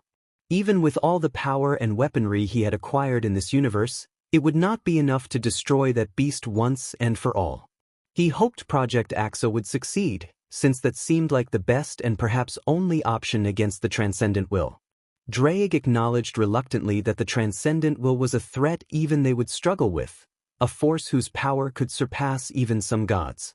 He warned that testing the higher form drained enormous stamina and aura, allowing only a few minutes of use and leaving the user bedridden for nearly a week. He also noted that if the Pandora truly understood the power of stigmata rather than the misconceptions some elders held, it would greatly benefit them in the war against the Nova. Issei agreed that was why he needed a higher form. If he could attain and master something beyond his X-side Balance Breaker, it would help stabilize the use of AXA, extend its duration, and increase its power. He observed that the general human population was not ready for that kind of power. It was a double-edged sword, and keeping certain secrets about stigmata concealed was safer for everyone. Drake asked if Issei was willing to endure the strain such an upgrade would impose on his body and soul. Issei replied that far too much was at stake for them to hesitate. If he could hold that power long enough to deliver a decisive blow, the cost would be worth it. He also admitted he was curious to witness what such a form could do. Issei thought that would likely raise each Pandora's rank by 1 or 2. Drake, curious, pointed out that there was still one Pandora Issei had not taken into consideration: his little sister Arcadia. Issei reflected that if he were not here now, she would probably be the strongest Pandora in the world.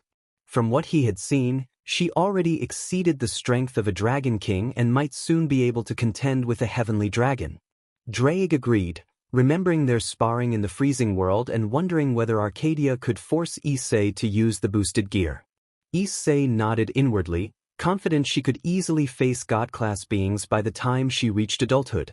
Putting all that aside, Drake asked who would most likely come after him once word spread that he had defeated that woman. Issei analyzed the Academy's military-style hierarchy and reasoned that no third year would act without orders from someone higher up. He considered Chiffon too laid back to pursue the matter, and noted that Taisi would not act without Chiffon's permission. Since Taisi had witnessed a leak of his power, she would know better than to challenge him. That left Elizabeth Mabley, the schemer known as the Empress and the second-ranked third year. She was the one likely to hand out orders. Drake recalled a girl with that name they had met in England years before. Issei admitted their interaction had been brief and that he had not expected her to become a Pandora. Then he wondered who Elizabeth would send to teach him a lesson, and he sighed when he realized it would be Ingred Bernstein, the seventh-ranked third year and self-styled protector of order. Keiho Hiragi arrived at the garage entrance breathless and worried. She explained that she had overheard Ingrid and Satellizer talking and that Satellizer was to be punished for failing to stop Issei's attack on Miyabi. Satellizer had until noon the next day to make Issei her limiter, and Ingrid intended to force the issue together with her. Issei felt annoyance and alarm. He had not expected them to move so quickly, and he did not want to drag Satellizer into a conflict that should have been his alone. The thought that she might be pressured into making him her limiter without a clear choice bothered him most of all. Issei took a steadying breath and prepared for what would come next. Hiragi warned Issei with concern that the untouchable queen would likely ask for his help and urged him to stay low until tomorrow. Issei answered seriously that he would not. Hiragi reacted in shock. Issei sighed and told her he appreciated her looking out for him but that he could protect himself. No matter what the third years threw at him, he believed he would come out on top. He smiled softly and reminded her they had until noon the next day, saying he would confront Ingrid then and tell her to stop, even if it meant teaching her a lesson. Issei felt a pang of sadness as he thought about Marin's last words and decided it was time to seek closure for her. He sighed in frustration. 30 minutes earlier at West Genetics during the girls' third year's dominatory, Satellizer had engaged Ingrid Bernstein in combat. Satellizer had decided to take the initiative because Ingrid had challenged her, and without a limiter she felt she should fight on equal terms. Still, part of her wondered why she was intervening when Ingrid's target had been Issei. Satellizer could have let Ingrid go after him and avoided the danger herself. She told herself she was repaying Issei for confronting Miyabi on her behalf, but the justification felt uncertain. The blonde Pandora questioned whether she acted from duty or from a desire not to see Issei hurt. Either way, she chose to face Ingrid, hoping that a surprise attack without her limiter would give her a chance even against a third year. She was mistaken. Ingrid quickly proved that Satellizer, even without her limiter Leo, was outmatched. Ingrid shoved Satellizer through a wall with one hand, but Satellizer managed to kick free and land on her feet. Intrigued by Satellizer's fighting ability, Ingrid summoned her Volt weapon, Divine Trust, a pair of bladed tunfas. Satellizer was taken aback by Ingrid's combination of powerful strikes and incredible speed. Ingrid struck Satellizer in the midsection, sending her into the air. Satellizer tried to counter, but Ingrid's speed and experience overwhelmed her, and Satellizer was slammed to the ground, coughing and winded. Satellizer found herself on her back atop the roof after being sent flying down. Ingrid waited below for her to recover. Ingrid taunted Satellizer, questioning whether she was already giving up and insisting that the fight was not hers to end. Satellizer thought about Ingrid's advantage in speed and strength and realized normal tactics would not suffice. She resolved to push beyond her limits and activated the Excel skill. Ingrid smirked, noting the high-end nature of Excel and acknowledging that it was impressive for a second year. Determined, Satellizer vanished in a burst of speed, but Ingrid remained unfazed, already familiar with the maneuver. All the while Satellizer pushed herself to the limit, aiming to catch Ingrid off guard. As she struck, Ingred casually shifted her tonfa and shattered Satelliser's weapon. Satelliser quickly backed away to regroup. Ingred noted that the Excel turn had been impressive, but useless on its own. She explained that speed alone would not suffice. Sounds had to be split to confuse an opponent, and attacks needed to come from multiple directions to be effective. She pointed out that Satelliser relied on Excel alone, which could work against a Nova but was inadequate against a Pandora with other high-end skills. Ingrid then shifted into a Tempest turn. 4 images of Ingrid converged on Satelliser. Satelliser attempted an accelerator maneuver to counter the Tempest turn, but Ingrid attacked from all sides and forced her to fall to the ground. The spectators could hardly believe their eyes. The untouchable queen was taking the heaviest beating of her life. On a nearby roof, Ada watched the scene with a satisfied smirk. When Satelliser had first charged Ingrid, Ada had hesitated to call Leo, believing Ingrid could handle the lesson alone.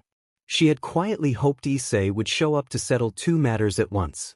Ingrid announced that she had not even needed to use her limiter and declared that Satelliser's rebellion against an upperclassman meant forfeiture of her stigmata under the 3rd year's consensus. She struck Satelliser in the chest, knocking the air from her lungs, then pinned her so that Satelliser's back and the stigmata were exposed.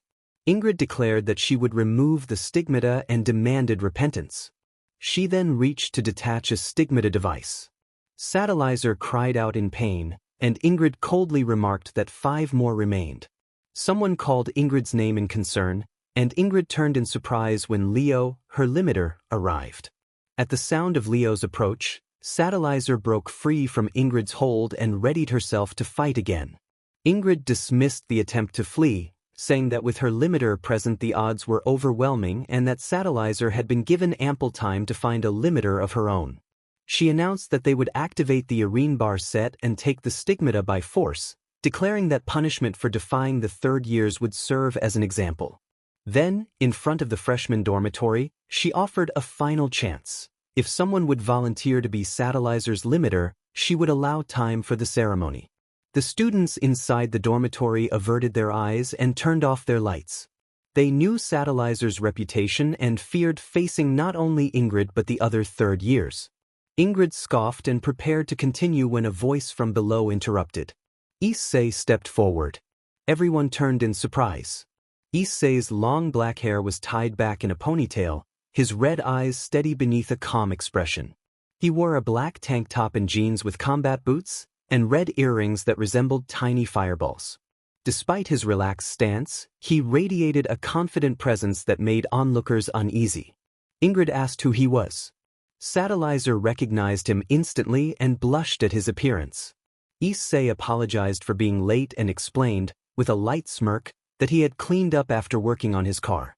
He teased Satelliser gently about not waiting to settle the fight until later, and praised her for holding on against someone like Ingrid. Satelliser, flustered, thought of him as an idiot in her head. Issei introduced himself as the Dragon of the West. Ingrid, taken aback, acknowledged the name and prepared to enforce the rules as protector of order by calling Leo to form the arena bar set. Before Leo could complete the command, Issei moved with impossible speed, appearing behind Leo and knocking him out in an instant. Observers were stunned. No one had seen him move. Ada, watching, could not register how it had happened at first, but she recognized the technique. Issei had performed an illusion turn, a rare and difficult speed specialization normally associated with only one Pandora. Satelliser realized with shock that Issei had pulled off the same technique and wondered how many secrets he was hiding. Ingrid demanded an explanation, bewildered by what she had witnessed. Issei smiled and said that, since Satelliser had been forced into a one-on-one, it only made sense to make things fair. Issei had used his illusion turn to knock the other person out for the time being. Ingrid regarded him with a serious expression and announced that the rumors were true. Even though he was a boy, he possessed the same abilities as a Pandora. She told him, annoyed, that he was an abomination for disrupting the natural order of things. Issei, eyes half open and sweating, explained that he was a dragon and that his entire being was filled with chaotic energy. He added, rolling his eyes, that he was not a Pandora because he was not a girl, and reminded her that Pandora had been the name of a girl in ancient Greece. Ingrid growled in frustration. Issei smiled weakly, then became serious and told Ingrid that she needed to stop. It had been a whole year, she needed to let go and move on. That was what Marin would have wanted. Ingrid was stunned. The name hit her like a shock. Marin Maxwell, Ingrid's roommate and best friend, the one who had striven to be what a Pandora should be despite an extremely low compatibility rate, had died during the 9th Nova clash when her platoon abandoned her while she fought a Nova alone. The Red Nova Slayer had appeared after Marin fell and eliminated the Nova. The fact that this second-year student knew Marin's name and what had happened both infuriated and intrigued Ingrid. Ingrid narrowed her eyes and demanded to know how he knew that name. Issei answered that he had been there when Marin died. Ingrid was shocked and protested that she had never seen him before. Issei responded that they had met before, but he had been wearing his armor so she could not see his face. Ingrid questioned his armor. Issei told her that she might not remember his face, but she would remember if he showed her what he had worn. Issei briefly transformed into his Volt armor. The sudden display looked like a Pandora mode for a heartbeat before he reverted, and that glimpse was all Ingrid needed. She finally recognized him. Ingrid exclaimed that he was the Red Nova Slayer. 1 year earlier, deep in the mountains near West Genetics, an outdoor wilderness training camp was underway for the 2nd and 3rd year students of West Genetics Academy. During a dummy Nova exercise, an actual Type S Nova appeared out of nowhere and overwhelmed a platoon of first-year Pandoras and limiters. Only one girl remained alive for a short while, Marin Maxwell, a second year with a moderate build, short pale hair, and dark eyes. She wore the academy uniform of a dark dress, thigh-high socks, and heels. Marin had died trying to stop the Type S while Ingrid, her best friend, arrived too late to save her. As the towering Nova prepared to strike the red-headed girl who was frozen in shock, the upper part of the creature was suddenly struck down by a swift, decisive attack that eliminated it without graphic detail. Ingrid could barely process the scene until she saw a humanoid figure clad in crimson and black biomesh armor with golden accents standing nearby. Marin, barely able to speak, asked the armored figure a simple question about the younger girls. Marin smiled weakly and asked whether the little girls had made it. Issei remained serious. Marin smiled again weakly and said thank you, then passed away. The armored figure knelt and gently closed her eyes so she could rest. Silence lasted only briefly. Choppers arrived with reinforcements from West Genetics 4th years and Chevalier. One of the Chevalier officers who saw the red armored figure beside the destroyed Nova reported to headquarters that they had sighted the Red Nova Slayer and ordered the figure to stop. The Red Nova Slayer moved into the forest and escaped, glancing once at Ingrid as he disappeared. Officers pursued but quickly lost him. Ingrid stood in shock and tears, asking why Marin had left her. Back in the present, Issei observed that it had been a while. Ingrid trembled and asked why.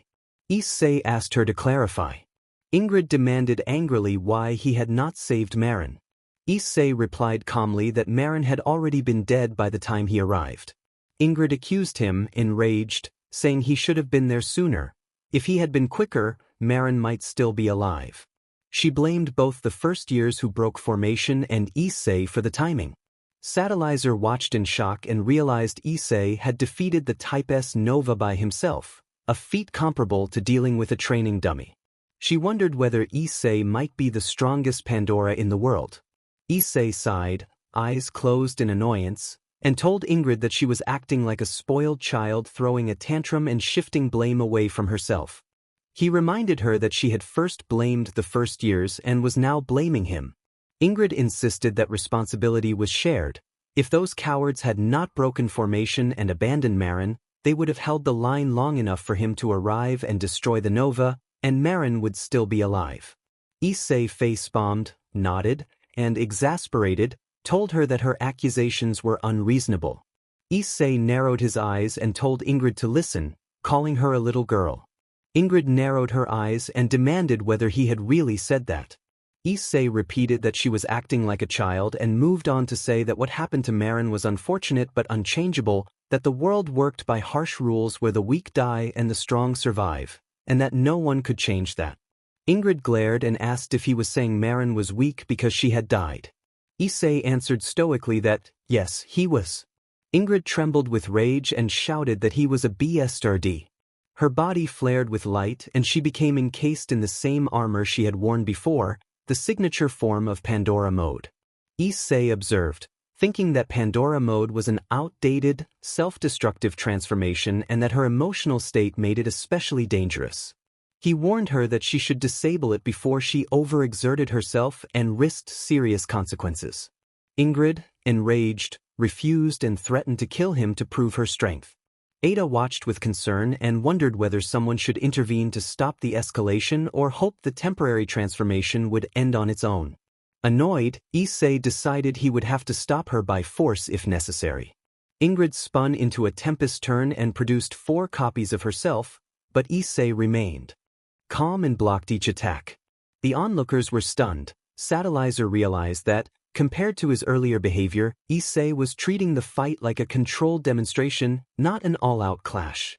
She wondered why he was toying with Ingrid rather than finishing the fight quickly. Ingrid tried to blindside him again, but every approach was anticipated and countered. The defenders watched as if Issei could accurately predict her moves. Time worked against her. She had little more than 1 minute and 30 seconds before Pandora mode would deactivate.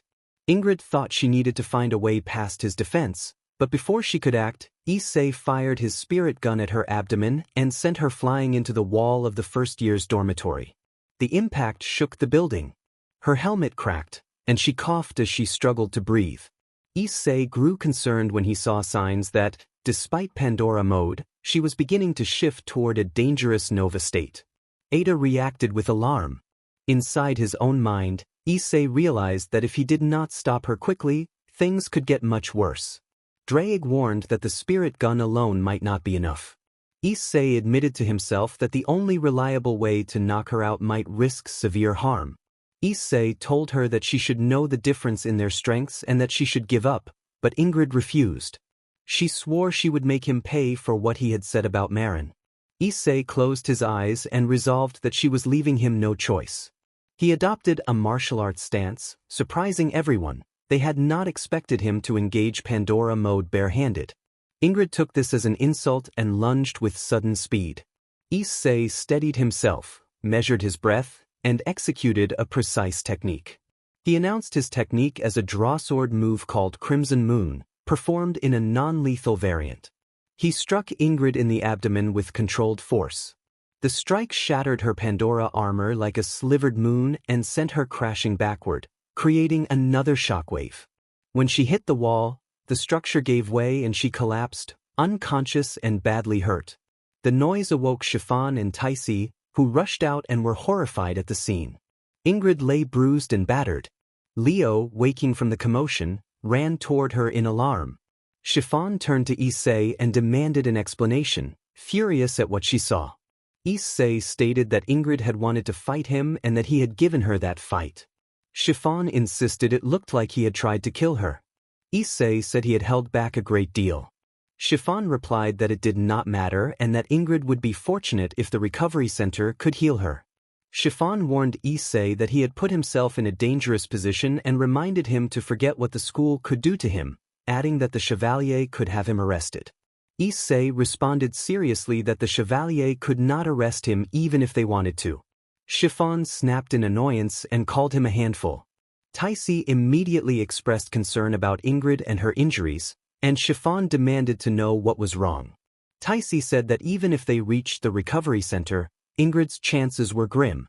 Leo panicked over Ingrid's condition. Issei ignored Chiffon's scolding and walked over to where Ingrid lay. Leo, holding Ingrid and glaring, warned Issei to stay away and called him a monster. Issei told Leo to loosen his grip or else Leo would be the one who delivered the final strike, not him. Leo cursed under his breath. Issei asked him whether he would let his anger cause Ingrid's death and ordered him to be quiet for 3 minutes so Issei could try to save her. Leo reluctantly complied, gently set Ingrid down and stepped back. Issei closed his eyes and concentrated. Moments later his body began to glow and a field of white orbs appeared in the air. Everyone watching was astonished. It looked like something out of a fairy tale. Chiffon was especially stunned because she recognized the power and knew only two other beings who could do the same. Issei's stigmata on his back began to shine, but instead of crimson or jet black, they turned pure gold. No Pandora they knew had anywhere near that many stigmata.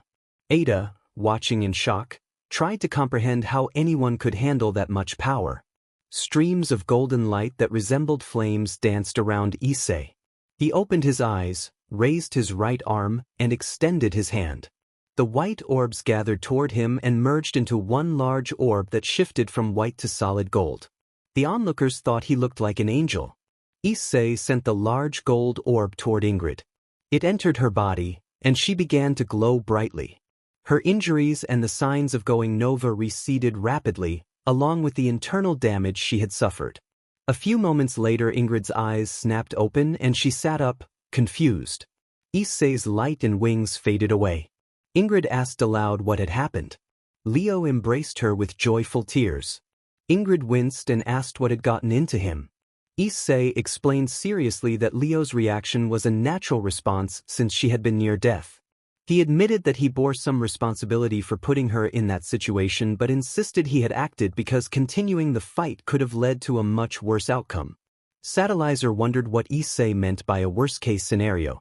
Ingrid accused Issei of mocking Marin's death, and Issei, exasperated, insisted she was misinterpreting him. He clarified that he had never mocked Marin's death. He had only said Marin had been too weak to withstand a nova alone. He explained that after dealing with the Type S students during the disastrous outdoor training camp, he had researched Marin and found she was one of the extremely rare low-compatibility stigmata users who had persisted through genetics. Most girls in that situation would have quit in their first year, but Marin had kept going despite frequent recovery center visits and severe exhaustion from even basic maneuvers, and for that perseverance Issei said he respected her. Issei looked up at the sky and reflected that he truly thought Marin might have been one of the few seniors at the school he would have genuinely respected if she were still alive.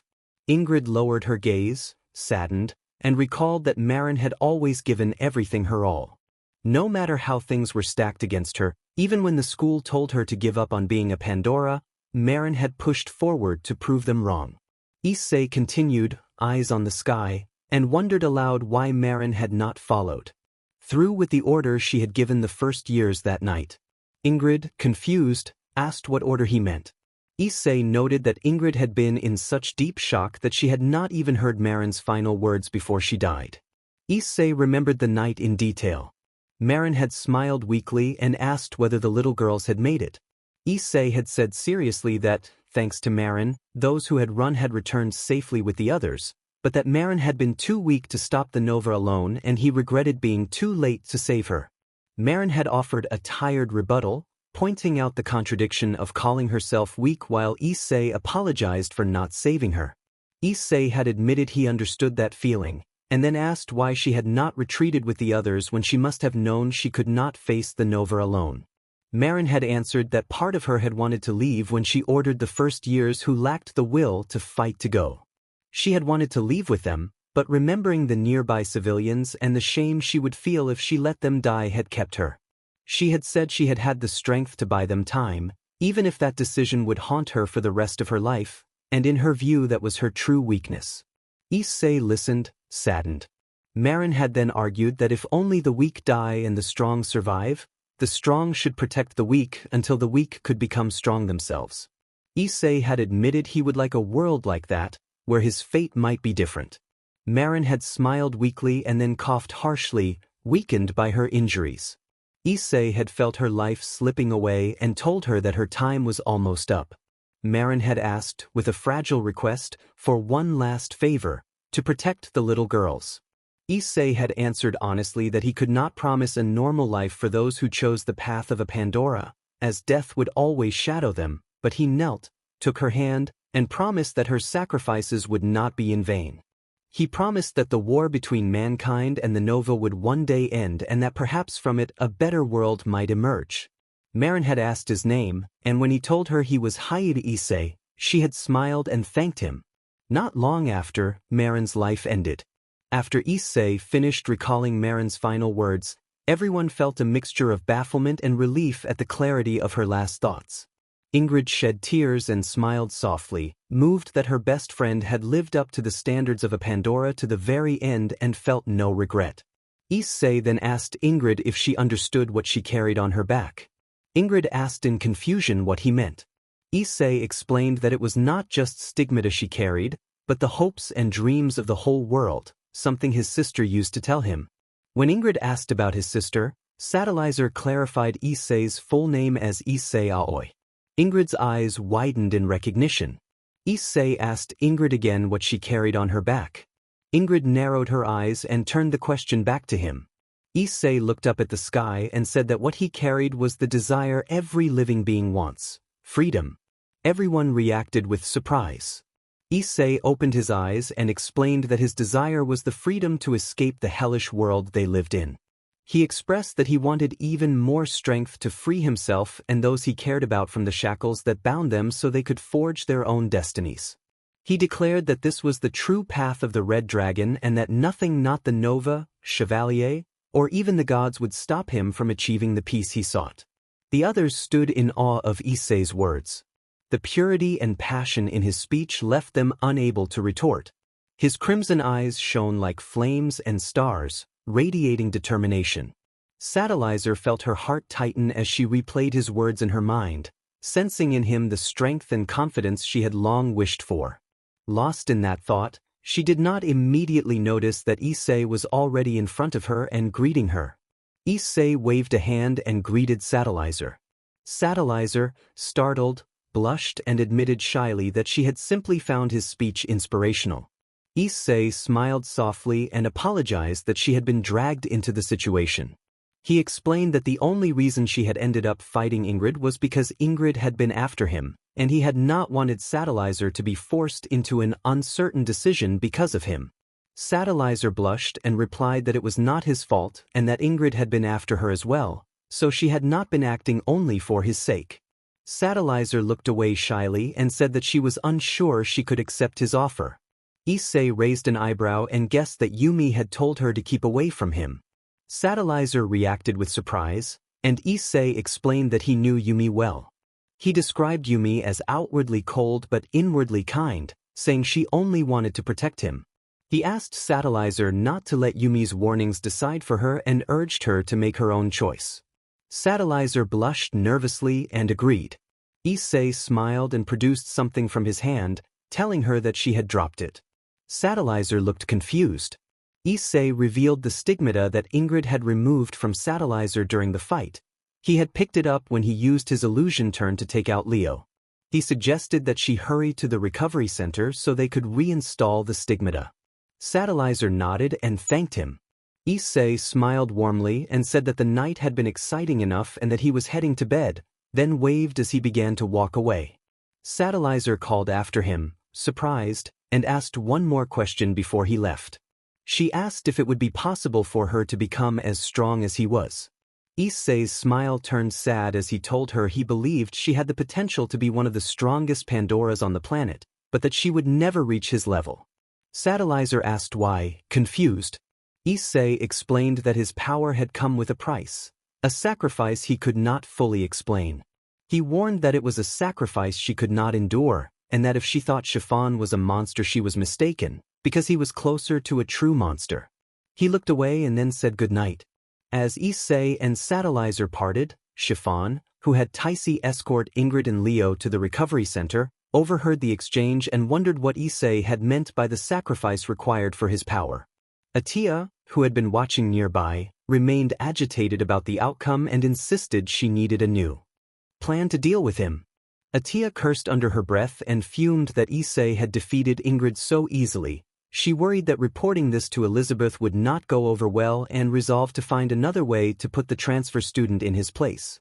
Issei suddenly appeared behind her and told her, with a serious expression, to leave him alone, warning that if she and the other seniors persisted he would give them a reckoning they would not forget. Startled and frightened by the intensity in Issei's eyes, Atia nodded instinctively. As Issei turned to leave, he added that if Elizabeth had such a problem with him she should handle it personally instead of sending lackeys. He then used Excel to return to his room for sleep. Atia fell to her knees, gasping for breath, shaken and muttering that the boy was a monster. At West Genetics, in a random classroom, 1 hour after Ingred's defeat, 4 students stood discussing the incident. One of them, a dark-skinned girl with white hair and gray eyes, smirked and pointed out that Ingrid losing to a second-year boy was surprising. Atia, serious and urgent, insisted that the new transfer was not normal. He had created a freezing zone without the usual ritual, formed an arena bar set, used volt textures, and performed illusion turn. The dark-skinned girl smirked and asked if Atia had been careful around him. Atia snapped at her. Another student, a red-haired girl named Arnett, asked what Atia meant. Atia, holding her arms together and terrified, described the look in his eyes. She said there had been nothing behind his crimson eyes, an endless emptiness that made it hard to breathe or even stand. Then, to the remaining student, Creo, Atia said that something had stared back at her, something not human, like a beast ready to devour everything in its path. She warned that the boy might be a greater threat than Chiffon. The others exchanged nervous looks, swallowing hard at Atia's description and realizing that if what she said were true, not even all 3 of them working together might be enough to take him down. Their pride would not allow them to admit defeat. To do so would tarnish the legacy of the upperclassmen who had come before them, and they would not bow down simply because a transfer student proclaimed that he would do things his way. Creo sighed and asked Elizabeth what she thought they should do next. Elizabeth Mabley was a striking young woman with pale skin, back-length curly blonde hair with chest-length strands framing her face, dark blue eyes, and an hourglass figure. She wore the standard West Genetics Pandora uniform. Known as the Empress and the second-ranked third year at West Genetics, she had been intrigued by rumors of a second-year transfer student who performed volt textures and advanced skills and who could use freezing. When she heard he had defeated Miyabi, a fellow upperclassman, she acted quickly, instructing Ada to have Ingrid and Satellizer handle him. When she learned the transfer student's name and appearance, she was taken aback. She turned her attention to the silver dragon bracelet with a gold accent that ran from the head down the spine on her wrist.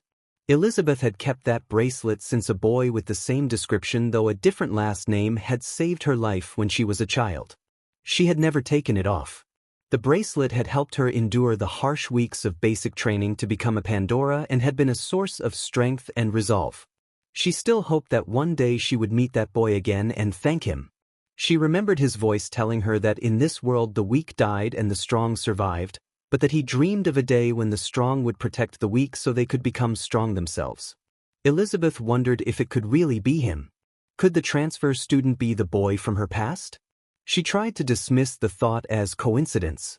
There must be many people with that first name, she told herself, yet Ada's description had been oddly specific. If it was the same person and he was a Pandora, this could upset the school's hierarchy. He would have to be dealt with if he kept picking fights with the upperclassmen. Creo prompted Elizabeth again. She told him to continue observing Satellizer, Bridget. Even though Satellizer had defied them by fighting Ingrid, she still needed to be monitored. Elizabeth then directed Ada to dig deeper into the transfer student Issei. A boy who could use Pandora powers and freezing without an arena bar set could not be overlooked. She instructed Ada to gather whatever information was necessary, even if it meant breaking into faculty areas to access his records. Ada acknowledged the order. Elizabeth privately wondered again whether it was really Issei. Kuo Town, Kuo 2 weeks after Issei's reported death. It had been a little over 2 weeks since the supposed member of the perverted trio, Issei Hayadu, died in a mugging gone wrong, or at least that was the official story. In truth, after his body had been taken by some unknown force and no trace remained, Rias, responsible for the area, had no choice but to declare him dead and report that he had been stabbed by a mugger.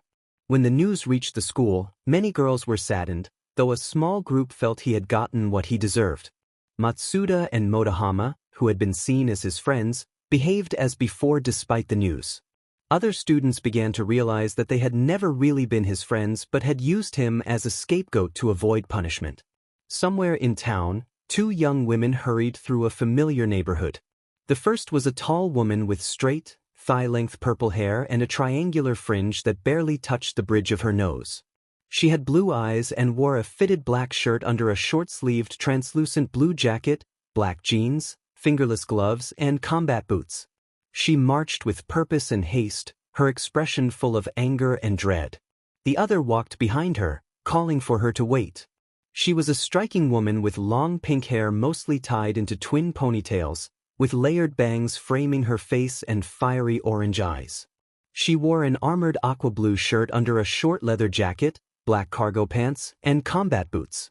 She urged the purple-haired woman to pause, but the woman pushed on, determined by whatever had troubled her. Siko was adamant that Saya would not change her mind. Saya responded with obvious annoyance and demanded to know if Siko even understood what she was doing. Siko narrowed her eyes and said she intended to have a frank conversation with the Gremory heiress about what had happened to Issei.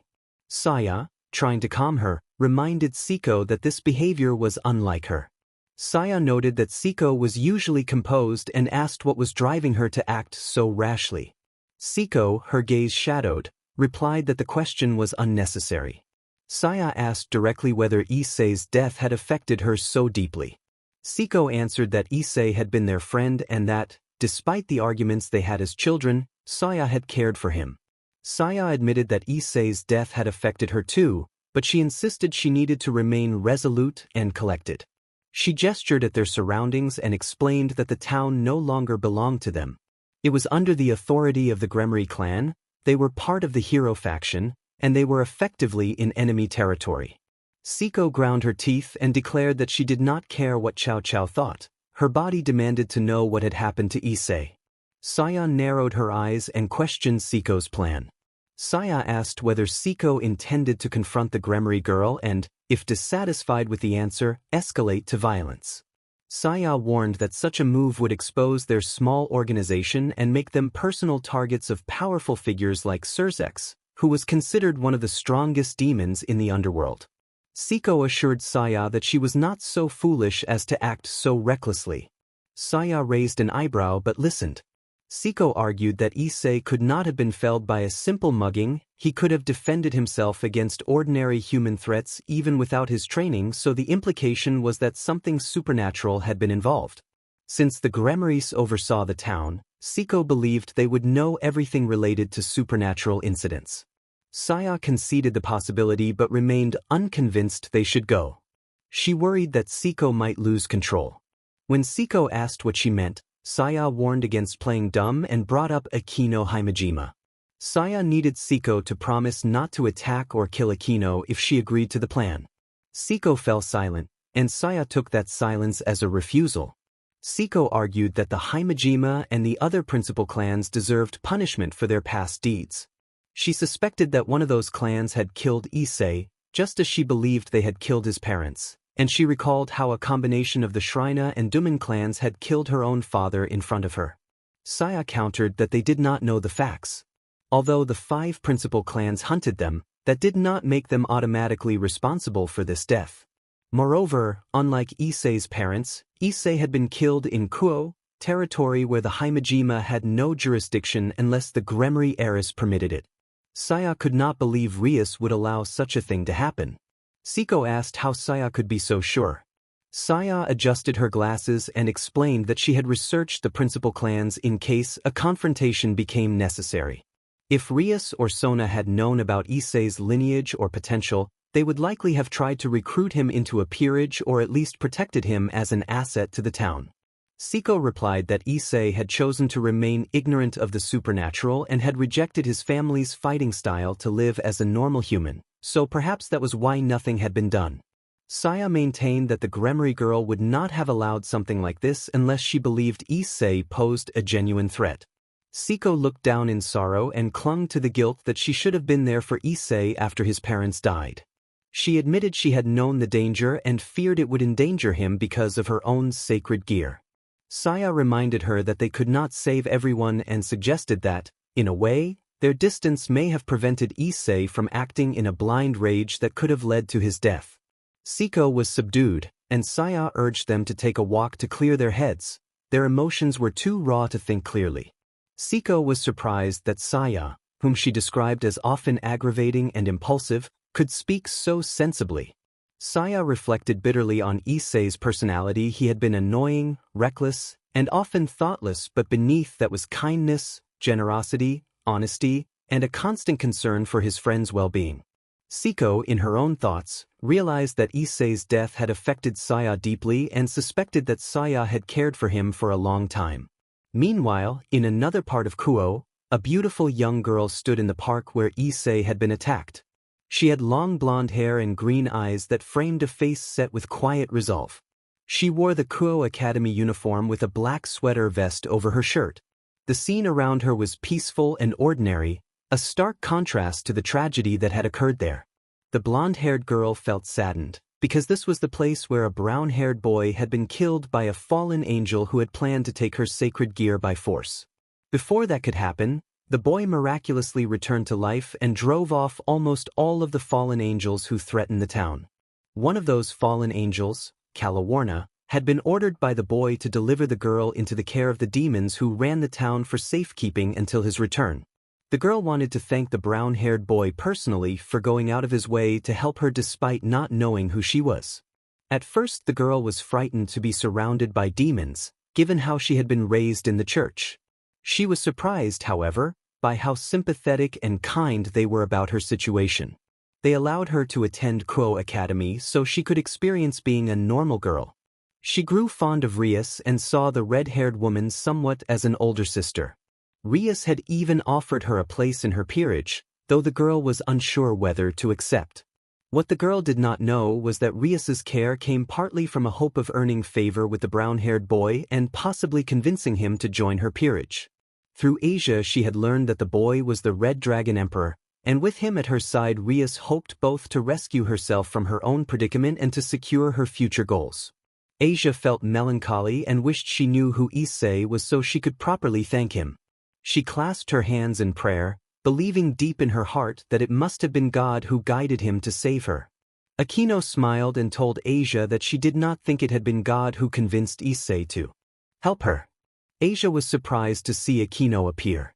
Aquino Himejima stood behind Asia, a beautiful third year at Kuo Academy with very long black hair tied back with an orange ribbon and violet eyes. She wore the school uniform and black socks. Because of Asia's affinity for magic, Aquino had been assigned to teach her some basic supernatural spells, including translation magic that allowed Asia to understand and speak Japanese and simple teleportation.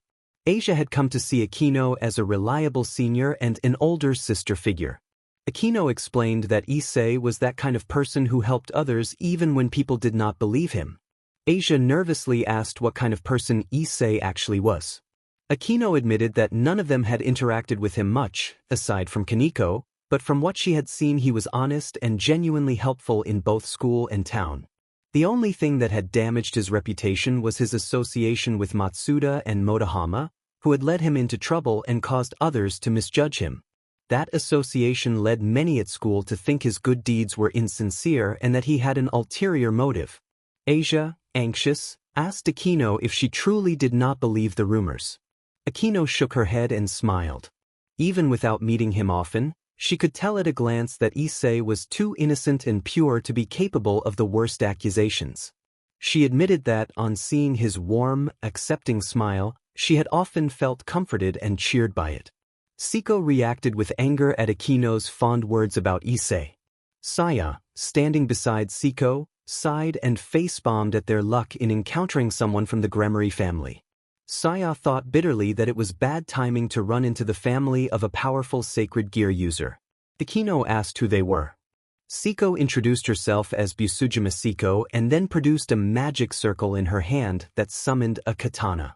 She pointed the weapon at Aquino, catching Aquino by surprise. Aquino discreetly sent a distress signal to Rias and the others, sensing a dangerous aura from Siko. Siko demanded to know Aquino's relationship with Hayate Issei. Aquino instructed Asia to get behind her, and Asia obediently retreated. Siko said she refused to let Issei be close to anyone of Aquino's blood. Aquino's mind raced. She wondered if Siko meant her fallen ancestry and why the woman held such hatred. Siko accused those with the blood of the 5 principal clans of being enemies and called the Himejima clan traitors.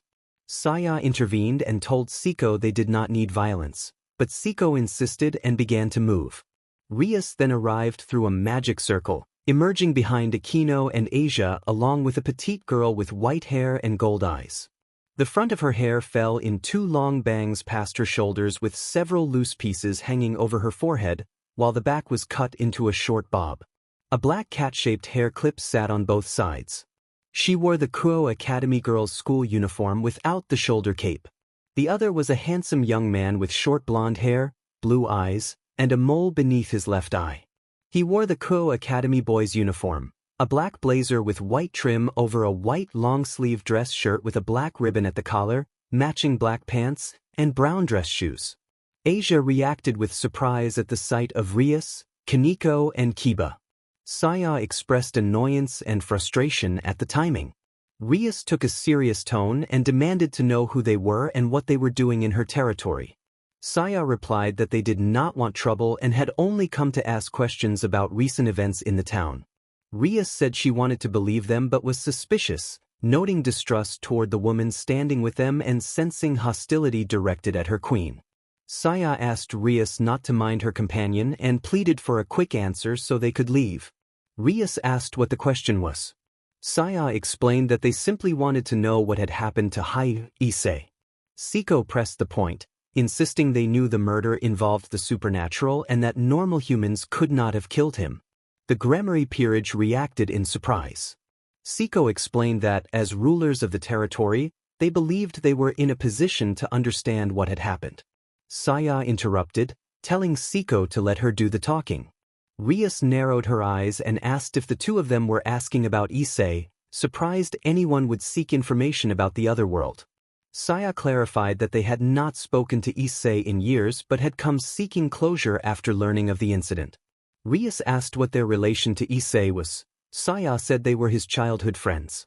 A stranger smirked and praised the gathering. Everyone reacted with confusion. Before anyone could respond, a magic barrier erupted around the park, putting everyone on alert. Rias asked Saya if she had done it. Saya denied it and asked if it was Rias. Rias looked around and denied responsibility, ordering everyone to be on guard. The Gremory peerage nodded in agreement. Rias instructed Asia to stay close. Asia, frightened, obeyed. A young, handsome man emerged from the trees with a sinister air. He had yellow eyes and gray hair that streamed behind him like a tail, with 2 long bangs at chest length. He wore formal white robes with a gray stripe, 3 blue jewels on his forehead, and yellow earrings. Everyone tensed when they sensed his overwhelming divine presence. They knew that, if he chose, he could annihilate them with ease. Rias demanded to know who he was and what he was doing in her territory. The man introduced himself as Loki, claiming to be the Norse god and saying he had come for them. Saya thought, narrowing her eyes, that a god from the Norse pantheon being so far from his native lands was alarming. She glanced at Siko and doubted that even combined with the Gremory peerage they could harm him. One attack from him would be catastrophic. Rias felt equally nervous. A Norse god in her domain was a worst-case scenario. She realized the barrier likely jammed communications, preventing her from contacting her older brother for backup. Even if they teamed up with the 2 girls, their odds seemed hopeless. Rias hoped Sona might have sensed the disturbance and acted, and resolved to buy time if she could. Rias asked why a god from another pantheon would trespass into her territory. Loki laughed darkly and accused her of stalling for time, suggesting she hoped for reinforcements from the underworld, perhaps her older brother. Rias pointed out that his presence without permission caused tensions between demons and the Norse pantheon. Loki admitted that his reasons exceeded what Odin and the other Norse gods desired and announced that they would not remain in the territory long. In fact, they would all be coming with him on a little fishing trip. Siko narrowed her eyes and demanded to know what made him think they would go willingly. Loki answered by snapping his fingers. 3 enormous wolves emerged from the trees: Fenrir, Hati, and Skoll. One of them towered about 10 meters tall. Saya muttered a tense comment about Siko asking for trouble. Siko told her to be quiet. Faced with the 3 giant wolves and their overwhelming presence, the 2 girls and the Gremory peerage raised their hands in surrender, hoping for an opening to escape. Loki pronounced their situation excellent. He then summoned a giant transportation circle that encompassed everyone in the park before they vanished in a flash of light. Freezing verse West Genetics, Hanger the next day. A day had passed since Issei and Satellizer had fought Ingred, and a black-haired boy had warned Atia to stop bothering him. Issei suspected that, knowing how stubborn some of the girls were, they would probably find a way back to him. He sat in his hangar playing on his handheld, immersed in Elden Ring. He admitted the game was a tough, satisfying challenge. He enjoyed the difficulty because the harder the game, the greater the satisfaction when he succeeded. He was currently facing the Dragon Lord Placidusax and had an uneasy feeling that something bad was going to happen soon, a premonition that he might have to adopt a pet in the near future. Issei considered the Dragon Lord and acknowledged that, for a dragon boss, the moveset was not bad. Once he got the hang of it, the patterns were fairly easy to dodge. Issei admitted that those moves were super cool. Drake raised an eyebrow and dismissed them, saying he had met dragons who could perform such feats far better. Issei smiled and asked whether Drake had ever met a dragon who could turn herself into mist for a sneak attack. Drake replied that he had, long ago, though the encounter had been brief. He was unsure if they had fought. The dragon had the power to turn into mist, cast illusionary spells to trick and manipulate enemies, and even an affinity for space-time manipulation through her fog. Issei, curious, asked if her name had been Tiamat. Drake snapped that it was not Tiamat and explained that the dragon had been an eastern dragon from Issei's lands, frustrated that people always assumed any female dragon he mentioned must be Tiamat. Issei admitted it was hard to blame people, noting that Drake had not met many female dragons and that the only one who had met him had borrowed treasure and lost it during the fight with Albion. Even after Drake's death and transformation into a sacred gear, she had hunted him for not returning it. Great Red and Okasan had suggested many thought a serious dispute had occurred between Drake and that dragon, which explained her hatred. Drake insisted there had been nothing between them and that it had been a simple business transaction. He complained that people assumed men and women automatically had romantic entanglements when they met, and he scolded Issei for thinking otherwise. Issei shrugged and said people tended to overthink interactions or crave drama and fantasy, which he found excessive. He asked if Drake remembered the dragon's name, since she might be a useful ally. Drake said he had no idea. Issei's teasing faded. Annoyed, Drake defended himself, saying real dragons were faithful to their mates and accusing Issei of being disrespectful. Issei backpedaled and did not press the matter further. Drake maintained he had never had that problem. Issei challenged the claim, arguing that even dragons had once been hatchlings and likely experienced the same urges as other living beings. Drake insisted he did not. Issei suggested Drake might be denying it by claiming it had been too long to remember, just as he claimed reasons for fighting Albion had been forgotten. Drake told Issei he would understand when he was the same age. Issei rolled his eyes and resumed the game, saying he hoped he would not be the same way. A magic circle appeared behind Issei, and a woman stepped through. She had reddish-pink eyes and long dark brown hair tied into a ponytail that flowed down her back, with bangs longer on the right side. She wore an outfit resembling an English maid's uniform. Issei greeted Amagi and asked how she was. Amagi bowed and said she was well, thanking him for his concern and addressing him as master.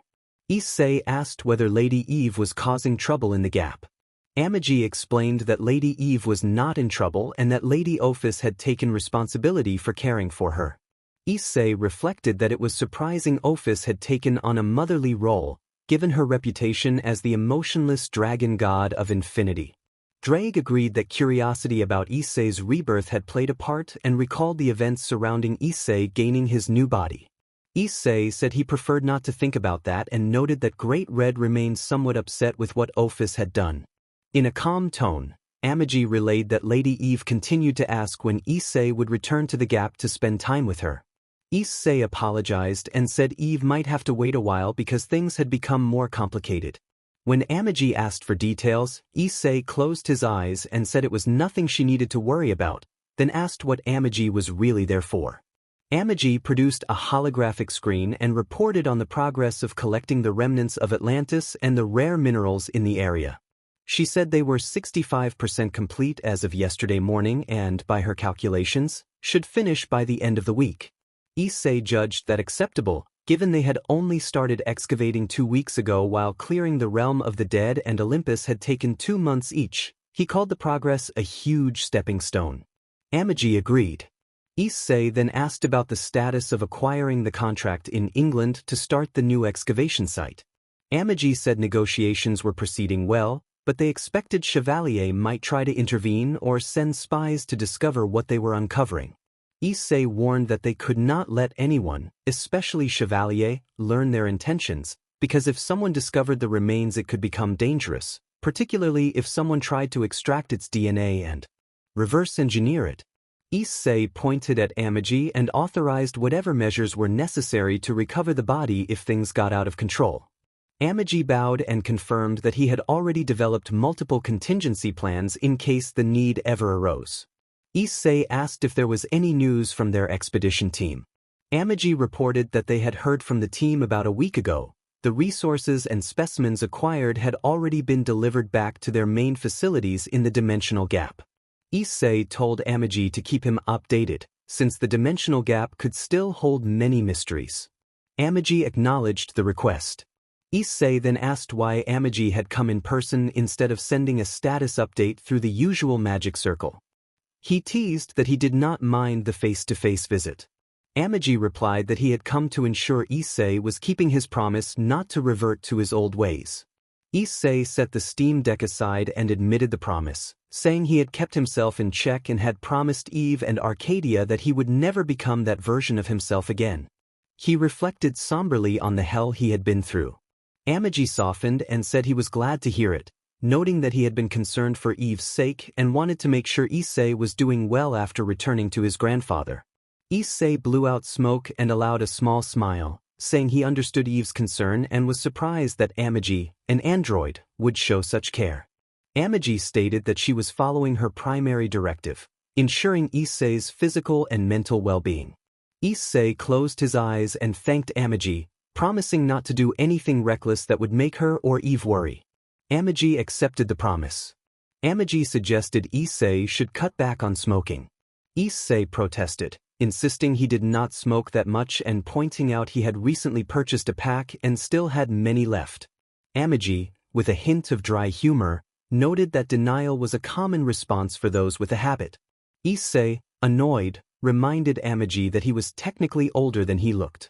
Drake, speaking within Issei's mind, observed that Issei had chosen to remain the same age as when he died, and that mentally he still carried the weight of that night in the park.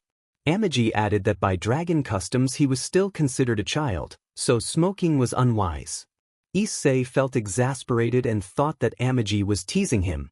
Amagi maintained she was only following her directives and ensuring his well-being. Issei, inwardly, recognized she was intentionally getting under his skin. Meanwhile, on a remote beach in Miyako, a small island known for its tropical climate and fine sand, a dimensional rift opened.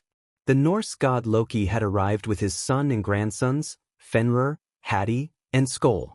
The Gremory peerage were with them, and Saya and Siko were bound in anti-magic restraints. Loki remarked that slipping through the dimensional gap into this universe had been easier than expected. He had anticipated facing the legendary apocalypse dragon, Great Red, and guessed that even with his kin at his side that confrontation might prove difficult. He had been surprised, upon entering the chaotic void, that the dragon did not appear. Seeing an opportunity, Loki decided not to waste it. Loki released a large amount of divine aura across the island to attract a certain black-haired youth. He told his children that this world looked interesting and that supernatural forces seemed diminished here, making the world ripe for conquest. He believed the presence nearby was an annoyance but intended to use it to his advantage, preparing his descendants to play a part in persuading the youth to their side. The Gremory peerage reacted with alarm when Loki identified their target.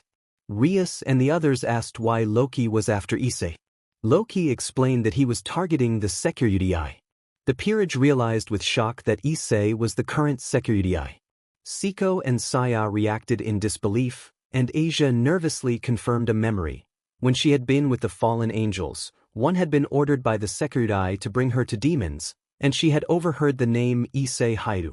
Saya connected the dots and observed that this explained why Issei had been killed.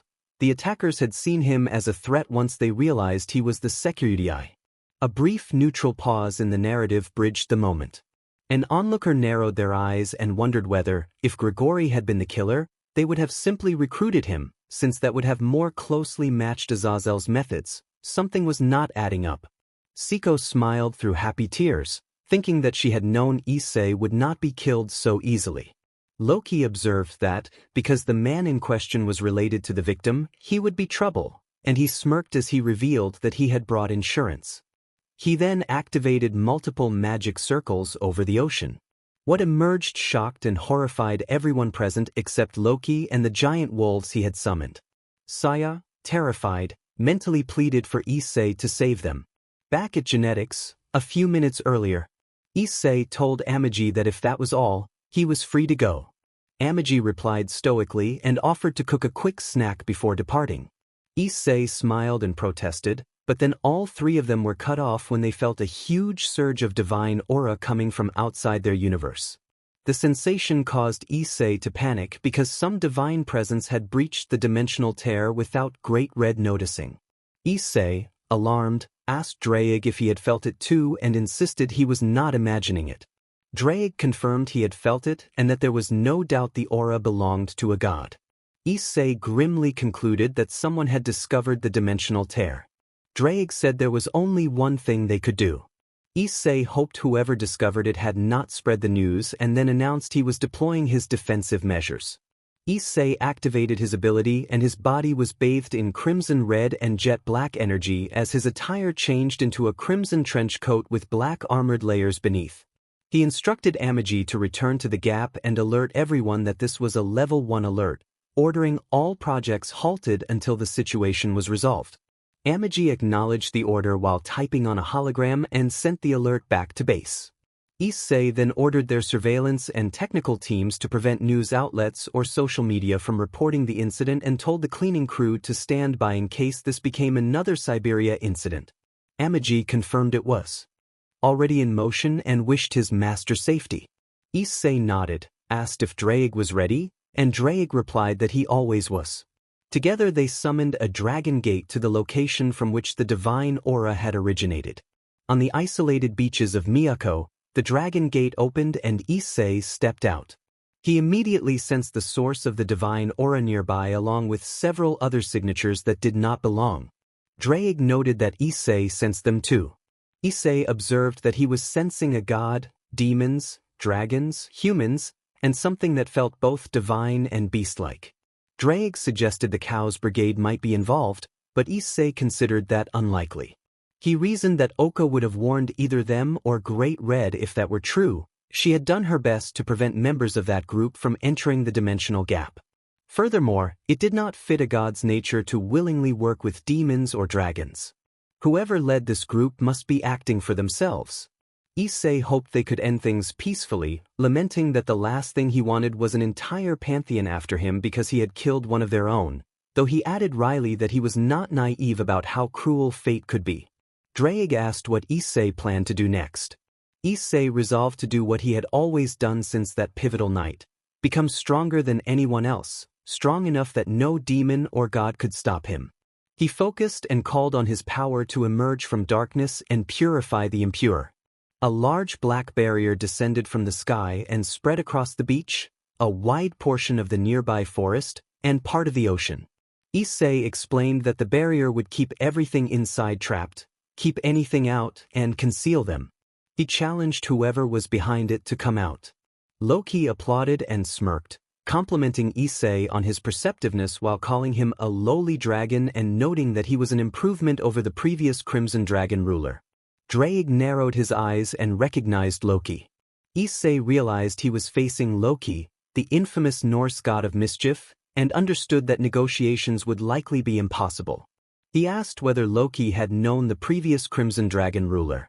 Loki replied that he had not known him personally but that everyone in the supernatural world knew of Benimuru, the infamous Crimson Dragon of Destruction and the Crimson Soldier of Inferno. Loki said Benimuru had been someone to be feared and rumored to be on par with Belzerd, who had been considered the strongest wielder of the boosted gear.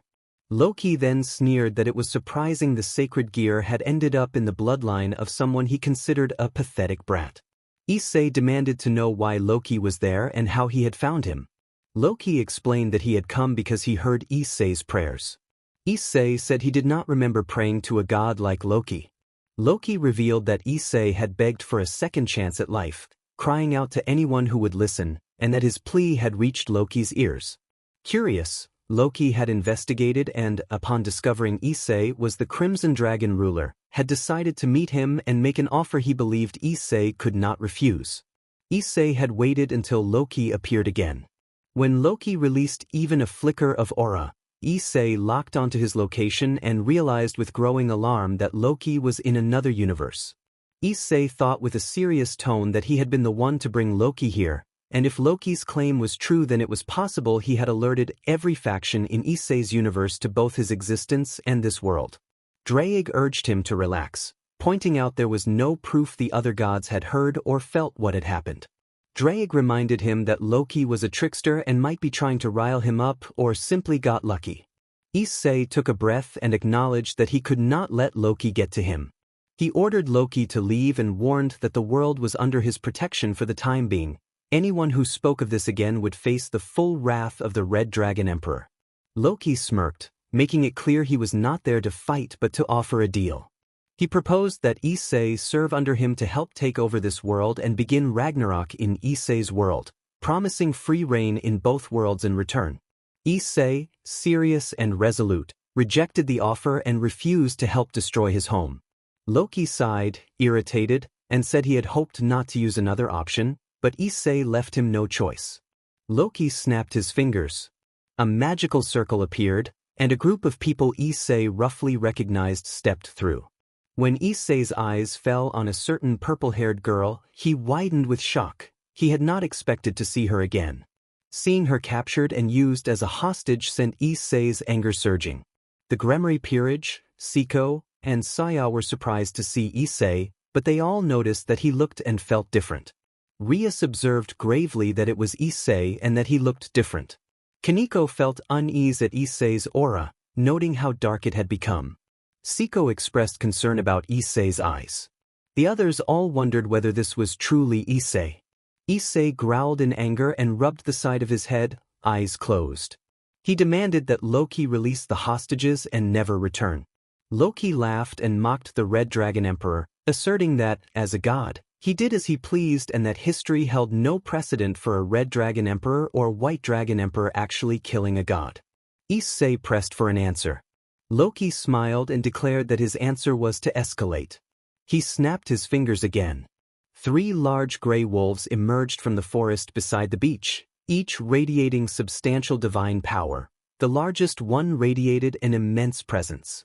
From the ocean, a dozen enormous gray eastern dragons rose, their bodies stretching hundreds of meters long, creatures unlike anything Issei had faced before, easily dwarfing Great Red.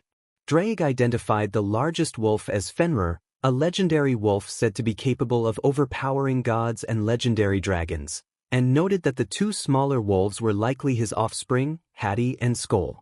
Issei recognized the dragons as Midgard serpents, possibly one of the 5 dragon kings or imperfect replicas.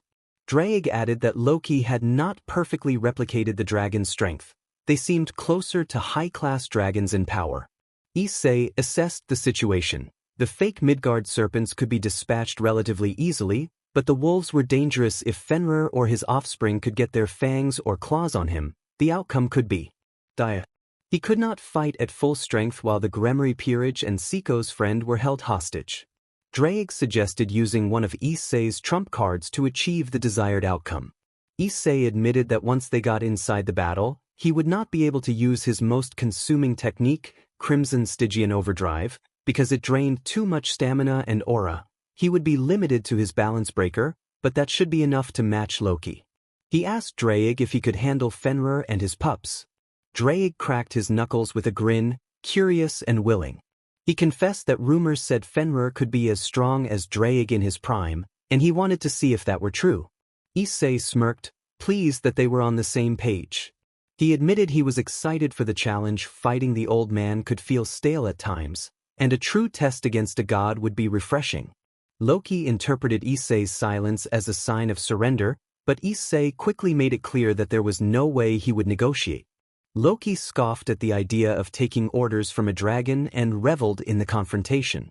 Issei then smirked inwardly, thinking that all bets were off and that, if necessary, he could tell Odin and the Norse gods to back off when they came calling. The others were confused by his sudden confidence.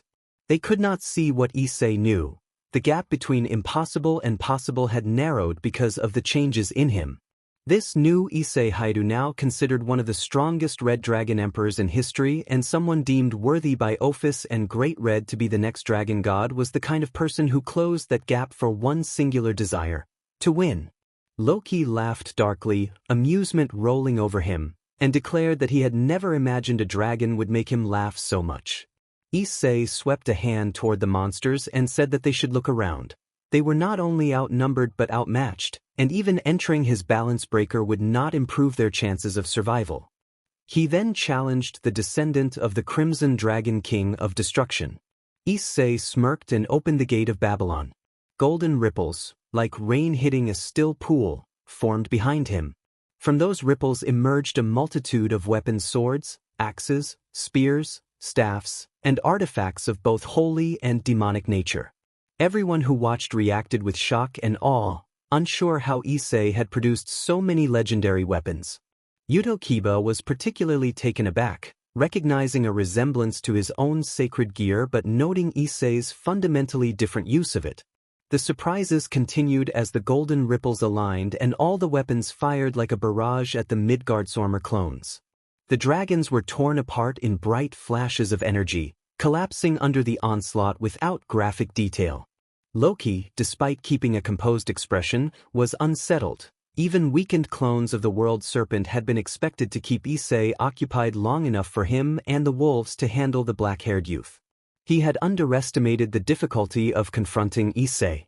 Loki admitted, with an unhidden seriousness, that he had not expected such a trick. He warned that those weapons alone would not be enough to defeat him. Issei only smirked. More golden ripples sprang up around Loki, Fenrir, Hati, and Skoll. Speared chains shot out with godlike speed and bound the trickster god and the god-devouring wolves in place. Loki was taken aback, and Issei identified the chains as the chains of heavens, Enkidu, explaining that not even a god as powerful as Loki could escape them and that Loki's son and grandson, sharing his DNA, were now subjugated by that power. Loki growled and tried to place the name, his eyes widening in dawning realization. Issei pointed out that Loki had just discovered he was the one who had been outmatched. The trickster accused Issei of possessing the treasury of a so-called demigod, prompting confusion among the onlookers. Issei revealed that the treasury belonged to the king of heroes, Gilgamesh. The revelation stunned the Gremory group, Siko and Saya. They had not expected Issei to hold the treasury of the oldest hero in human history. Loki demanded to know how Issei had obtained what should no longer exist. Issei explained that this universe was almost an exact replica of his own, with some history-altered and supernatural elements present in the era. Loki narrowed his eyes, but Issei dismissed further explanation with a roll of his eyes, suggesting Loki's pride would blind him to the truth. Turning his attention to the hostages, Issei raised his right hand, closed his eyes, and concentrated. A blood-red and jet-black aura enveloped him, so dark and ancient in feeling that everyone recoiled, including Loki and the wolves. Loki felt a deep fear at the aura's primordial nature and wondered what kind of monster Sekirudii truly was. Issei invoked an ability called Negate. The magical restraints Loki had placed on the captives shattered, freeing them. Issei then retracted his aura and prepared to address those who had just been released. Siko, overwhelmed with emotion, leapt at Issei and clung to him. Issei, surprised but recognizing her, smiled softly and suggested it had been a long time. Siko let tears fall and expressed relief that he was not dead. Issei apologized gently for not giving a warning, saying he had been very busy. Saya reacted with annoyance at Issei's lack of notification. She grabbed at Issei, pulling his hair and scolding him for failing to remember her. Issei winced and admitted he did not recognize her at first. The Gremory peerage looked on in confusion. Saya identified herself as Takagi, and Issei's mind flashed back to his childhood. He had played with Siko and Irina and sometimes with a pink-haired girl from a well-off family whose father worked for the government. She had moved away years ago and they had lost touch. Realization hit Issei and he called her Saya. Saya responded with a mixture of irritation and a softening blush when Issei reached out and apologized for forgetting her. He said he was sorry for not remembering, acknowledged that a true friend should not forget, and asked for forgiveness. Saya, touched, called him Issei. Issei then looked around at everyone and apologized on behalf of the situation. He explained that Loki had been after him specifically but had dragged them all into the conflict because of their connection to him. A brief, neutral moment followed as everyone processed what had just happened and prepared for whatever would come. Issei promised to get them all out safe and sound, but he announced that first he needed to deal with Loki and the 3 divine wolves that flanked him. The revelation stunned the group. Rias, Saya, Siko, Aquino and the others reacted with alarm and disbelief. Saya could not hide her shock at the thought of taking on a god. Siko warned that even with treasures from the King of Heroes, Issei could not defeat a god. Rias agreed reluctantly, pointing out the danger of confronting a god alongside 3 divine beasts capable of slaying gods. Aquino questioned why they would need to fight at all while Loki and the wolves were restrained. Issei listened to their concerns and thanked them, especially acknowledging Aquino. He explained that simply restraining Loki would be short-sighted. Loki was a trickster of a caliber that would eventually undo any confinement. If he reached Odin and the other Norse gods with lies about Issei and this world, Issei's mission would be jeopardized. The others wondered silently what his mission truly was. Issei said that neutralizing Loki and the 3 wolves was his best option. Yudo cautioned about the Norse pantheon's reaction and the political consequences of striking one of their own, particularly when the matter involved a figure tied to the heavenly dragons. Rias echoed that concern, asking if Issei truly wanted the entire pantheon after him. Issei insisted he had no choice. He proposed destroying Loki's physical form while leaving his essence intact so that Loki might be reborn centuries later, after Issei's mission had concluded and the barrier between worlds sealed. Saya asked if he was truly resolved to do that, and Issei affirmed it. Siko offered to join the fight and provide support. Rias said her peerage would lend what aid they could, treating it as an act of self-defense because of their kidnapping. Issei refused the help. Siko pressed that it was not the time for arrogance. Even Issei could not face 4 god-class beings alone. Rias agreed, pointing out the strength in numbers. Issei was blunt. He declared that the others were too weak to be of use and he could not afford to worry about their safety in such a battle. He insisted it was best for him, as the strongest present, to take the fight. He added with a teasing grin that he would not necessarily be entirely alone and asked them to wait outside for a while, promising it would not take long. Although confused by his strategy, the group found some relief in Issei's confident demeanor. He brought his hands together, crossing his thumbs while extending his little fingers to touch. A golden light began to suffuse his body and eyes. Issei announced that he would use a domain expansion called Crimson Twilight. A brilliant golden radiance washed over them and then faded. When the light died away, a large, floating egg-shaped orb hovered before the Gremory peerage and the 2 members of the hero faction. Its surface was jet black and crimson, and the swirling patterns inside suggested a nascent universe forming within. Siko asked what it was. Rias called it an egg. Saya examined it carefully, adjusting her glasses, and identified it as a form of space-time manipulation magic they did not recognize. She noted that Issei must have learned it in this world, implying he had been here longer than anyone suspected. Rias remarked that time seemed to flow differently here compared to their own universe and expressed surprise at Saya's quick deduction. Rias specialized in magic herself and would have needed more time to analyze it. Saya explained that she was a top-class mage who had studied various magic systems, including formulas derived from demon magic. She clarified that the phenomenon was unfamiliar because, while her universe had legends of a power similar to what they were seeing, she had only encountered it in texts and not in person. She speculated that Issei might have replicated some of that power. Yuto asked what she meant. Saya suggested the closest analog was a Longinus sacred gear rumored in legends. Innovate Clear, the sacred gear that could emulate godlike creation and construct an ideal world inside a pocket universe. The others reacted with surprise. Aquino recalled the entry in a Sacred Gear encyclopedia and explained that such a sacred gear would be an ideal combination of high-tier abilities, allowing its wielder to create an ideal world within a separate pocket universe. She realized that Issei might have approximated that power to form his own universe. Saya tapped the egg and warned that creating a pocket dimension was one thing, but sustaining it was another matter entirely. Someone would need a substantial or near-infinite energy source to maintain such a dimension. The group understood that whether Issei had fully mastered the power or only adapted some of its fundamentals, the feat was both complex and taxing. They watched the orb in silence, each weighing the implications for Issei's plan and for the fight to come. The Gremory peerage deduced that, if that logic applied, Issei probably had enough power to sustain the pocket dimension, but it was undoubtedly draining both his aura and stamina quickly, so he would have to take down Loki and his followers fast. Kaneko asked, stoic and precise, why Issei had not killed Loki and the wolves when they were restrained. Rias, curious, agreed that with the way they had been bound it would have been like shooting fish in a barrel. Siko explained seriously that Issei planned to release Loki and his wolves inside the pocket dimension and face them head-on. The Gremory peerage, excluding Yuto, reacted with shock. Rias demanded, with narrowed eyes, whether Issei was really that reckless. Asia showed concern for Issei. Yuto observed seriously that this explained Issei Hayadu's nature and why he might choose that approach. Rias asked what Yuto meant. Yuto clarified that everyone needed to understand that the club president's student was a warrior raised on honor, dignity, and valor.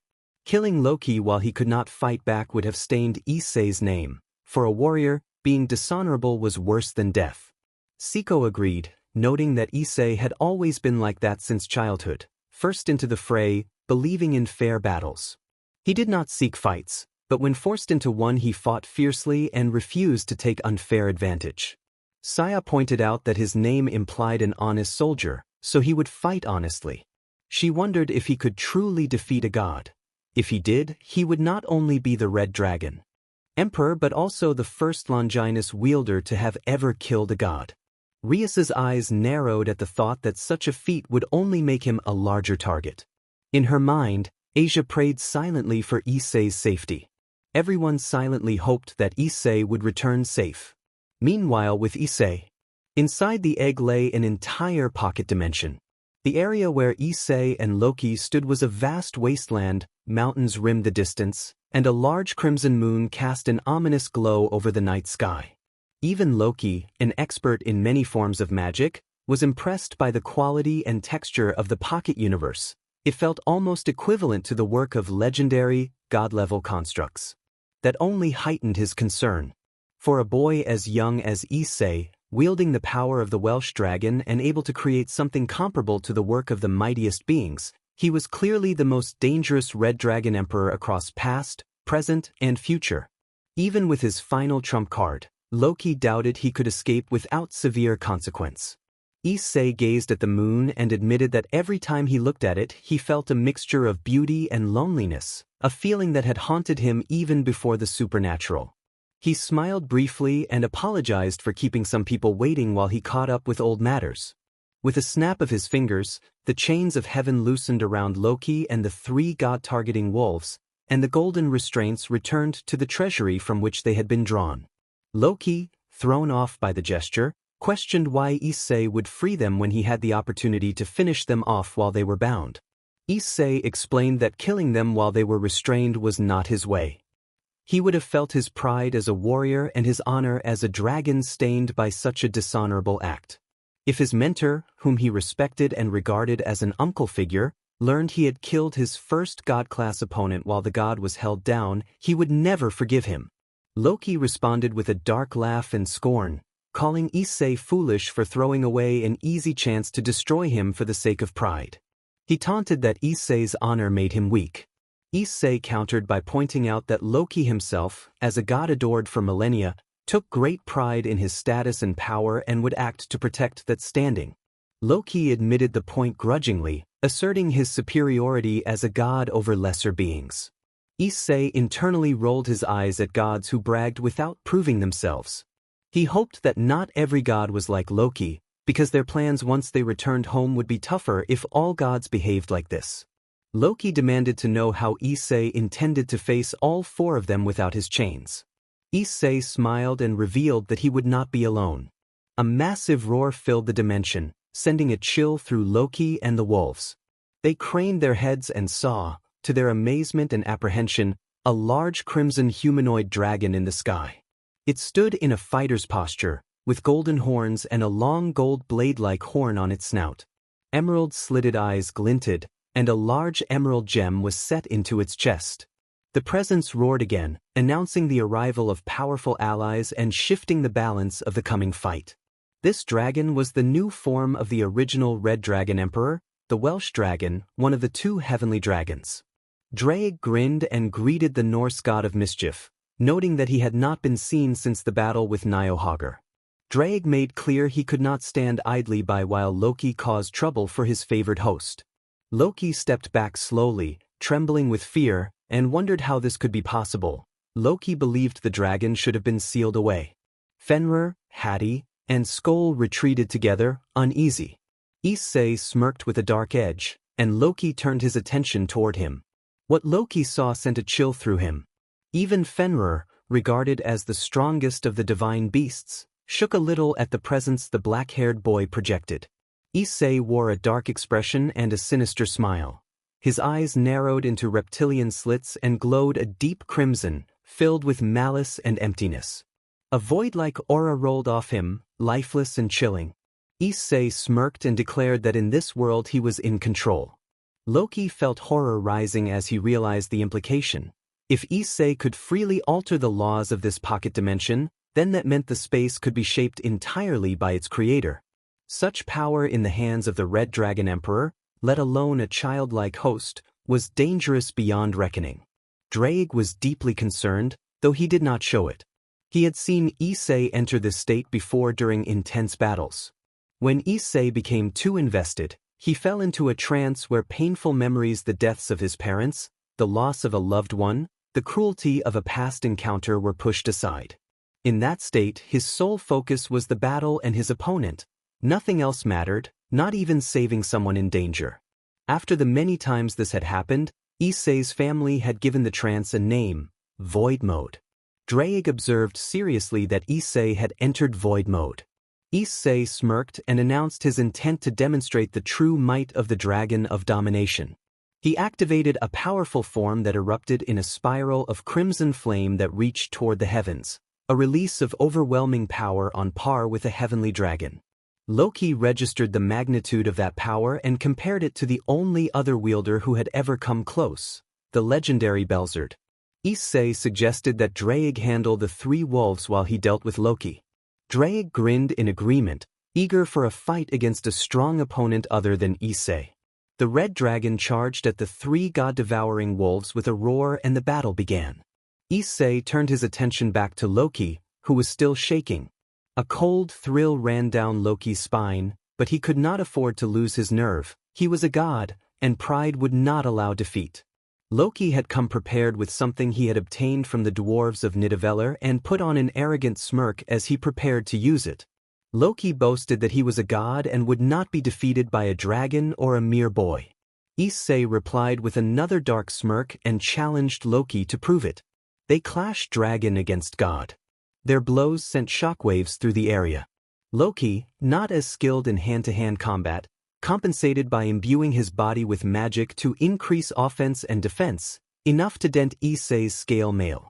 He kept boosting his power repeatedly, trying to deal as much damage as possible before his stamina ran out and before he had to deploy his final tactic. Issei remained relentlessly on the offensive, continuously boosting and striking without concern for how much strain it put on the pocket universe. He fought on instinct, despite his armor being heavily damaged and most of his energy tied up in maintaining the space and sustaining Draig's physical form within it. Issei ignited his right arm, forming a blade of flame on his palm, and executed a powerful upward slash in a swift, decisive technique.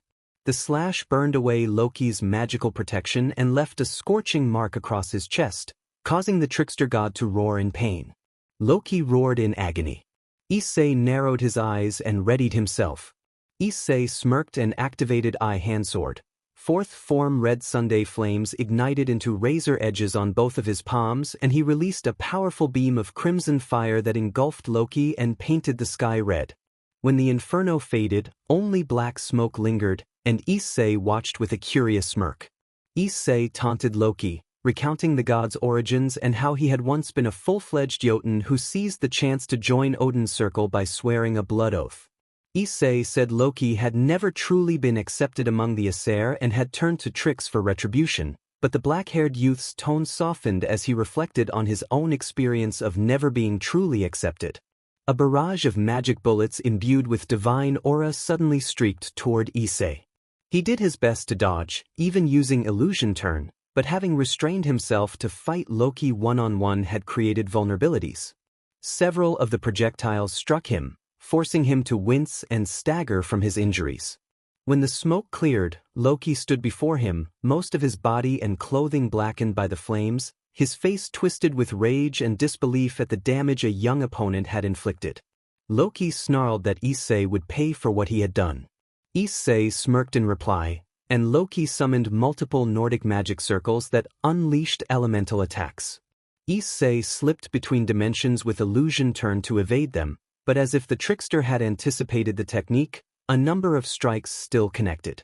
Taking advantage of a brief opening, Loki materialized in front of Issei, coated his fist with divine aura, and drove a crushing blow into Issei's abdomen that sent the youth flying into a nearby mountainside.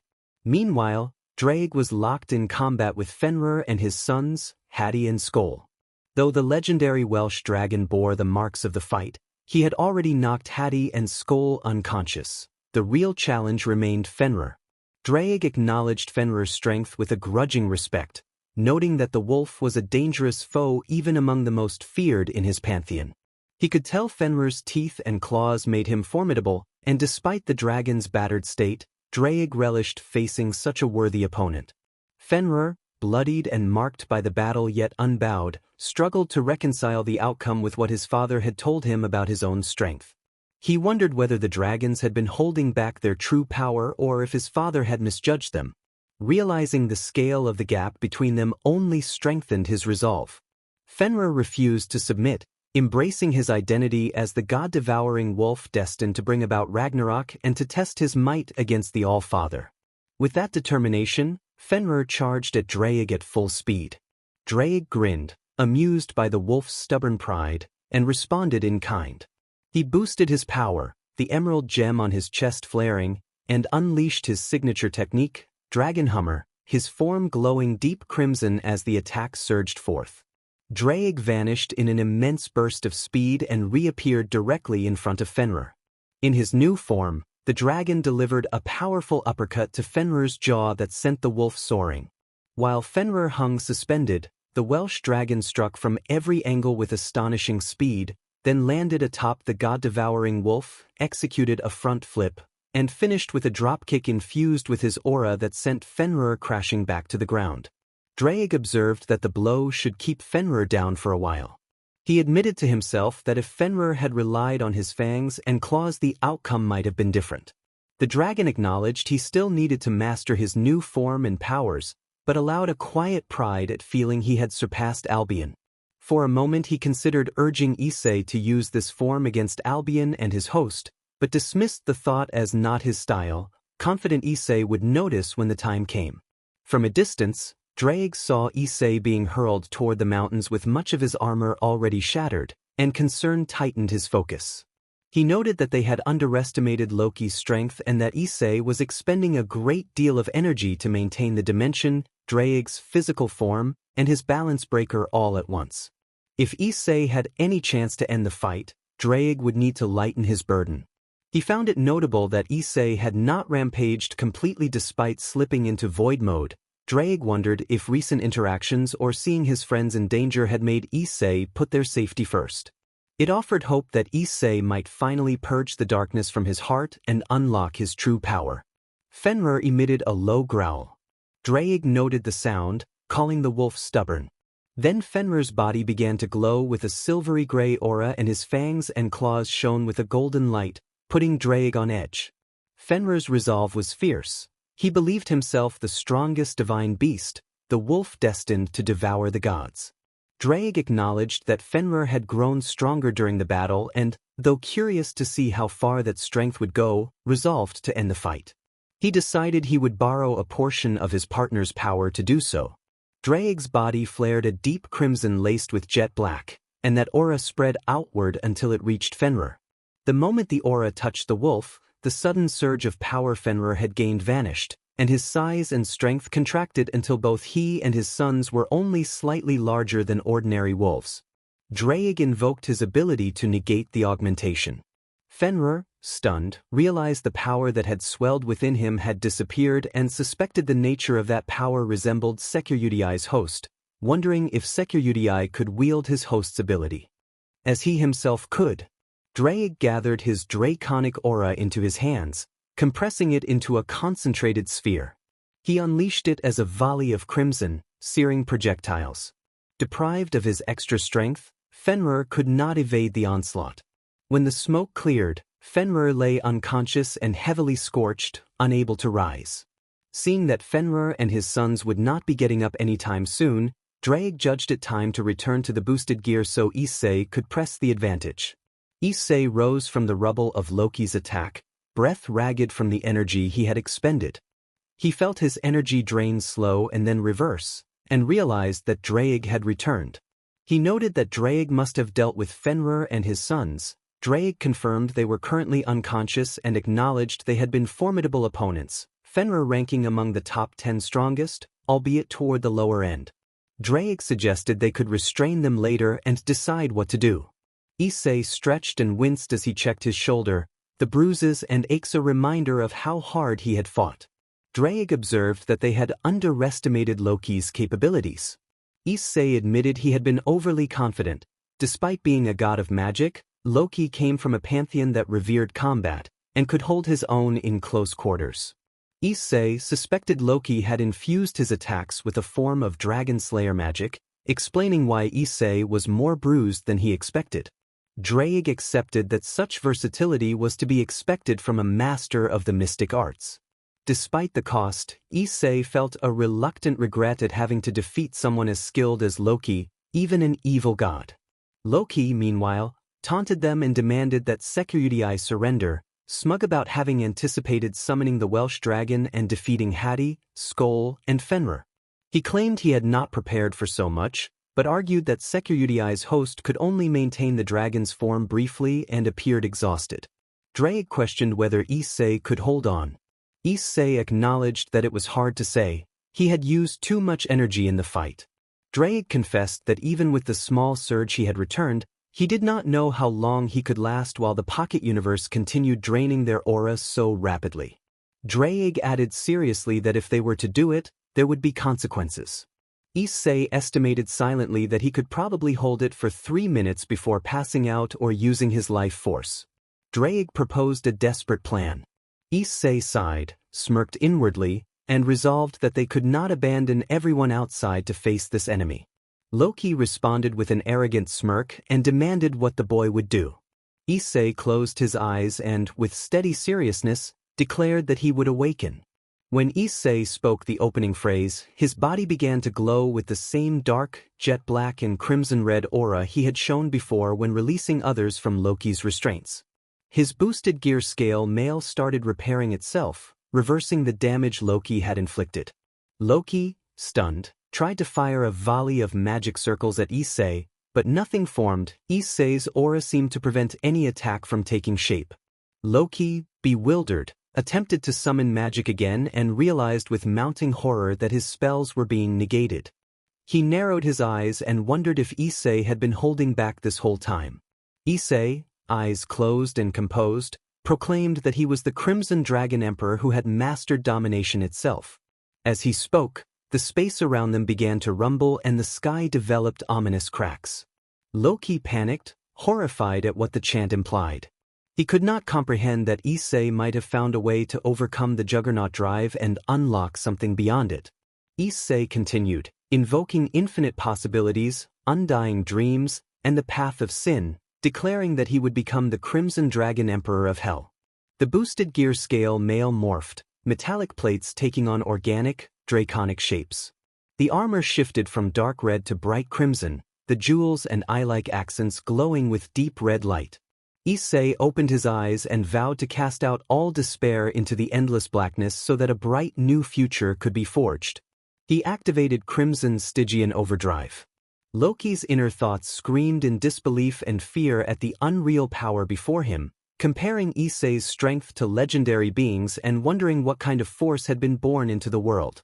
Before Loki could react, Issei appeared directly in front of him and struck with a punch shrouded in draconic aura. The blow sent Loki hurtling across the landscape and crashing through a mountainside.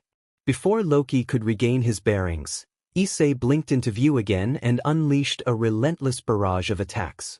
Loki could not read the pattern or marshal the strength to counter. His attempts to summon power were repeatedly interrupted by Issei's aura. The boy's strikes were swift and precise, moving with an almost supernatural speed. Loki was then propelled into the air toward the fractured sky. Issei appeared above him, grasped both of Loki's hands, and slammed him downward. The impact shattered the sound barrier and created a massive shock wave that reverberated across the battleground. Loki was left battered and unable to move, dazed and barely conscious from the overwhelming force of the assault. As Loki struggled to hold on, he caught a vague, terrifying sight of Issei descending with a sphere of black and red flame in his hands. The sight unsettled him. The energy seemed capable of erasing his physical form. Issei told Loki that these flames were powerful enough to destroy his body but would not touch his soul. He explained that Loki would be removed from the world for a time and would likely be reincarnated after many years. With a solemn apology, Issei acknowledged Loki's importance and skill as an opponent but affirmed that his mission in this universe was his top priority and that nothing would be allowed to stand in the way. Miyabi smirked and taunted him, saying she would demonstrate the difference between a sophomore and a junior and that if he apologized she might forgive him and, if she felt inclined, allow a formal initiation. Issei sighed in annoyance and told her she still did not understand. He took a steady breath and invoked the arrow of the Dragon of Dreams. 2 jet-black pistols with crimson trim materialized in his hands. He fired, neutralizing the incoming blades with unerring accuracy. The shots echoed as the projectiles struck. Everyone reacted in shock, especially Miyabi, since there was no way he could possibly produce a Volt weapon. Satellizer was even more surprised because she had believed his Volt weapon was the sword she had seen him use the previous day.